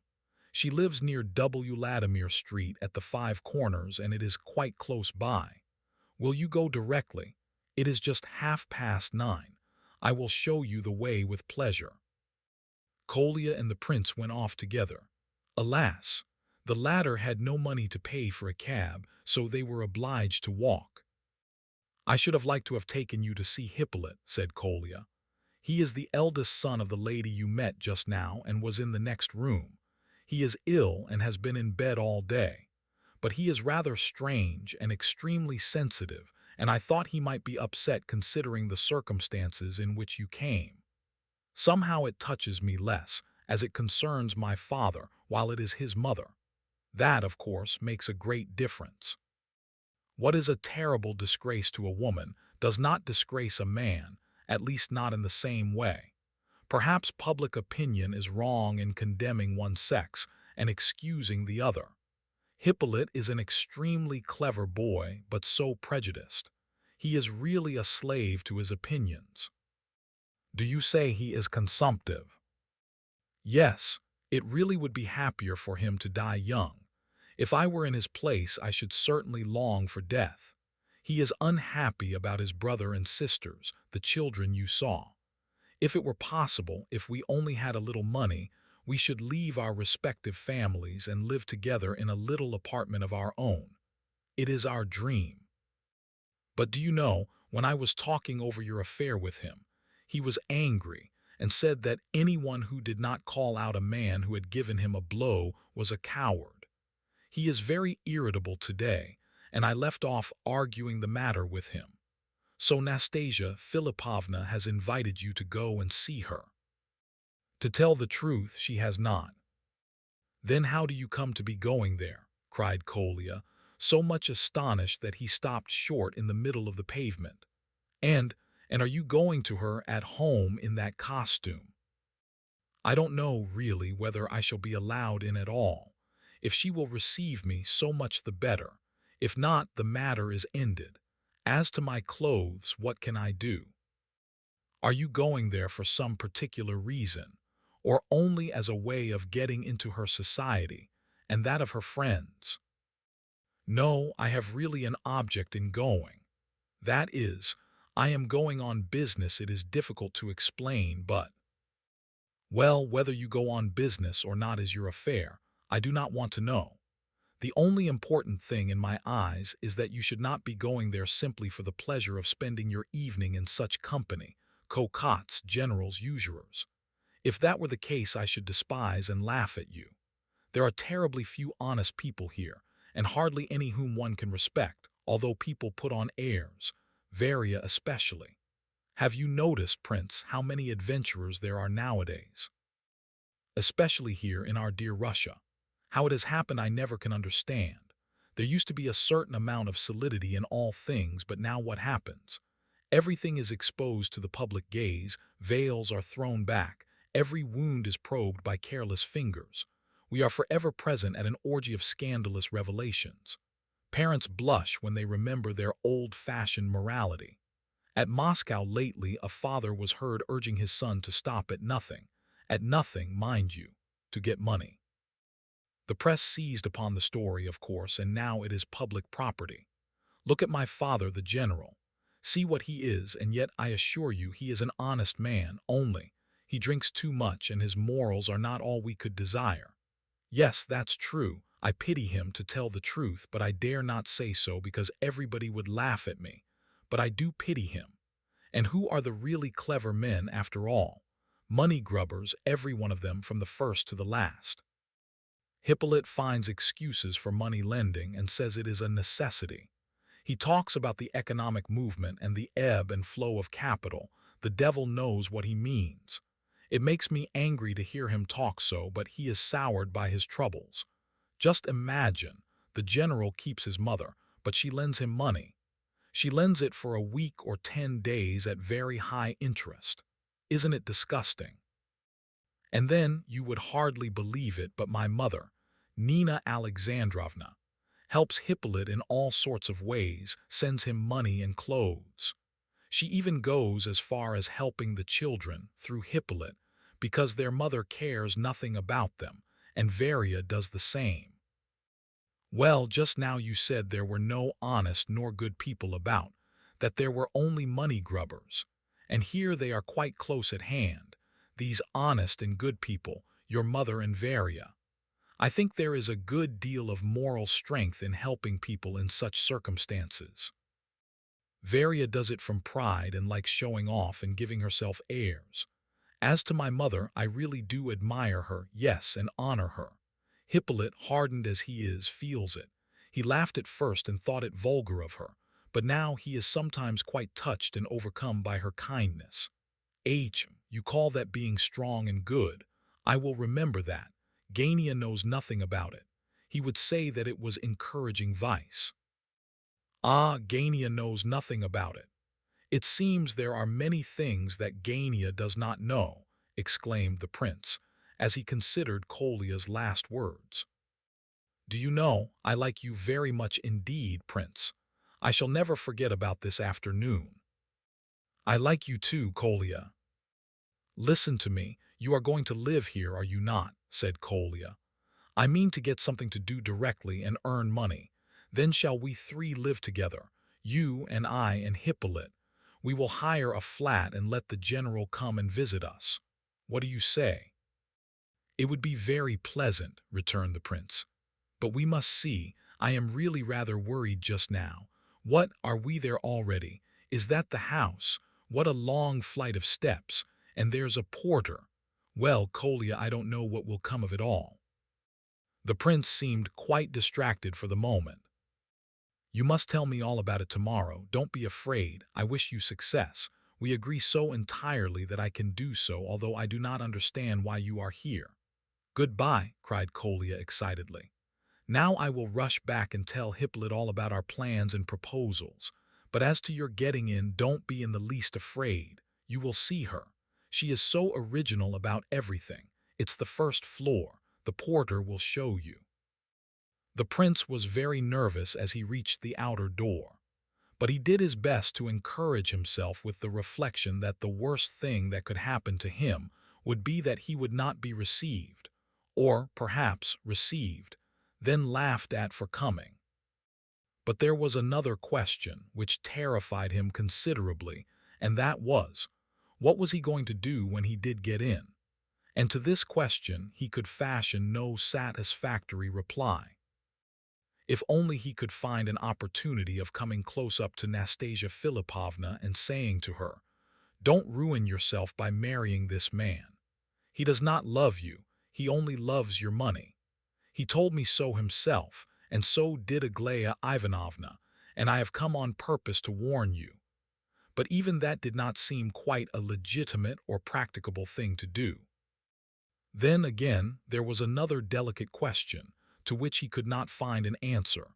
dared not in fact think of it, but at the very idea of which he trembled and blushed. However, in spite of all his fears and heart-quakings, he went in and asked for Nastasia Philippovna. Nastasia occupied a medium-sized but distinctly tasteful, flat, beautifully furnished and arranged. At one period of these 5 years of Petersburg life, Totsky had certainly not spared his expenditure upon her. He had calculated upon her eventual love, and tried to tempt her with a lavish outlay upon comforts and luxuries, knowing too well how easily the heart accustoms itself to comforts, and how difficult it is to tear oneself away from luxuries which have become habitual, and, little by little, indispensable. Nastasia did not reject all this. She even loved her comforts and luxuries, but, strangely enough, never became, in the least degree, dependent upon them, and always gave the impression that she could do just as well without them. In fact, she went so far as to inform Totsky on several occasions that such was the case, which the latter gentleman considered a very unpleasant communication indeed. But of late, Totsky had observed many strange and original features and characteristics in Nastasia, which he had neither known nor reckoned upon in former times, and some of these fascinated him, even now, in spite of the fact that all his old calculations with regard to her were long ago cast to the winds. A maid opened the door for the prince. Nastasia's servants were all females, and to his surprise, received his request to announce him to her mistress without any astonishment. Neither his dirty boots, nor his wide-brimmed hat, nor his sleeveless cloak, nor his evident confusion of manner produced the least impression upon her. She helped him off with his cloak and begged him to wait a moment in the anteroom while she announced him.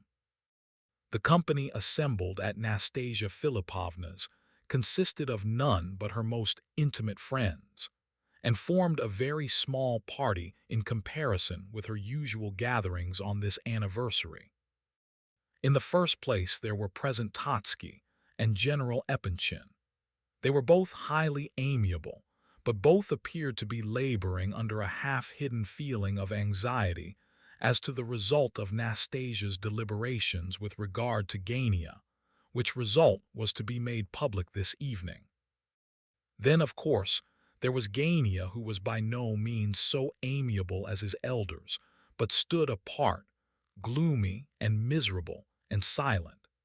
He had determined not to bring Varia with him, but Nastasia had not even asked after her, though no sooner had he arrived than she had reminded him of the episode between himself and the prince. The general, who had heard nothing of it before, began to listen with some interest, while Gania, dryly but with perfect candor, went through the whole history, including the fact of his apology to the prince. He finished by declaring that the prince was a most extraordinary man, and goodness knows why he had been considered an idiot hitherto, for he was very far from being one. Nastasia listened to all this with great interest, but the conversation soon turned to Rogojin and his visit, and this theme proved of the greatest attraction to both Totsky and the general. Titsin was able to afford some particulars as to Rogojin's conduct since the afternoon.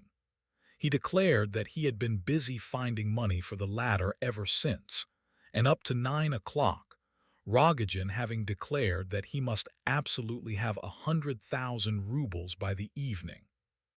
He added that Rogojin was drunk, of course, but that he thought the money would be forthcoming, for the excited and intoxicated rapture of the fellow impelled him to give any interest or premium that was asked of him, and there were several others engaged in beating up the money also.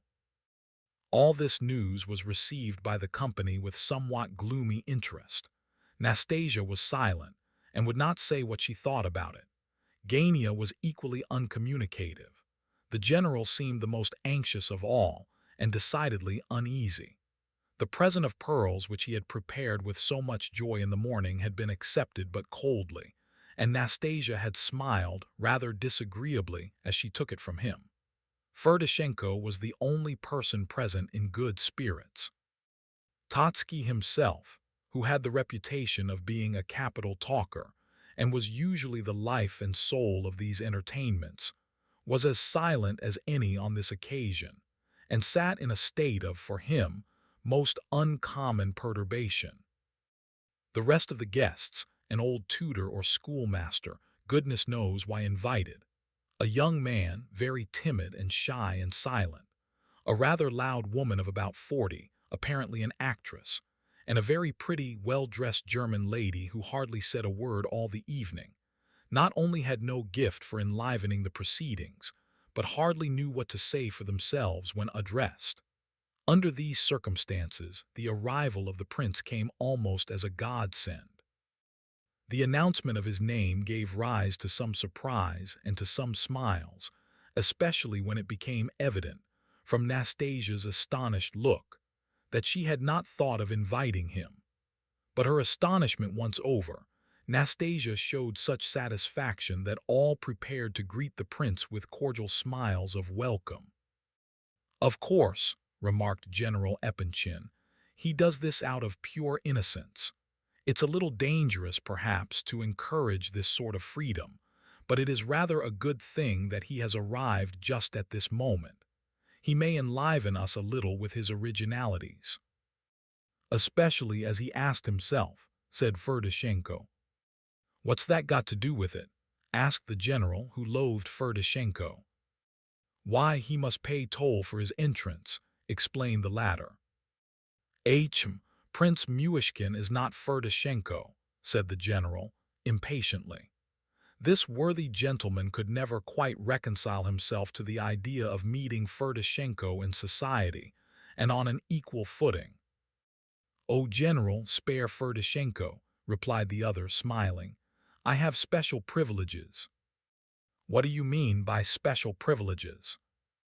"Once before I had the honor of stating them to the company. I will repeat the explanation today for your Excellency's benefit. You see, Excellency, all the world is witty and clever except myself. I am neither. As a kind of compensation, I am allowed to tell the truth, for it is a well-known fact that only stupid people tell the truth. Added to this, I am a spiteful man just because I am not clever. If I am offended or injured, I bear it quite patiently until the man injuring me meets with some misfortune. Then I remember and take my revenge. I return the injury sevenfold, as Ivan Petrovich Titsin says. Of course, he never does so himself. Excellency, no doubt you recollect Krylov's fable, The Lion and the Ass. Well now, that's you and I. That fable was written precisely for us." "You seem to be talking nonsense again, Ferdishenko," growled the general. "What is the matter, Excellency?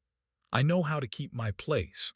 When I said just now that we, you and I, were the lion and the ass of Krylov's fable, of course it is understood that I take the role of the ass.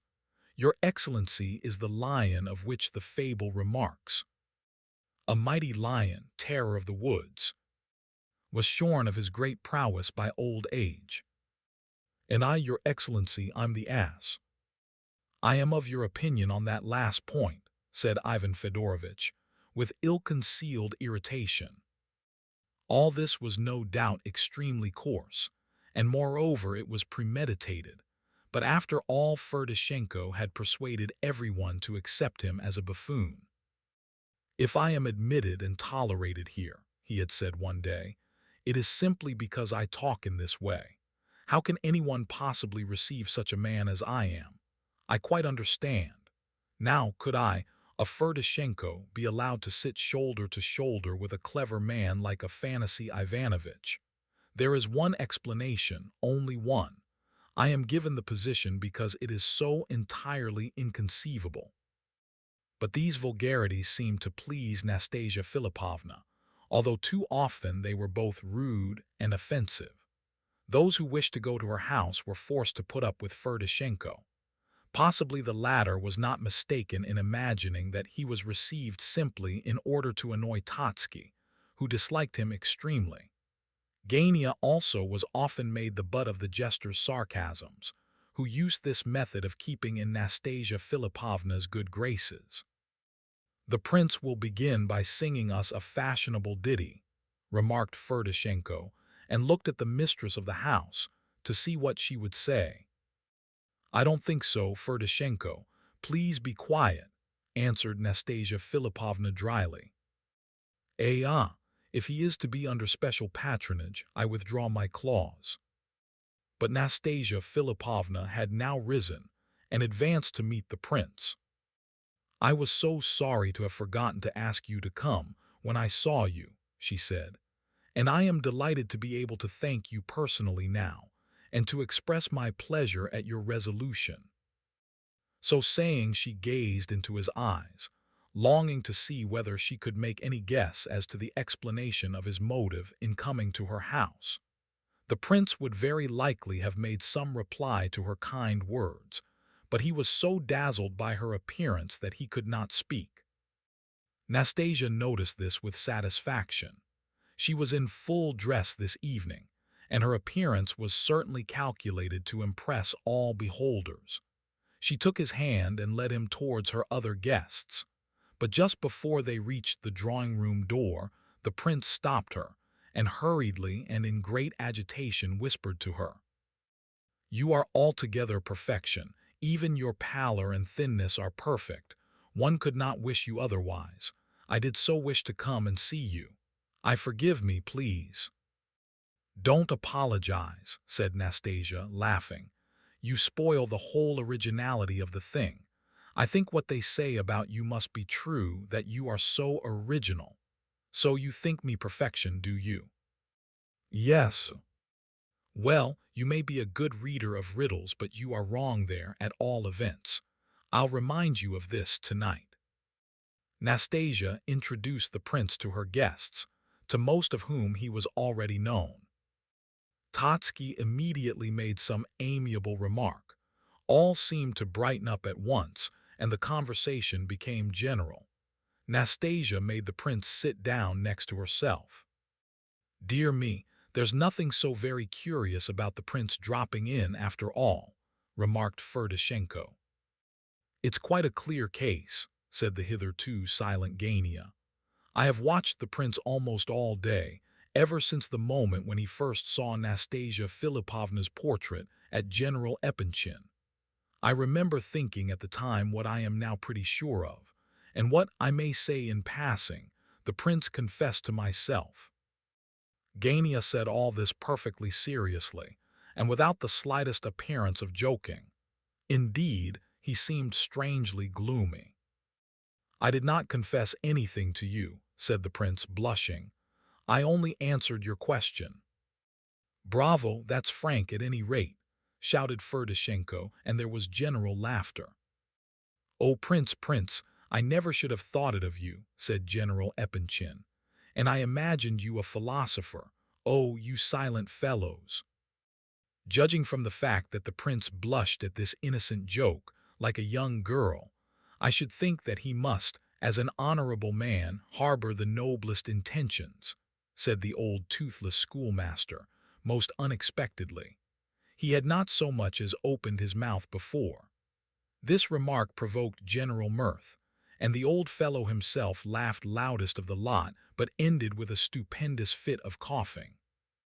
Nastasia Philippovna, who loved originality and drollery of all kinds, was apparently very fond of this old man, and rang the bell for more tea to stop his coughing.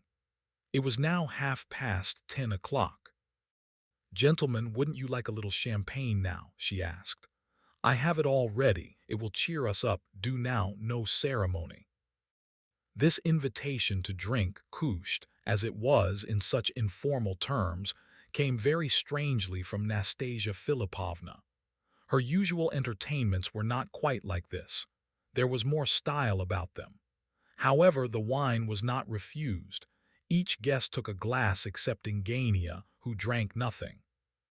It was extremely difficult to account for Nastasia's strange condition of mind, which became more evident each moment, and which none could avoid noticing. She took her glass and vowed she would empty it 3 times that evening.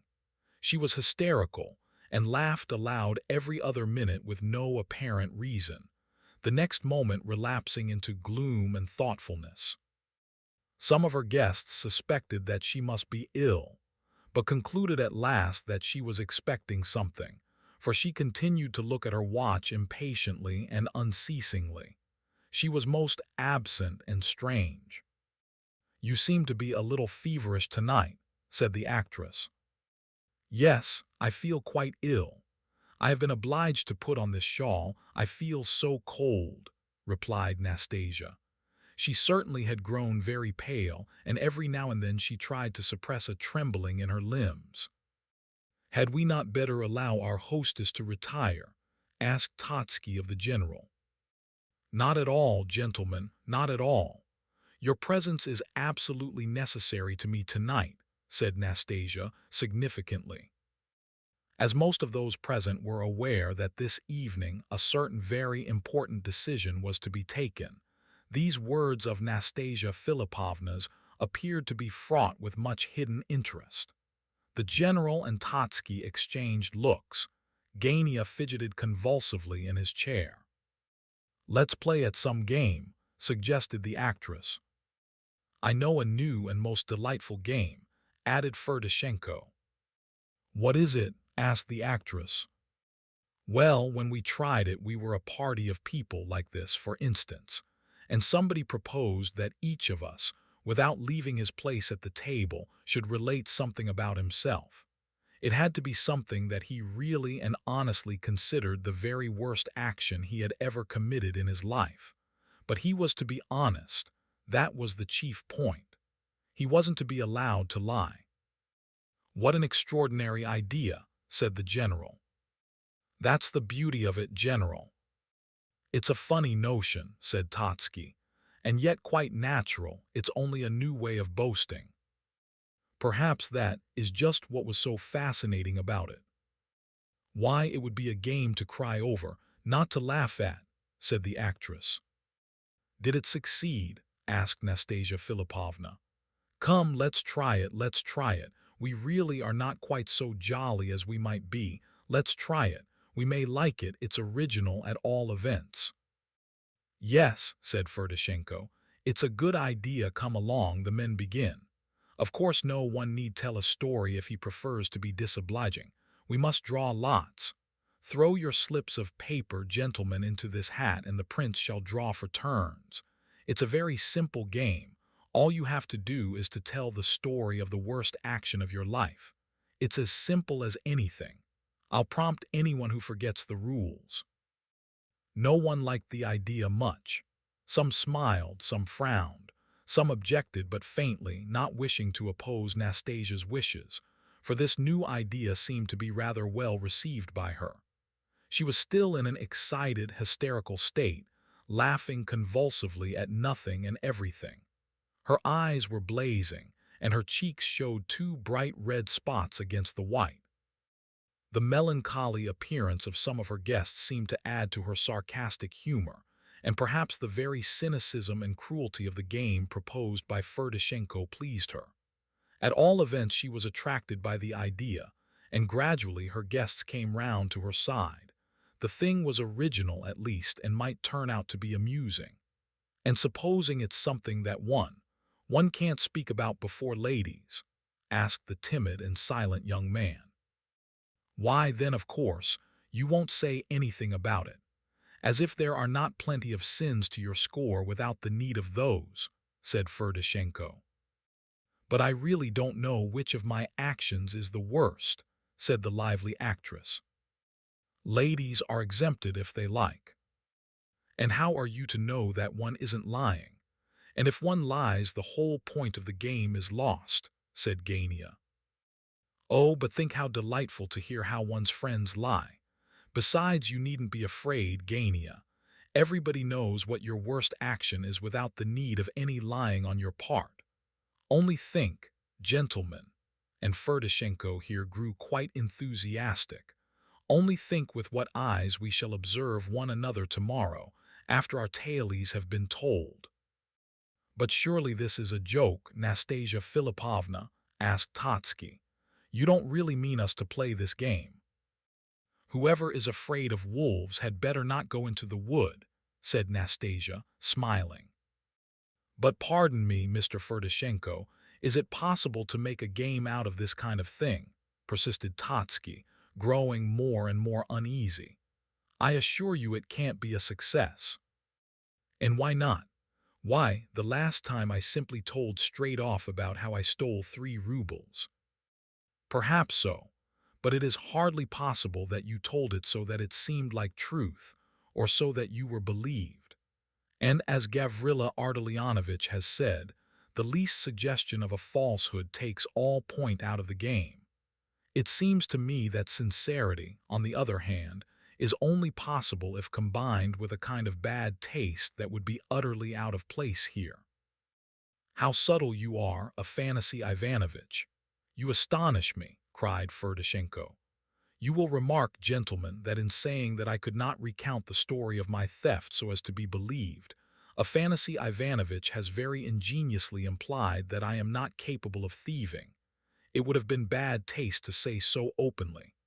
And all the time he is probably firmly convinced in his own mind that I am very well capable of it. But now, gentlemen, to business. Put in your slips, ladies and gentlemen, is yours in, Mr. Totsky.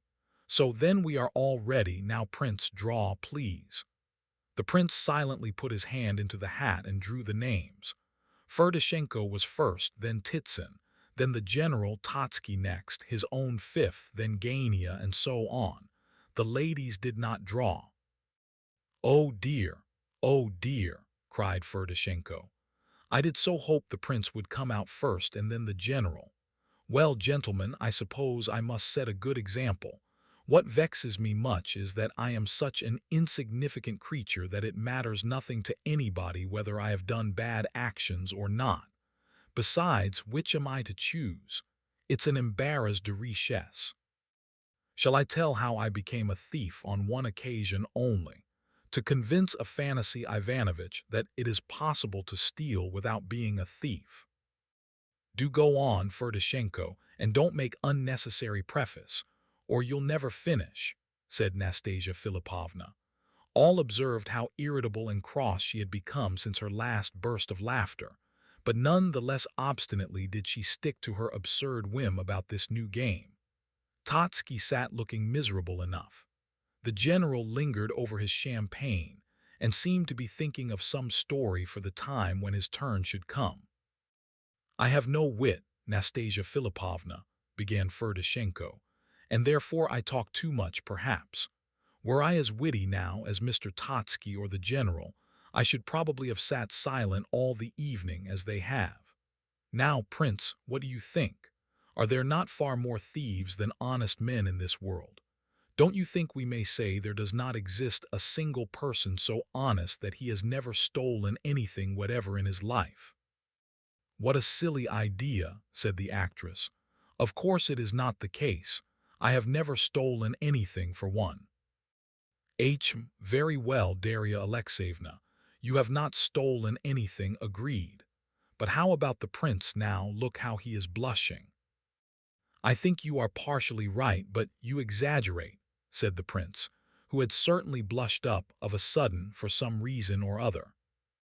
Ferdishenko, either tell us your story or be quiet and mind your own business.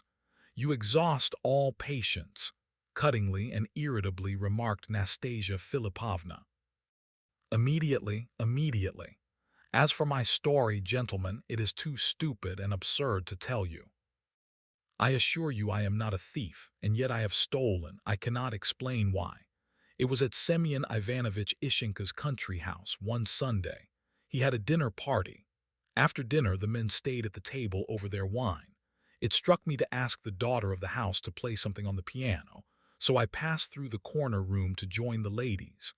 In that room, on Marya Ivanovna's writing table, I observed a 3-ruble note. She must have taken it out for some purpose and left it lying there. There was no one about. I took up the note and put it in my pocket. Why, I can't say. I don't know what possessed me to do it, but it was done, and I went quickly back to the dining room and reseated myself at the dinner table. I sat and waited there in a great state of excitement. I talked hard and told lots of stories and laughed like mad. Then I joined the ladies. In half an hour or so the loss was discovered, and the servants were being put under examination. Daria, the housemaid, was suspected.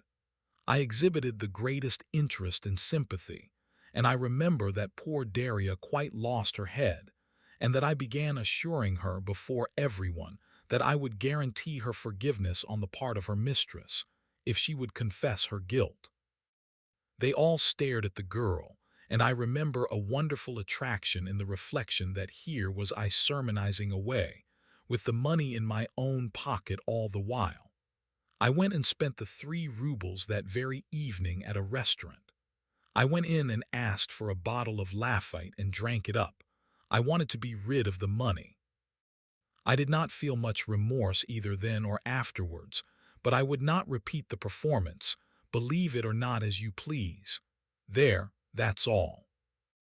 Only, of course, that's not nearly your worst action, said the actress, with evident dislike in her face. That was a psychological phenomenon, not an action, remarked Totsky. And what about the maid? Asked Nastasia Philipovna with undisguised contempt. Oh, she was turned out next day, of course. It's a very strict household there. And you allowed it. I should think so, rather. I was not going to return and confess next day, laughed Ferdishenko, who seemed a little surprised at the disagreeable impression which his story had made on all parties. How mean you were, said Nastasia.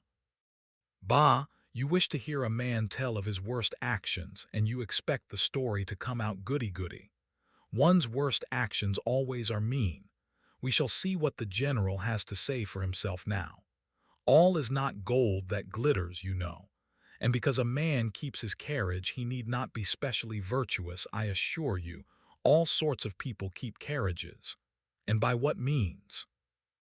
In a word, Ferdishenko was very angry and rapidly forgetting himself. His whole face was drawn with passion. Strange as it may appear, he had expected much better success for his story. These little errors of taste on Ferdishenko's part occurred very frequently.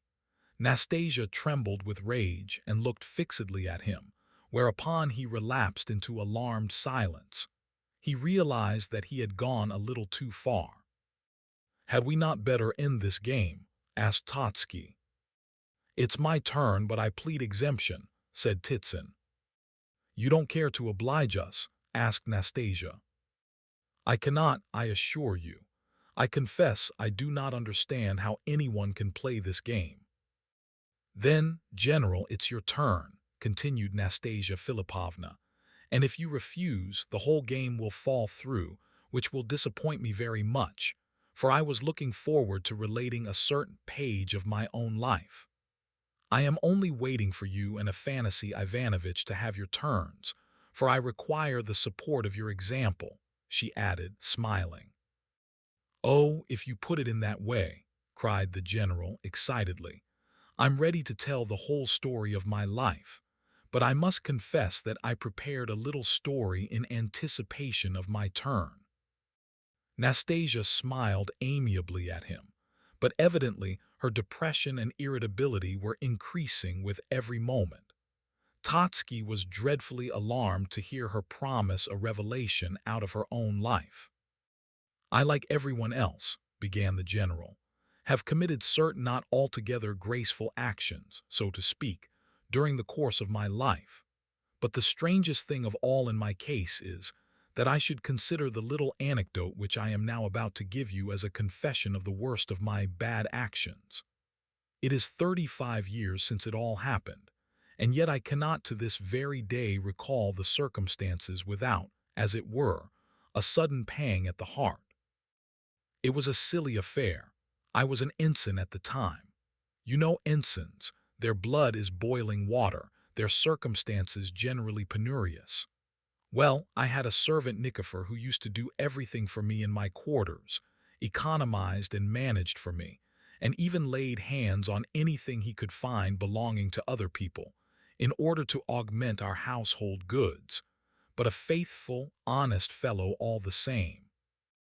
I was strict, but just by nature. At that time we were stationed in a small town. I was quartered at an old widow's house, a lieutenant's widow of 80 years of age. She lived in a wretched little wooden house and had not even a servant, so poor was she. Her relations had all died off. Her husband was dead and buried 40 years since, and a niece who had lived with her and bullied her up to 3 years ago was dead too, so that she was quite alone. Well, I was precious dull with her, especially as she was so childish that there was nothing to be got out of her. Eventually, she stole a fowl of mine. The business is a mystery to this day, but it could have been no one but herself. I requested to be quartered somewhere else and was shifted to the other end of the town, to the house of a merchant with a large family and a long beard as I remember him. Nikifor and I were delighted to go, but the old lady was not pleased at our departure. Well, a day or two afterwards, when I returned from drill, Nikifor says to me, "We oughtn't to have left our tureen with the old lady. I've nothing to serve the soup in." I asked how it came about that the tureen had been left. Nikifor explained that the old lady refused to give it up because, she said, we had broken her bowl and she must have our tureen in place of it. She had declared that I had so arranged the matter with herself. This baseness on her part, of course, aroused my young blood to fever heat. I jumped up, and away I flew. I arrived at the old woman's house beside myself. She was sitting in a corner all alone, leaning her face on her hand. I fell on her like a clap of thunder. "You old wretch," I yelled, and all that sort of thing in real Russian style. Well, when I began cursing at her, a strange thing happened. I looked at her, and she stared back with her eyes starting out of her head, but she did not say a word. She seemed to sway about as she sat and looked at me in the strangest way.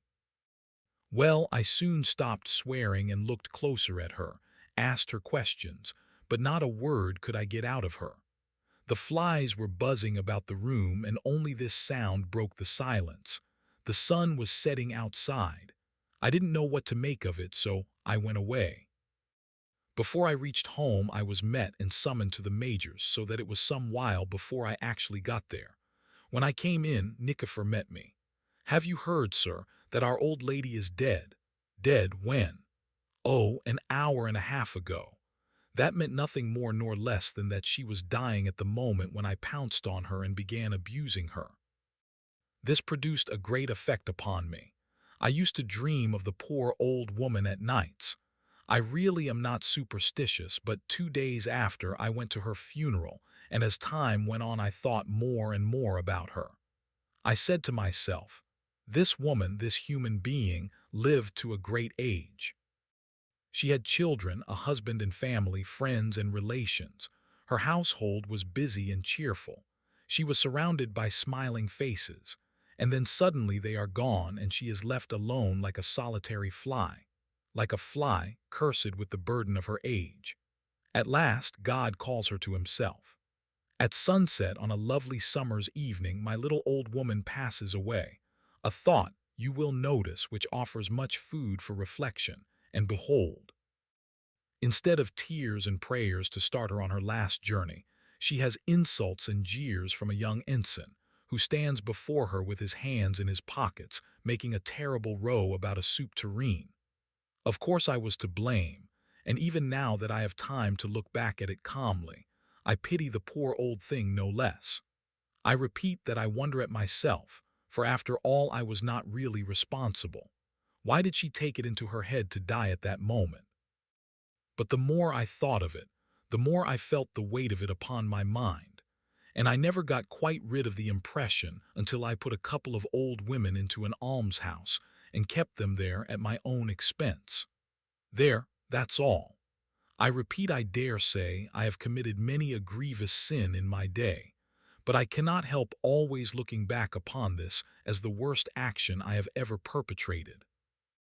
H.M. And instead of a bad action, your excellency has detailed one of your noblest deeds, said Ferdishenko. Ferdishenko is done. Dear me, General, said Nastasia Philipovna, absently. I really never imagined you had such a good heart.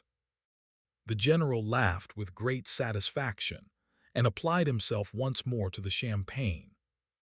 It was now Totski's turn, and his story was awaited with great curiosity, while all eyes turned on Nastasia Philipovna, as though anticipating that his revelation must be connected somehow with her.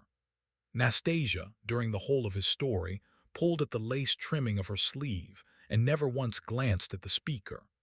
Totsky was a handsome man, rather stout, with a very polite and dignified manner. He was always well dressed, and his linen was exquisite. He had plump white hands, and wore a magnificent diamond ring on one finger. What simplifies the duty before me considerably, in my opinion, he began, is that I am bound to recall and relate the very worst action of my life. In such circumstances there can, of course, be no doubt. One's conscience very soon informs one what is the proper narrative to tell. I admit that among the many silly and thoughtless actions of my life, the memory of one comes prominently forward and reminds me that it lay long like a stone on my heart. Some 20 years since, I paid a visit to Platon Ordintsev at his country house. He had just been elected marshal of the nobility and had come there with his young wife for the winter holidays. Amphissa Alexeyevna's birthday came off just then, too, and there were 2 balls arranged. At that time Dumas Fil's beautiful work, La Dame aux Camélias, a novel which I consider imperishable, had just come into fashion. In the provinces all the ladies were in raptures over it, those who had read it at least. Camellias were all the fashion. Everyone inquired for them, everybody wanted them, and a grand lot of camellias are to be got in a country town, as you all know, and 2 balls to provide for. Poor Peter Volhevskoy was desperately in love with Amphissa Alexeyevna. I don't know whether there was anything. I don't know whether he could possibly have indulged in any hope. The poor fellow was beside himself to get her a bouquet of camellias. Countess Satsky and Sofia Bispalova, as everyone knew, were coming with white camellia bouquets. Amphissa wished for red ones for effect. Well, her husband Platon was driven desperate to find some. And the day before the ball, Amphissa's rival snapped up the only red camellias to be had in the place, from under Platon's nose, and Platon, wretched man, was done for. Now if Peter had only been able to step in at this moment with a red bouquet, his little hopes might have made gigantic strides. A woman's gratitude under such circumstances would have been boundless, but it was practically an impossibility. The night before the ball I met Peter looking radiant. "What is it?" I asked. "I've found them, Eureka." "No, where?" "At Ekshiesk, a little town 15 miles off. There's a rich old merchant who keeps a lot of canaries, has no children, and he and his wife are devoted to flowers. He's got some camellias. And what if he won't let you have them? I'll go on my knees and implore till I get them. I won't go away." "When shall you start?" "Tomorrow morning at 5 o'clock. "Go on," I said, "and good luck to you." I was glad for the poor fellow and went home, but an idea got hold of me somehow. I don't know how. It was nearly 2 in the morning. I rang the bell and ordered the coachman to be waked up and sent to me. He came. I gave him a tip of 15 rubles and told him to get the carriage ready at once. In half an hour it was at the door. I got in and off we went. By 5 I drew up at the Ekshesky Inn. I waited there till dawn, and soon after 6 I was off, and at the old merchant Trepolav's. "Camellias," I said. "Father, save me, let me have some camellias." He was a tall, gray old man, a terrible-looking old gentleman. "Not a bit of it," he says. "I won't." Down I went on my knees. "Don't say so, don't think what you're doing," I cried. "It's a matter of life and death." "If that's the case, take them," says he. So up I get and cut such a bouquet of red camellias. He had a whole greenhouse full of them, lovely ones. The old fellow sighs. I pull out 100 rubles. "No, no," says he, "don't insult me that way." "Oh, if that's the case, give it to the village hospital," I say. "Ah," he says, "that's quite a different matter. That's good of you and generous. I'll pay it in there for you with pleasure." I liked that old fellow, Russian to the core, de la vraie souch. I went home in raptures, but took another road in order to avoid Peter. Immediately on arriving, I sent up the bouquet for Anfissa to see when she awoke. You may imagine her ecstasy, her gratitude. The wretched Platon, who had almost died since yesterday of the reproaches showered upon him, wept on my shoulder. Of course, poor Peter had no chance after this. I thought he would cut my throat at first and went about armed ready to meet him. But he took it differently. He fainted and had brain fever and convulsions. A month after, when he had hardly recovered, he went off to the Crimea, and there he was shot. I assure you this business left me no peace for many a long year. Why did I do it?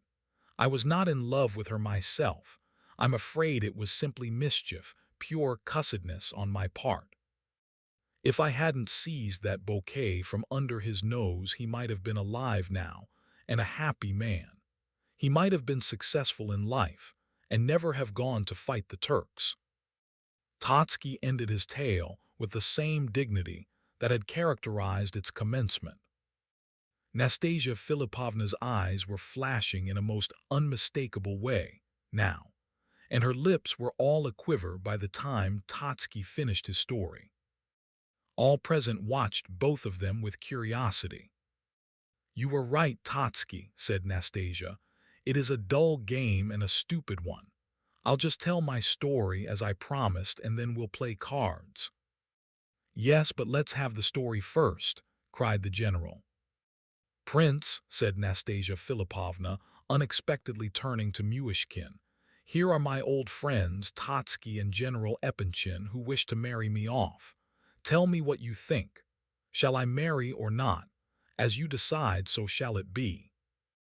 Totsky grew white as a sheet. The general was struck dumb. All present started and listened intently. Gania sat rooted to his chair. "Marry whom?" asked the prince faintly. "Gavrila Ardalionovitch Ivolgin," said Nastasia, firmly and evenly. There were a few seconds of dead silence.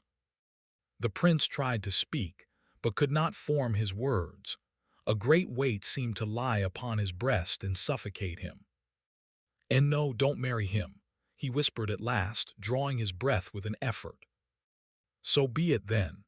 Gavrila Ardalionovitch," she spoke solemnly and forcibly, "you hear the prince's decision. Take it as my decision, and let that be the end of the matter for good and all." "Nastasia Philippovna," cried Totsky in a quaking voice. "Nastasia Philippovna," said the general in persuasive but agitated tones. Everyone in the room fidgeted in their places and waited to see what was coming next. "Well, gentlemen," she continued, gazing around in apparent astonishment, "what do you all look so alarmed about? Why are you so upset?" "But recollect, Nastasia Philippovna," stammered Totsky, "you gave a promise, quite a free one, and you might have spared us this.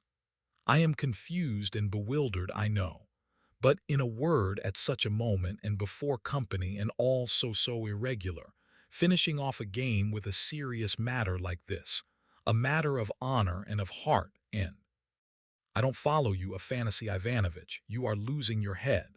In the first place, what do you mean by before company? Isn't the company good enough for you? And what's all that about a game? I wish to tell my little story, and I told it. Don't you like it? You heard what I said to the prince.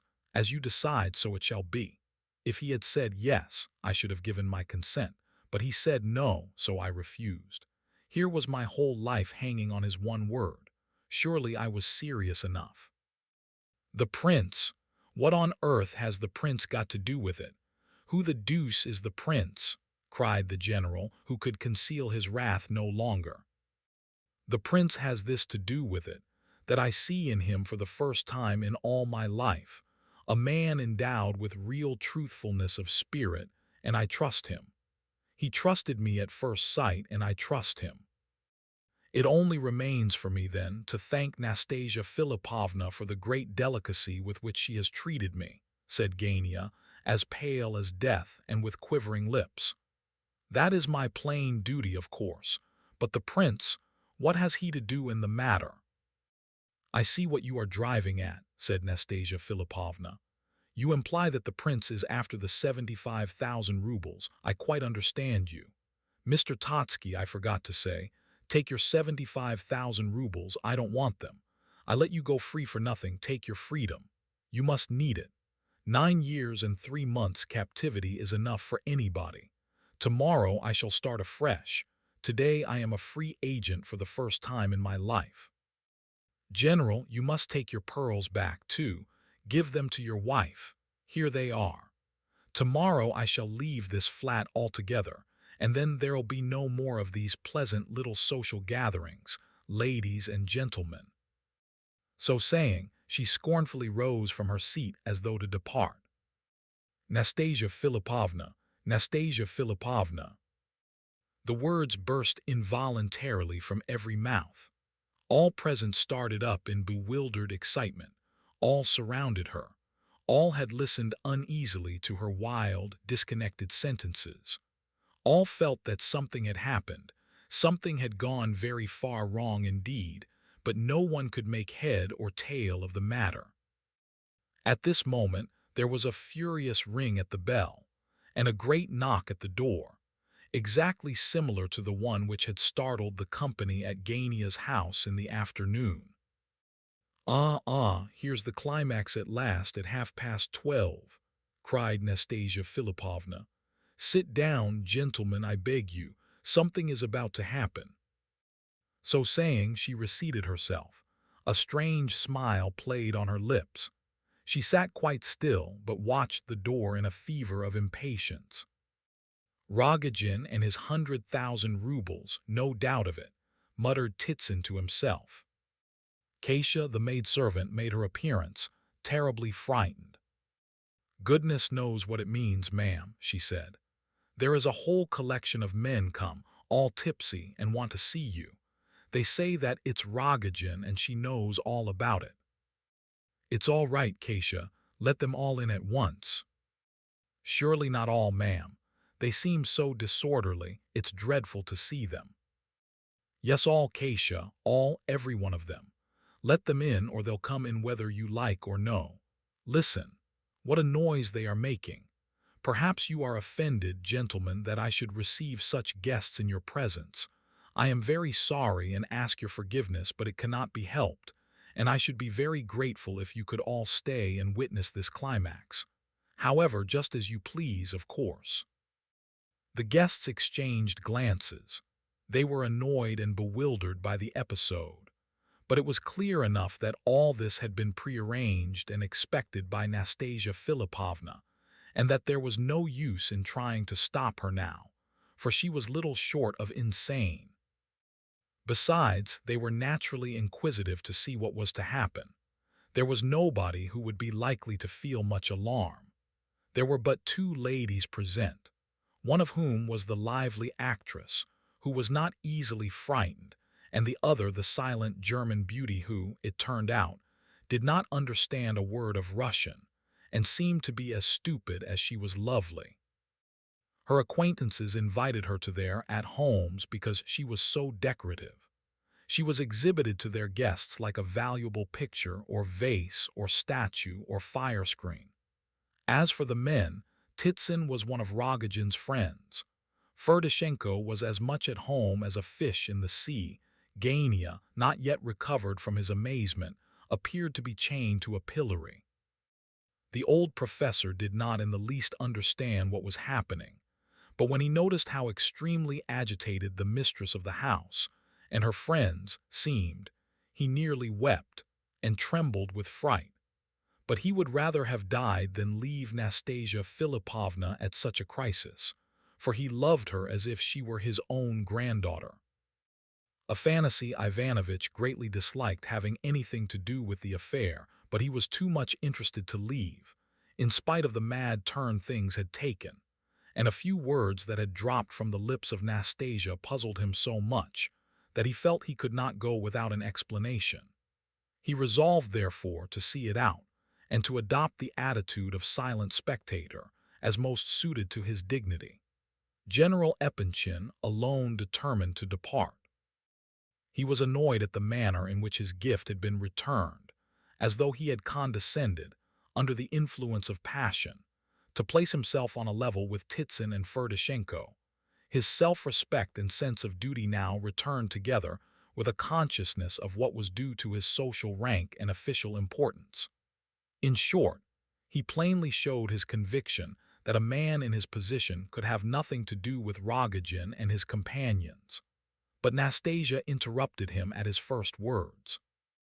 "Ah, General," she cried, "I was forgetting. If I had only foreseen this unpleasantness. I won't insist on keeping you against your will, although I should have liked you to be beside me now. In any case, I am most grateful to you for your visit and flattering attention. But if you are afraid—" "Excuse me, Nastasia Philipovna," interrupted the general with chivalric generosity. "To whom are you speaking? I have remained until now simply because of my devotion to you, and as for danger, I am only afraid that the carpets may be ruined and the furniture smashed. You should shut the door on the lot, in my opinion, but I confess that I am extremely curious to see how it ends." "Rogojin," announced Ferdishenko. "What do you think about it?" said the general in a low voice to Totsky. "Is she mad? I mean mad in the medical sense of the word, eh?" "I've always said she was predisposed to it," whispered Afanasy Ivanovitch slyly. "Perhaps it is a fever." Since their visit to Gania's home, Rogojin's followers had been increased by two new recruits, a dissolute old man, the hero of some ancient scandal, and a retired sub-lieutenant. A laughable story was told of the former. He possessed, it was said, a set of false teeth, and one day when he wanted money for a drinking orgy, he pawned them and was never able to reclaim them. The officer appeared to be a rival of the gentleman who was so proud of his fists. He was known to none of Rogojin's followers, but as they passed by the Nevsky, where he stood begging, he had joined their ranks. His claim for the charity he desired seemed based on the fact that in the days of his prosperity he had given away as much as 15 rubles at a time. The rivals seemed more than a little jealous of one another. The athlete appeared injured at the admission of the beggar into the company. By nature taciturn, he now merely growled occasionally like a bear, and glared contemptuously upon the beggar, who, being somewhat of a man of the world and a diplomatist, tried to insinuate himself into the bear's good graces. He was a much smaller man than the athlete, and doubtless was conscious that he must tread warily. Gently and without argument, he alluded to the advantages of the English style in boxing, and showed himself a firm believer in Western institutions. The athlete's lips curled disdainfully, and without honoring his adversary with a formal denial, he exhibited, as if by accident, that peculiarly Russian object, an enormous fist, clenched, muscular, and covered with red hairs. The sight of this preeminently national attribute was enough to convince anybody, without words, that it was a serious matter for those who should happen to come into contact with it. None of the band were very drunk, for the leader had kept his intended visit to Nastasia in view all day, and had done his best to prevent his followers from drinking too much. He was sober himself, but the excitement of this chaotic day, the strangest day of his life, had affected him so that he was in a dazed, wild condition which almost resembled drunkenness. He had kept but one idea before him all day, and for that he had worked in an agony of anxiety and a fever of suspense. His lieutenants had worked so hard from 5 o'clock until 11 that they actually had collected 100,000 rubles for him, but at such terrific expense that the rate of interest was only mentioned among them in whispers and with bated breath. As before, Rogojin walked in advance of his troop, who followed him with mingled self-assertion and timidity. They were specially frightened of Nastasia Philipovna herself, for some reason. Many of them expected to be thrown downstairs at once, without further ceremony, the elegant and irresistible Zaleshoff among them. But the party led by the athlete, without openly showing their hostile intentions, silently nursed contempt and even hatred for Nastasia Philipovna, and marched into her house as they would have marched into an enemy's fortress. Arrived there, the luxury of the room seemed to inspire them with a kind of respect, not unmixed with alarm. So many things were entirely new to their experience: the choice furniture, the pictures, the great statue of Venus. They followed their chief into the salon, however, with a kind of impudent curiosity. There, the sight of General Epanchin among the guests caused many of them to beat a hasty retreat into the adjoining room, the boxer and beggar being among the first to go. A few only, of whom Lebedev made one, stood their ground. He had contrived to walk side by side with Rogojin, for he quite understood the importance of a man who had a fortune of 1,000,000-odd rubles, and who at this moment carried 100,000 in his hand. It may be added that the whole company, not excepting Lebedev, had the vaguest idea of the extent of their powers, and of how far they could safely go.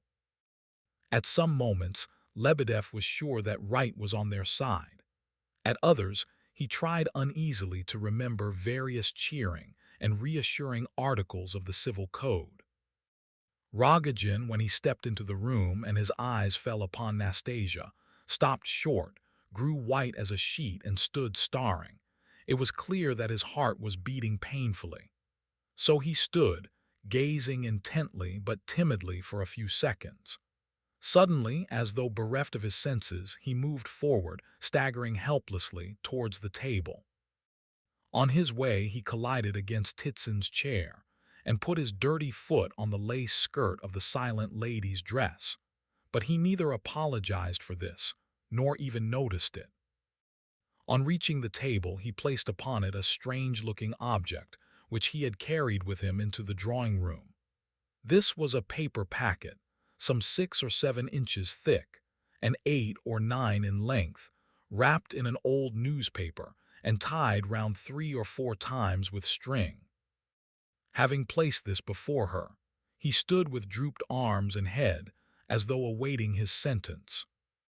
His costume was the same as it had been in the morning, except for a new silk handkerchief round his neck, bright green and red, fastened with a huge diamond pin, and an enormous diamond ring on his dirty forefinger. Lebedev stood 2 or 3 paces behind his chief, and the rest of the band waited about near the door. The 2 maidservants were both peeping in, frightened and amazed at this unusual and disorderly scene. "What is that?" asked Nastasia Philipovna, gazing intently at Rogojin and indicating the paper packet. 100,000, replied the latter, almost in a whisper. "Oh, so he kept his word. There's a man for you. Well, sit down, please take that chair. I shall have something to say to you presently. Who are all these with you?" "The same party. Let them come in and sit down. There's room on that sofa, there are some chairs, and there's another sofa. Well, why don't they sit down?" Sure enough, some of the brave fellows entirely lost their heads at this point and retreated into the next room. Others, however, took the hint and sat down, as far as they could from the table, however, feeling braver in proportion to their distance from Nastasia. Rogojin took the chair offered him, but he did not sit long. He soon stood up again and did not reseat himself. Little by little he began to look around him and discern the other guests.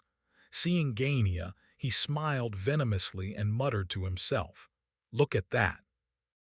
He gazed at Totsky and the general with no apparent confusion and with very little curiosity. But when he observed that the prince was seated beside Nastasia Philipovna, he could not take his eyes off him for a long while and was clearly amazed. He could not account for the prince's presence there. It was not in the least surprising that Rogojin should be, at this time, in a more or less delirious condition. For not to speak of the excitements of the day, he had spent the night before in the train, and had not slept more than a wink for 48 hours. "This, gentleman, is 100,000 rubles," said Nastasia Philipovna, addressing the company in general, "here in this dirty parcel. This afternoon Rogojin yelled like a madman that he would bring me 100,000 in the evening, and I have been waiting for him all the while. He was bargaining for me, you know. First he offered me 18,000, then he rose to 40, and then to 100,000. And he has kept his word, see. My goodness, how white he is. All this happened this afternoon at Gania's. I had gone to pay his mother a visit, my future family, you know, and his sister said to my very face, 'Surely somebody will turn this shameless creature out.' After which she spat in her brother Gania's face, a girl of character that." "Nastasia Philipovna," began the general reproachfully. He was beginning to put his own interpretation on the affair. "Well, what general? Not quite good form, eh? Oh, nonsense. Here have I been sitting in my box at the French theater for the last 5 years like a statue of inaccessible virtue, and kept out of the way of all admirers like a silly little idiot. Now, there's this man who comes and pays down his 100,000 on the table before you all, in spite of my 5 years of innocence and proud virtue, and I dare be sworn he has his sledge outside waiting to carry me off. He values me at 100,000. I see you are still angry with me, Gania. Why, surely you never really wished to take me into your family, me, Rogojin's mistress. What did the prince say just now?" "I never said you were Rogojin's mistress. You are not," said the prince in trembling accents. "Nastasia Philipovna, dear soul," cried the actress impatiently, "do be calm, dear. If it annoys you so, all this, do go away and rest. Of course you would never go with this wretched fellow in spite of his 100,000 rubles. Take his money and kick him out of the house. That's the way to treat him and the likes of him. Upon my word, if it were my business, I'd soon clear them all out." The actress was a kind-hearted woman and highly impressionable. She was very angry now. "Don't be cross, Darya Alexeyevna," laughed Nastasia. "I was not angry when I spoke. I wasn't reproaching Gania. I don't know how it was that I ever could have indulged the whim of entering an honest family like his. I saw his mother and kissed her hand, too. I came and stirred up all that fuss, Gania, this afternoon on purpose to see how much you could swallow. You surprised me, my friend. You did indeed. Surely you could not marry a woman who accepts pearls like those you knew the general was going to give me, on the very eve of her marriage. And Rogojin, why, in your own house and before your own brother and sister, he bargained with me. Yet you could come here and expect to be betrothed to me before you left the house. You almost brought your sister, too. Surely what Rogojin said about you is not really true, that you would crawl all the way to the other end of the town, on hands and knees, for 3 rubles. "Yes, he would," said Rogojin quietly, but with an air of absolute conviction. "And he receives a good salary, I'm told. Well, what should you get but disgrace and misery if you took a wife you hated into your family, for I know very well that you do hate me. No, no, I believe now that a man like you would murder anyone for money, sharpen a razor and come up behind his best friend and cut his throat like a sheep. I've read of such people. Everyone seems money-mad nowadays. No, no, I may be shameless, but you are far worse. I don't say a word about that other. Nastasia Philipovna, is this really you? You once so refined and delicate of speech. Oh, what a tongue! What dreadful things you are saying!" cried the general, wringing his hands in real grief. "I am intoxicated, General. I am having a day out, you know, it's my birthday. I have long looked forward to this happy occasion. Darya Alexeyevna, you see that nosegay man, that Monsieur Aux Camellias, sitting there laughing at us." "I am not laughing, Nastasia Philipovna. I am only listening with all my attention," said Totsky with dignity. Well, why have I worried him for 5 years and never let him go free? Is he worth it? He is only just what he ought to be, nothing particular. He thinks I am to blame, too. He gave me my education, kept me like a countess. Money, my word. What a lot of money he spent over me. And he tried to find me an honest husband first, and then this Gania here. And what do you think? All these 5 years I did not live with him, and yet I took his money and considered I was quite justified. You say take the 100,000 and kick that man out. It is true, it is an abominable business, as you say. I might have married long ago, not Gania. Oh no, but that would have been abominable too. Would you believe it, I had some thoughts of marrying Totsky 4 years ago. I meant mischief, I confess. But I could have had him, I give you my word. He asked me himself. But I thought, no, it's not worthwhile to take such advantage of him. No, I had better go on to the streets or accept Rogojin or become a washerwoman or something, for I have nothing of my own, you know. I shall go away and leave everything behind to the last rag. He shall have it all back. And who would take me without anything? Ask Gania there whether he would. Why, even Ferdishenko wouldn't have me. No, Ferdishenko would not. He is a candid fellow, Nastasia Philipovna, said that worthy. But the prince would. You sit here making complaints, but just look at the prince. I've been observing him for a long while. Nastasia Philipovna looked keenly round at the prince. Is that true? She asked. Quite true, whispered the prince. You'll take me as I am with nothing. I will, Nastasia Philipovna. Here's a pretty business, cried the general. However, it might have been expected of him. The prince continued to regard Nastasia with a sorrowful, but intent and piercing gaze. Here, another alternative for me, said Nastasia, turning once more to the actress.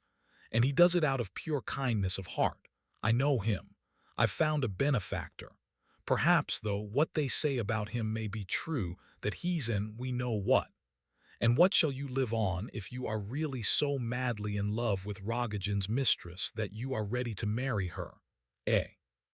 I take you as a good, honest woman, Nastasia Philipovna, not as Rogojin's mistress. Who, I good and honest? Yes, you. Oh, you get those ideas out of novels, you know. Times are changed now, dear prince. The world sees things as they really are. That's all nonsense. Besides, how can you marry? You need a nurse, not a wife. The prince rose and began to speak in a trembling, timid tone, but with the air of a man absolutely sure of the truth of his words. I know nothing, Nastasia Philipovna. I have seen nothing. You are right so far, but I consider that you would be honoring me and not I you. I am a nobody. You have suffered, you have passed through hell and emerged pure, and that is very much. Why do you shame yourself by desiring to go with Rogojin? You are delirious. You have returned to Mr. Totsky his 75,000 rubles and declared that you will leave this house and all that is in it, which is a line of conduct that not one person here would imitate. Nastasia Philipovna, I love you. I would die for you. I shall never let any man say one word against you, Nastasia Philipovna. And if we are poor, I can work for both. As the prince spoke these last words, a titter was heard from Ferdishenko. Lebedev laughed too. The general grunted with irritation. Titsin and Totsky barely restrained their smiles. The rest all sat listening, open-mouthed with wonder. But perhaps we shall not be poor. We may be very rich, Nastasia Philipovna, continued the prince in the same timid, quivering tones. I don't know for certain, and I'm sorry to say I haven't had an opportunity of finding out all day. But I received a letter from Moscow while I was in Switzerland from a Mr. Salaskin, and he acquaints me with the fact that I am entitled to a very large inheritance. This letter. The prince pulled a letter out of his pocket. Is he raving? Said the general. Are we really in a madhouse? There was silence for a moment. Then Titsin spoke. I think you said, Prince, that your letter was from Salaskin. Salaskin is a very eminent man indeed in his own world. He is a wonderfully clever solicitor, and if he really tells you this, I think you may be pretty sure that he is right. It so happens, luckily, that I know his handwriting, for I have lately had business with him. If you would allow me to see it, I should perhaps be able to tell you. The prince held out the letter silently, but with a shaking hand. What? Said the general, much agitated. What's all this? Is he really heir to anything? All present concentrated their attention upon Titsin, reading the prince's letter. The general curiosity had received a new fillip. Ferdishenko could not sit still. Rogojin fixed his eyes first on the prince, and then on Titsin, and then back again. He was extremely agitated. Lebedev could not stand it. He crept up and read over Titsin's shoulder with the air of a naughty boy who expects a box on the ear every moment for his indiscretion. "It's good business," said Titsin at last, folding the letter and handing it back to the prince. "You will receive, without the slightest trouble, by the last will and testament of your aunt, a very large sum of money indeed." "Impossible," cried the general, starting up as if he had been shot. Titsin explained, for the benefit of the company, that the prince's aunt had died 5 months since. He had never known her, but she was his mother's own sister, the daughter of a Moscow merchant, one Paparkin, who had died a bankrupt.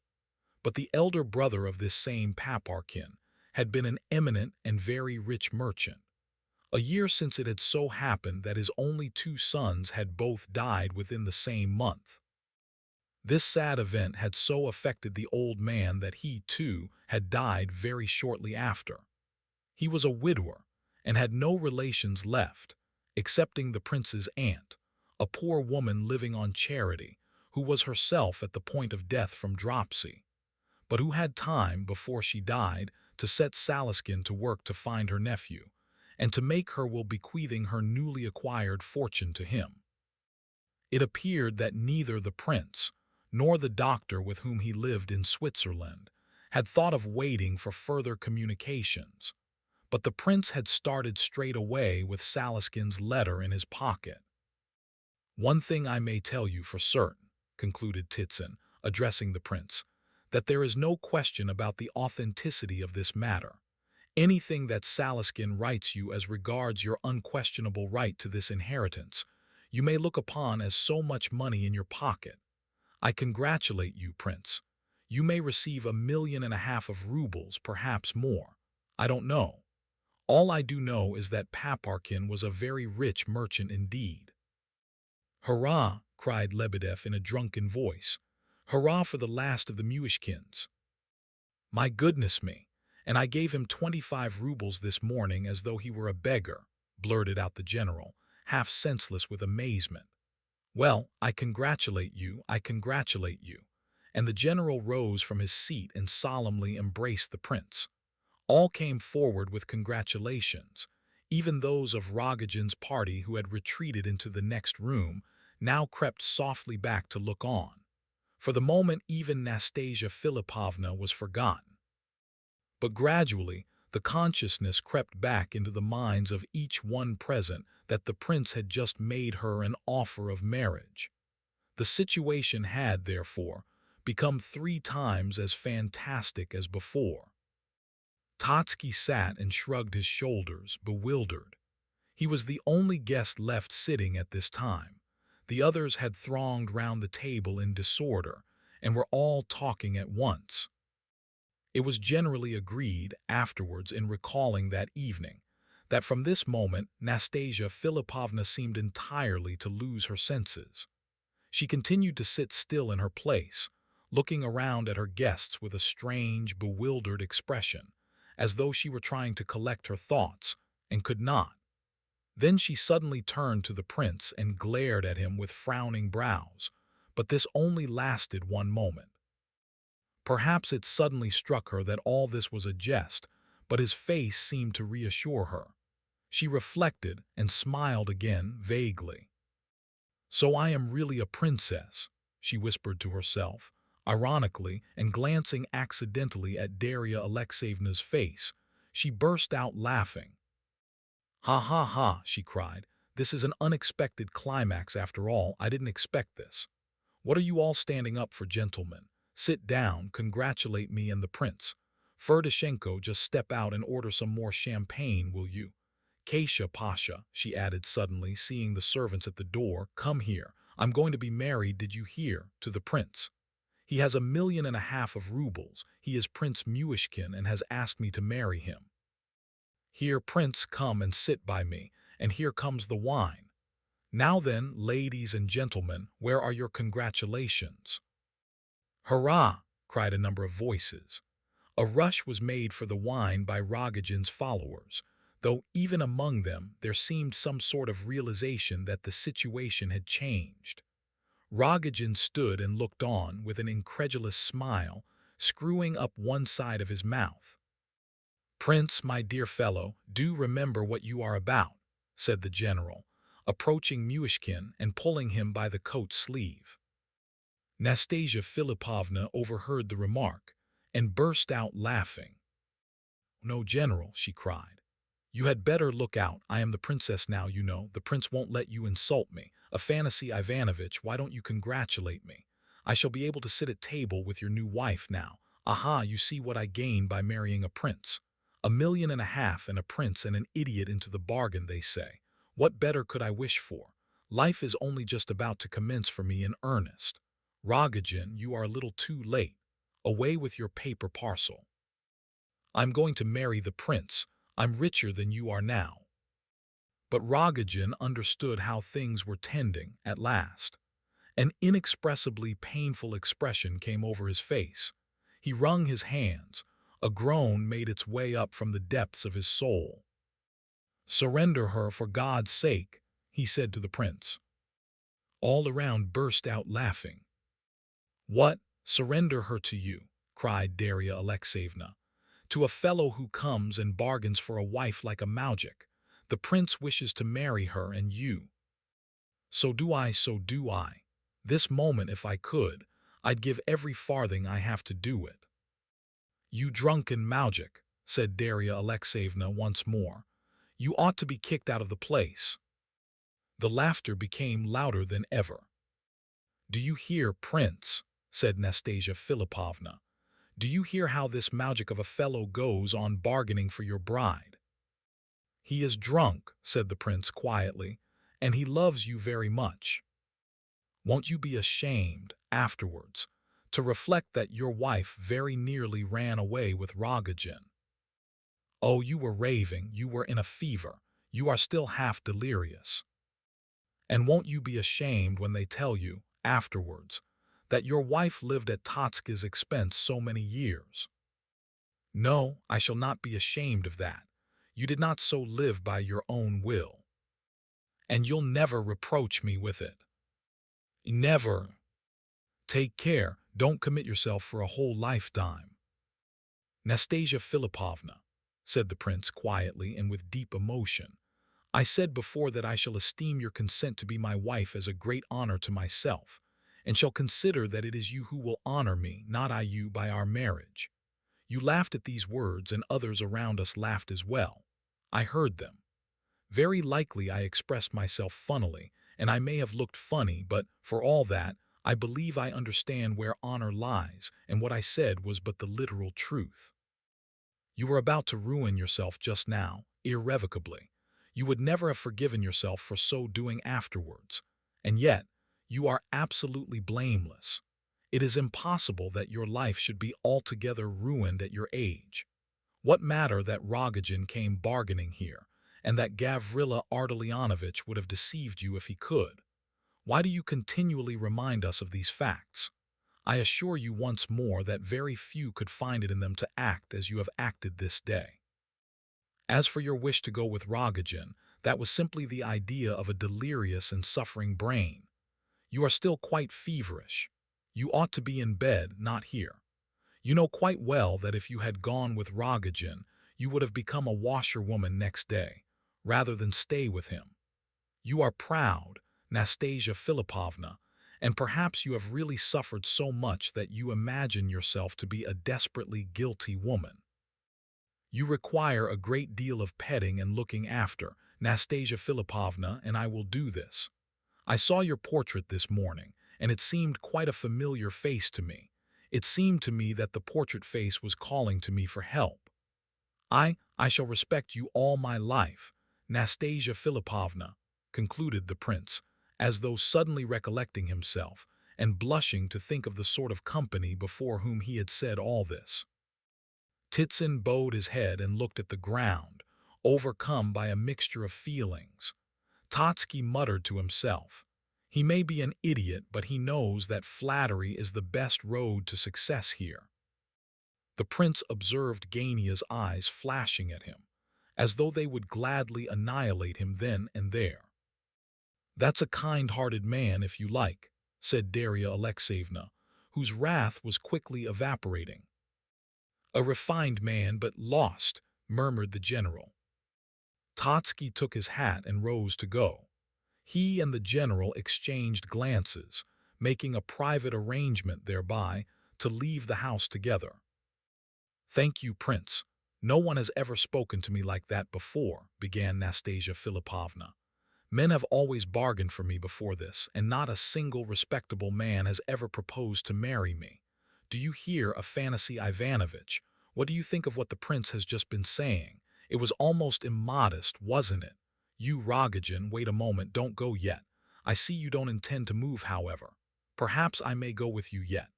Where did you mean to take me to?" "To Ekaterinhof," replied Lebedev. Rogojin simply stood staring with trembling lips, not daring to believe his ears. He was stunned, as though from a blow on the head. "What are you thinking of, my dear Nastasia?" said Darya Alexeyevna in alarm. "What are you saying? You are not going mad, are you?" Nastasia Philipovna burst out laughing and jumped up from the sofa. "You thought I should accept this good child's invitation to ruin him, did you?" she cried. "That's Totsky's way, not mine. He's fond of children. Come along, Rogojin, get your money ready. We won't talk about marrying just at this moment, but let's see the money at all events. Come, I may not marry you either, I don't know. I suppose you thought you'd keep the money if I did. Ha ha ha, nonsense. I have no sense of shame left. I tell you I have been Totsky's concubine. Prince, you must marry Aglaya Ivanovna, not Nastasia Philipovna, or this fellow Ferdishenko will always be pointing the finger of scorn at you. You aren't afraid, I know, but I should always be afraid that I had ruined you and that you would reproach me for it.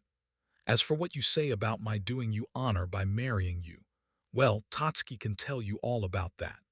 You had your eye on Aglaya, Gania, you know you had, and you might have married her if you had not come bargaining. You are all like this. You should choose once for all between disreputable women and respectable ones, or you are sure to get mixed. Look at the general, how he's staring at me." "This is too horrible," said the general, starting to his feet. All were standing up now. Nastasia was absolutely beside herself. "I am very proud in spite of what I am," she continued. "You called me perfection just now, Prince. A nice sort of perfection to throw up a prince and 1.5 million of rubles in order to be able to boast of the fact afterwards. What sort of a wife should I make for you, after all I have said? Afanasy Ivanovitch, do you observe I have really and truly thrown away 1 million of rubles? And you thought that I should consider your wretched 75,000 with Gania thrown in for a husband a paradise of bliss. Take your 75,000 back, sir. You did not reach the 100,000. Rogojin cut a better dash than you did. I'll console Gania myself, I have an idea about that, but now I must be off. I've been in prison for 10 years. I'm free at last. Well, Rogojin, what are you waiting for? Let's get ready and go." "Come along," shouted Rogojin beside himself with joy. "Hey, all of you fellows, wine, round with it, fill the glasses. Get away," he shouted frantically, observing that Darya Alexeyevna was approaching to protest against Nastasia's conduct. "Get away, she's mine, everything's mine. She's a queen, get away." He was panting with ecstasy. He walked round and round Nastasia Philipovna and told everybody to keep their distance. All the Rogojin company were now collected in the drawing room. Some were drinking, some laughed and talked. All were in the highest and wildest spirits. Ferdishenko was doing his best to unite himself to them. The general and Totsky again made an attempt to go. Gania, too, stood hat in hand ready to go, but seemed to be unable to tear his eyes away from the scene before him. "Get out, keep your distance," shouted Rogojin. "What are you shouting about there?" cried Nastasia. "I'm not yours yet. I may kick you out for all you know. I haven't taken your money yet. There it all is on the table. Here, give me over that packet. Is there 100,000 rubles in that one packet? Phoo, what abominable stuff it looks. Oh, nonsense, Darya Alexeyevna, you surely did not expect me to ruin him." Indicating the prince. "Fancy him nursing me. Why, he needs a nurse himself. The general there will be his nurse now, you'll see. Here, prince, look here, your bride is accepting money. What a disreputable woman she must be. And you wish to marry her. What are you crying about? Is it a bitter dose? Never mind, you shall laugh yet, trust to time." In spite of these words, there were two large tears rolling down Nastasia's own cheeks. "It's far better to think twice of it now than afterwards. Oh, you mustn't cry like that. There's Kasia crying too. What is it, Kasia, dear?" "I shall leave you and Pasha a lot of things. I've laid them out for you already. But goodbye now. I made an honest girl like you serve a low woman like myself. It's better so, prince, it is indeed. You begin to despise me afterwards. We should never be happy. Oh, you needn't swear, prince. I shan't believe you, you know. How foolish it would be, too. No, no, we'd better say goodbye and part friends. I am a bit of a dreamer myself, and I used to dream of you once. Very often during those 5 years down at his estate I used to dream and think, and I always imagined just such a good, honest, foolish fellow as you, one who should come and say to me, 'You are an innocent woman, Nastasia Philipovna, and I adore you.' I dreamt of you often. I used to think so much down there that I nearly went mad, and then this fellow here would come down. He would stay a couple of months out of the 12 and disgrace and insult and deprave me and then go, so that I longed to drown myself in the pond 1,000 times over, but I did not dare do it. I hadn't the heart, and now, well, are you ready, Rogojin?" "Ready, keep your distance, all of you." "We're all ready," said several of his friends. "The Troika's sledges drawn by 3 horses abreast are at the door, bells and all." Nastasia Philipovna seized the packet of banknotes. "Gania, I have an idea. I wish to recompense you. Why should you lose all? Rogojin, would he crawl for 3 rubles as far as the Vasily Ostrov? Oh, wouldn't he just? Well, look here, Gania. I wish to look into your heart once more for the last time. You've worried me for the last 3 months. Now it's my turn. Do you see this packet? It contains 100,000 rubles. Now I'm going to throw it into the fire here before all these witnesses. As soon as the fire catches hold of it, you put your hands into the fire and pick it out. Without gloves, you know. You must have bare hands and you must turn your sleeves up. Pull it out, I say, and it's all yours. You may burn your fingers a little, of course, but then it's 100,000 rubles, remember. It won't take you long to lay hold of it and snatch it out. I shall so much admire you if you put your hands into the fire for my money.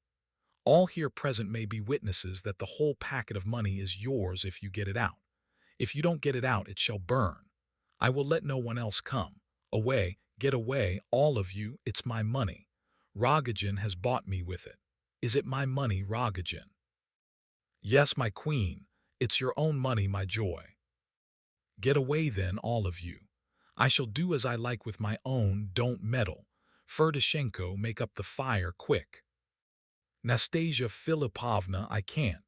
My hands won't obey me, said Ferdishenko, astounded and helpless with bewilderment. Nonsense, cried Nastasia Philipovna, seizing the poker and raking a couple of logs together. No sooner did a tongue of flame burst out than she threw the packet of notes upon it. Everyone gasped, some even crossed themselves. she's mad, was the cry. Oughtn't we to secure her? Asked the general of Titsen in a whisper. Or shall we send for the authorities? Why, she's mad, isn't she, eh? And no, I hardly think she is actually mad, whispered Titsen, who was as white as his handkerchief and trembling like a leaf. He could not take his eyes off the smoldering packet. She's mad surely, isn't she? The general appealed to Totsky. I told you she wasn't an ordinary woman, replied the latter, who was as pale as anyone. Oh, but positively, 100,000 rubles. Goodness gracious, good heavens, came from all quarters of the room. All now crowded round the fire and thronged to see what was going on. Everyone lamented and gave vent to exclamations of horror and woe. Some jumped up on chairs in order to get a better view. Darya Alexeyevna ran into the next room and whispered excitedly to Kasia and Pasha. The beautiful German disappeared altogether. My lady, my sovereign, lamented Lebedev, falling on his knees before Nastasia Philipovna and stretching out his hands towards the fire. It's 100,000 rubles, it is indeed. I packed it up myself, I saw the money. My queen, let me get into the fire after it. Say the word, I'll put my whole gray head into the fire for it. I have a poor lame wife and 13 children. My father died of starvation last week. Nastasia Philipovna, Nastasia Philipovna. The wretched little man wept and groaned and crawled towards the fire. Away, out of the way, cried Nastasia. Make room, all of you. Gania, what are you standing there for? Don't stand on ceremony. Put in your hand. There's your whole happiness smoldering away. Look, quick. But Gania had borne too much that day, and especially this evening, and he was not prepared for this last, quite unexpected trial. The crowd parted on each side of him, and he was left face to face with Nastasia Philipovna, 3 paces from her. She stood by the fire and waited, with her intent gaze fixed upon him. Gania stood before her in his evening clothes, holding his white gloves and hat in his hand, speechless and motionless, with arms folded and eyes fixed on the fire. A silly, meaningless smile played on his white, death-like lips. He could not take his eyes off the smoldering packet, but it appeared that something new had come to birth in his soul, as though he were vowing to himself that he would bear this trial. He did not move from his place. In a few seconds it became evident to all that he did not intend to rescue the money. Hey, look at it, it'll burn in another minute or two, cried Nastasia Philipovna. You'll hang yourself afterwards, if it does. I'm not joking. The fire, choked between a couple of smoldering pieces of wood, had died down for the first few moments after the packet was thrown upon it. But a little tongue of fire now began to lick the paper from below, and soon, gathering courage, mounted the sides of the parcel and crept around it. In another moment, the whole of it burst into flames, and the exclamations of woe and horror were redoubled.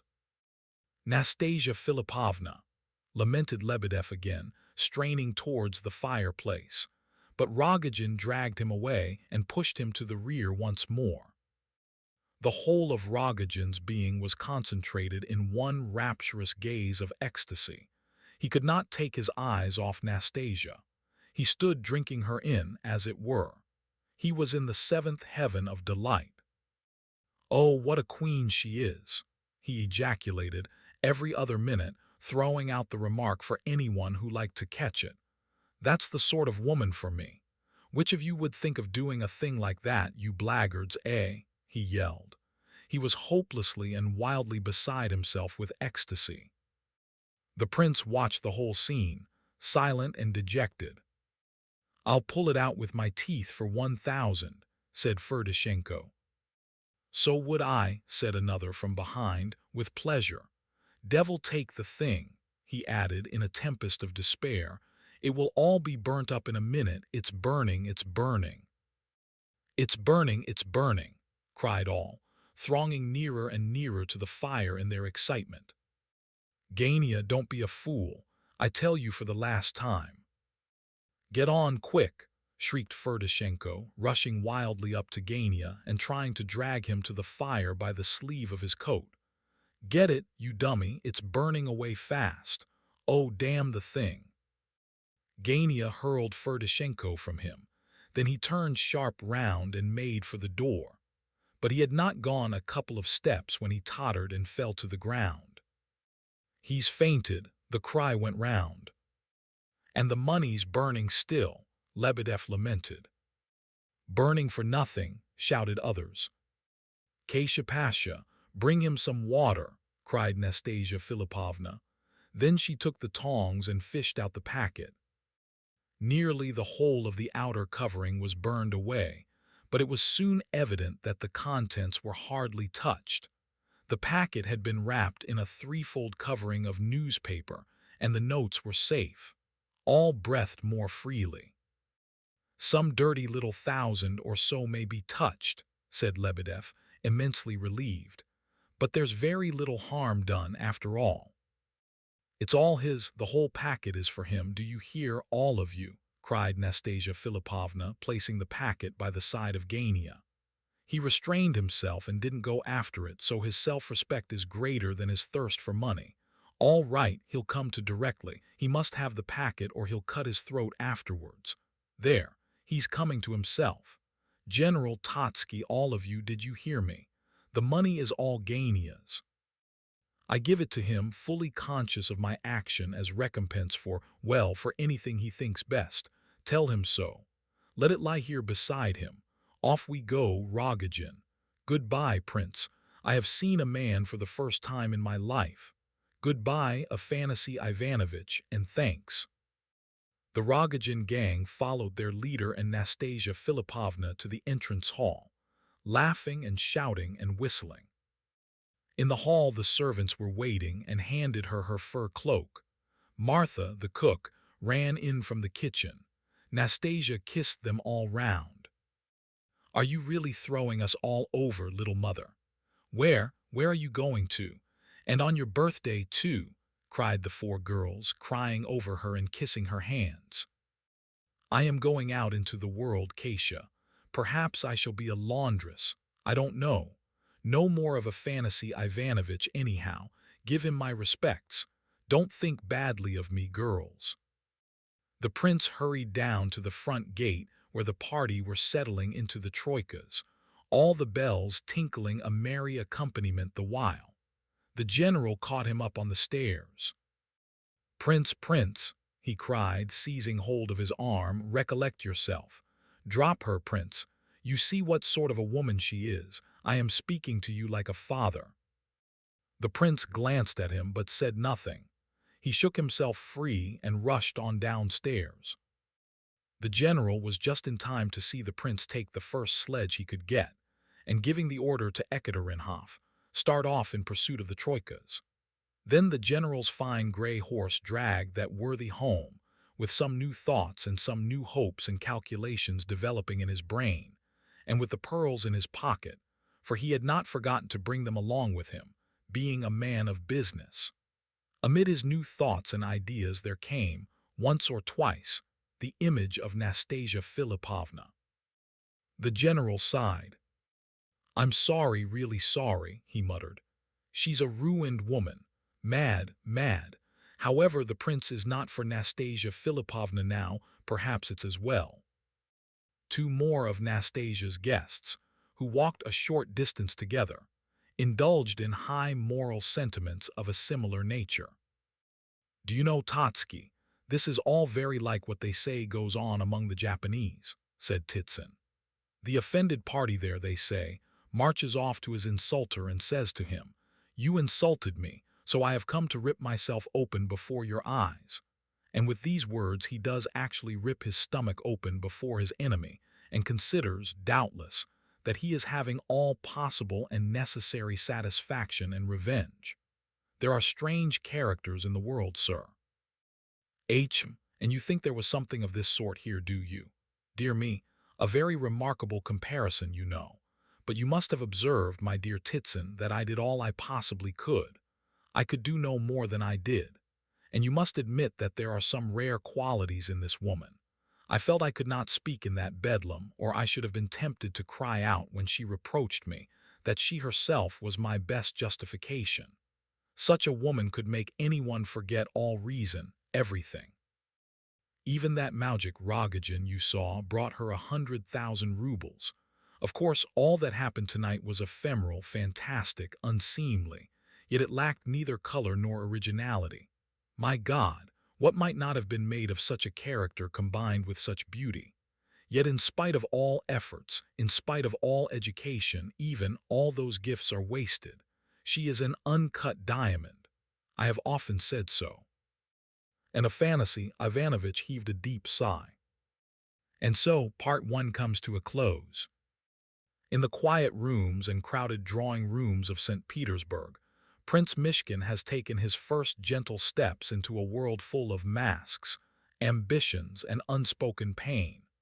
With each encounter, from the troubled Rogojin to the proud General Epanchin and the enchanting, wounded figure of Nastasia Filipovna, his innocence begins to stir change, even as he is drawn deeper into tangled lives.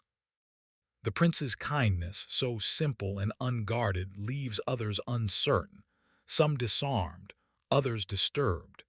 And yet he remains steady, a quiet mirror held up to a world unsure of how to see him.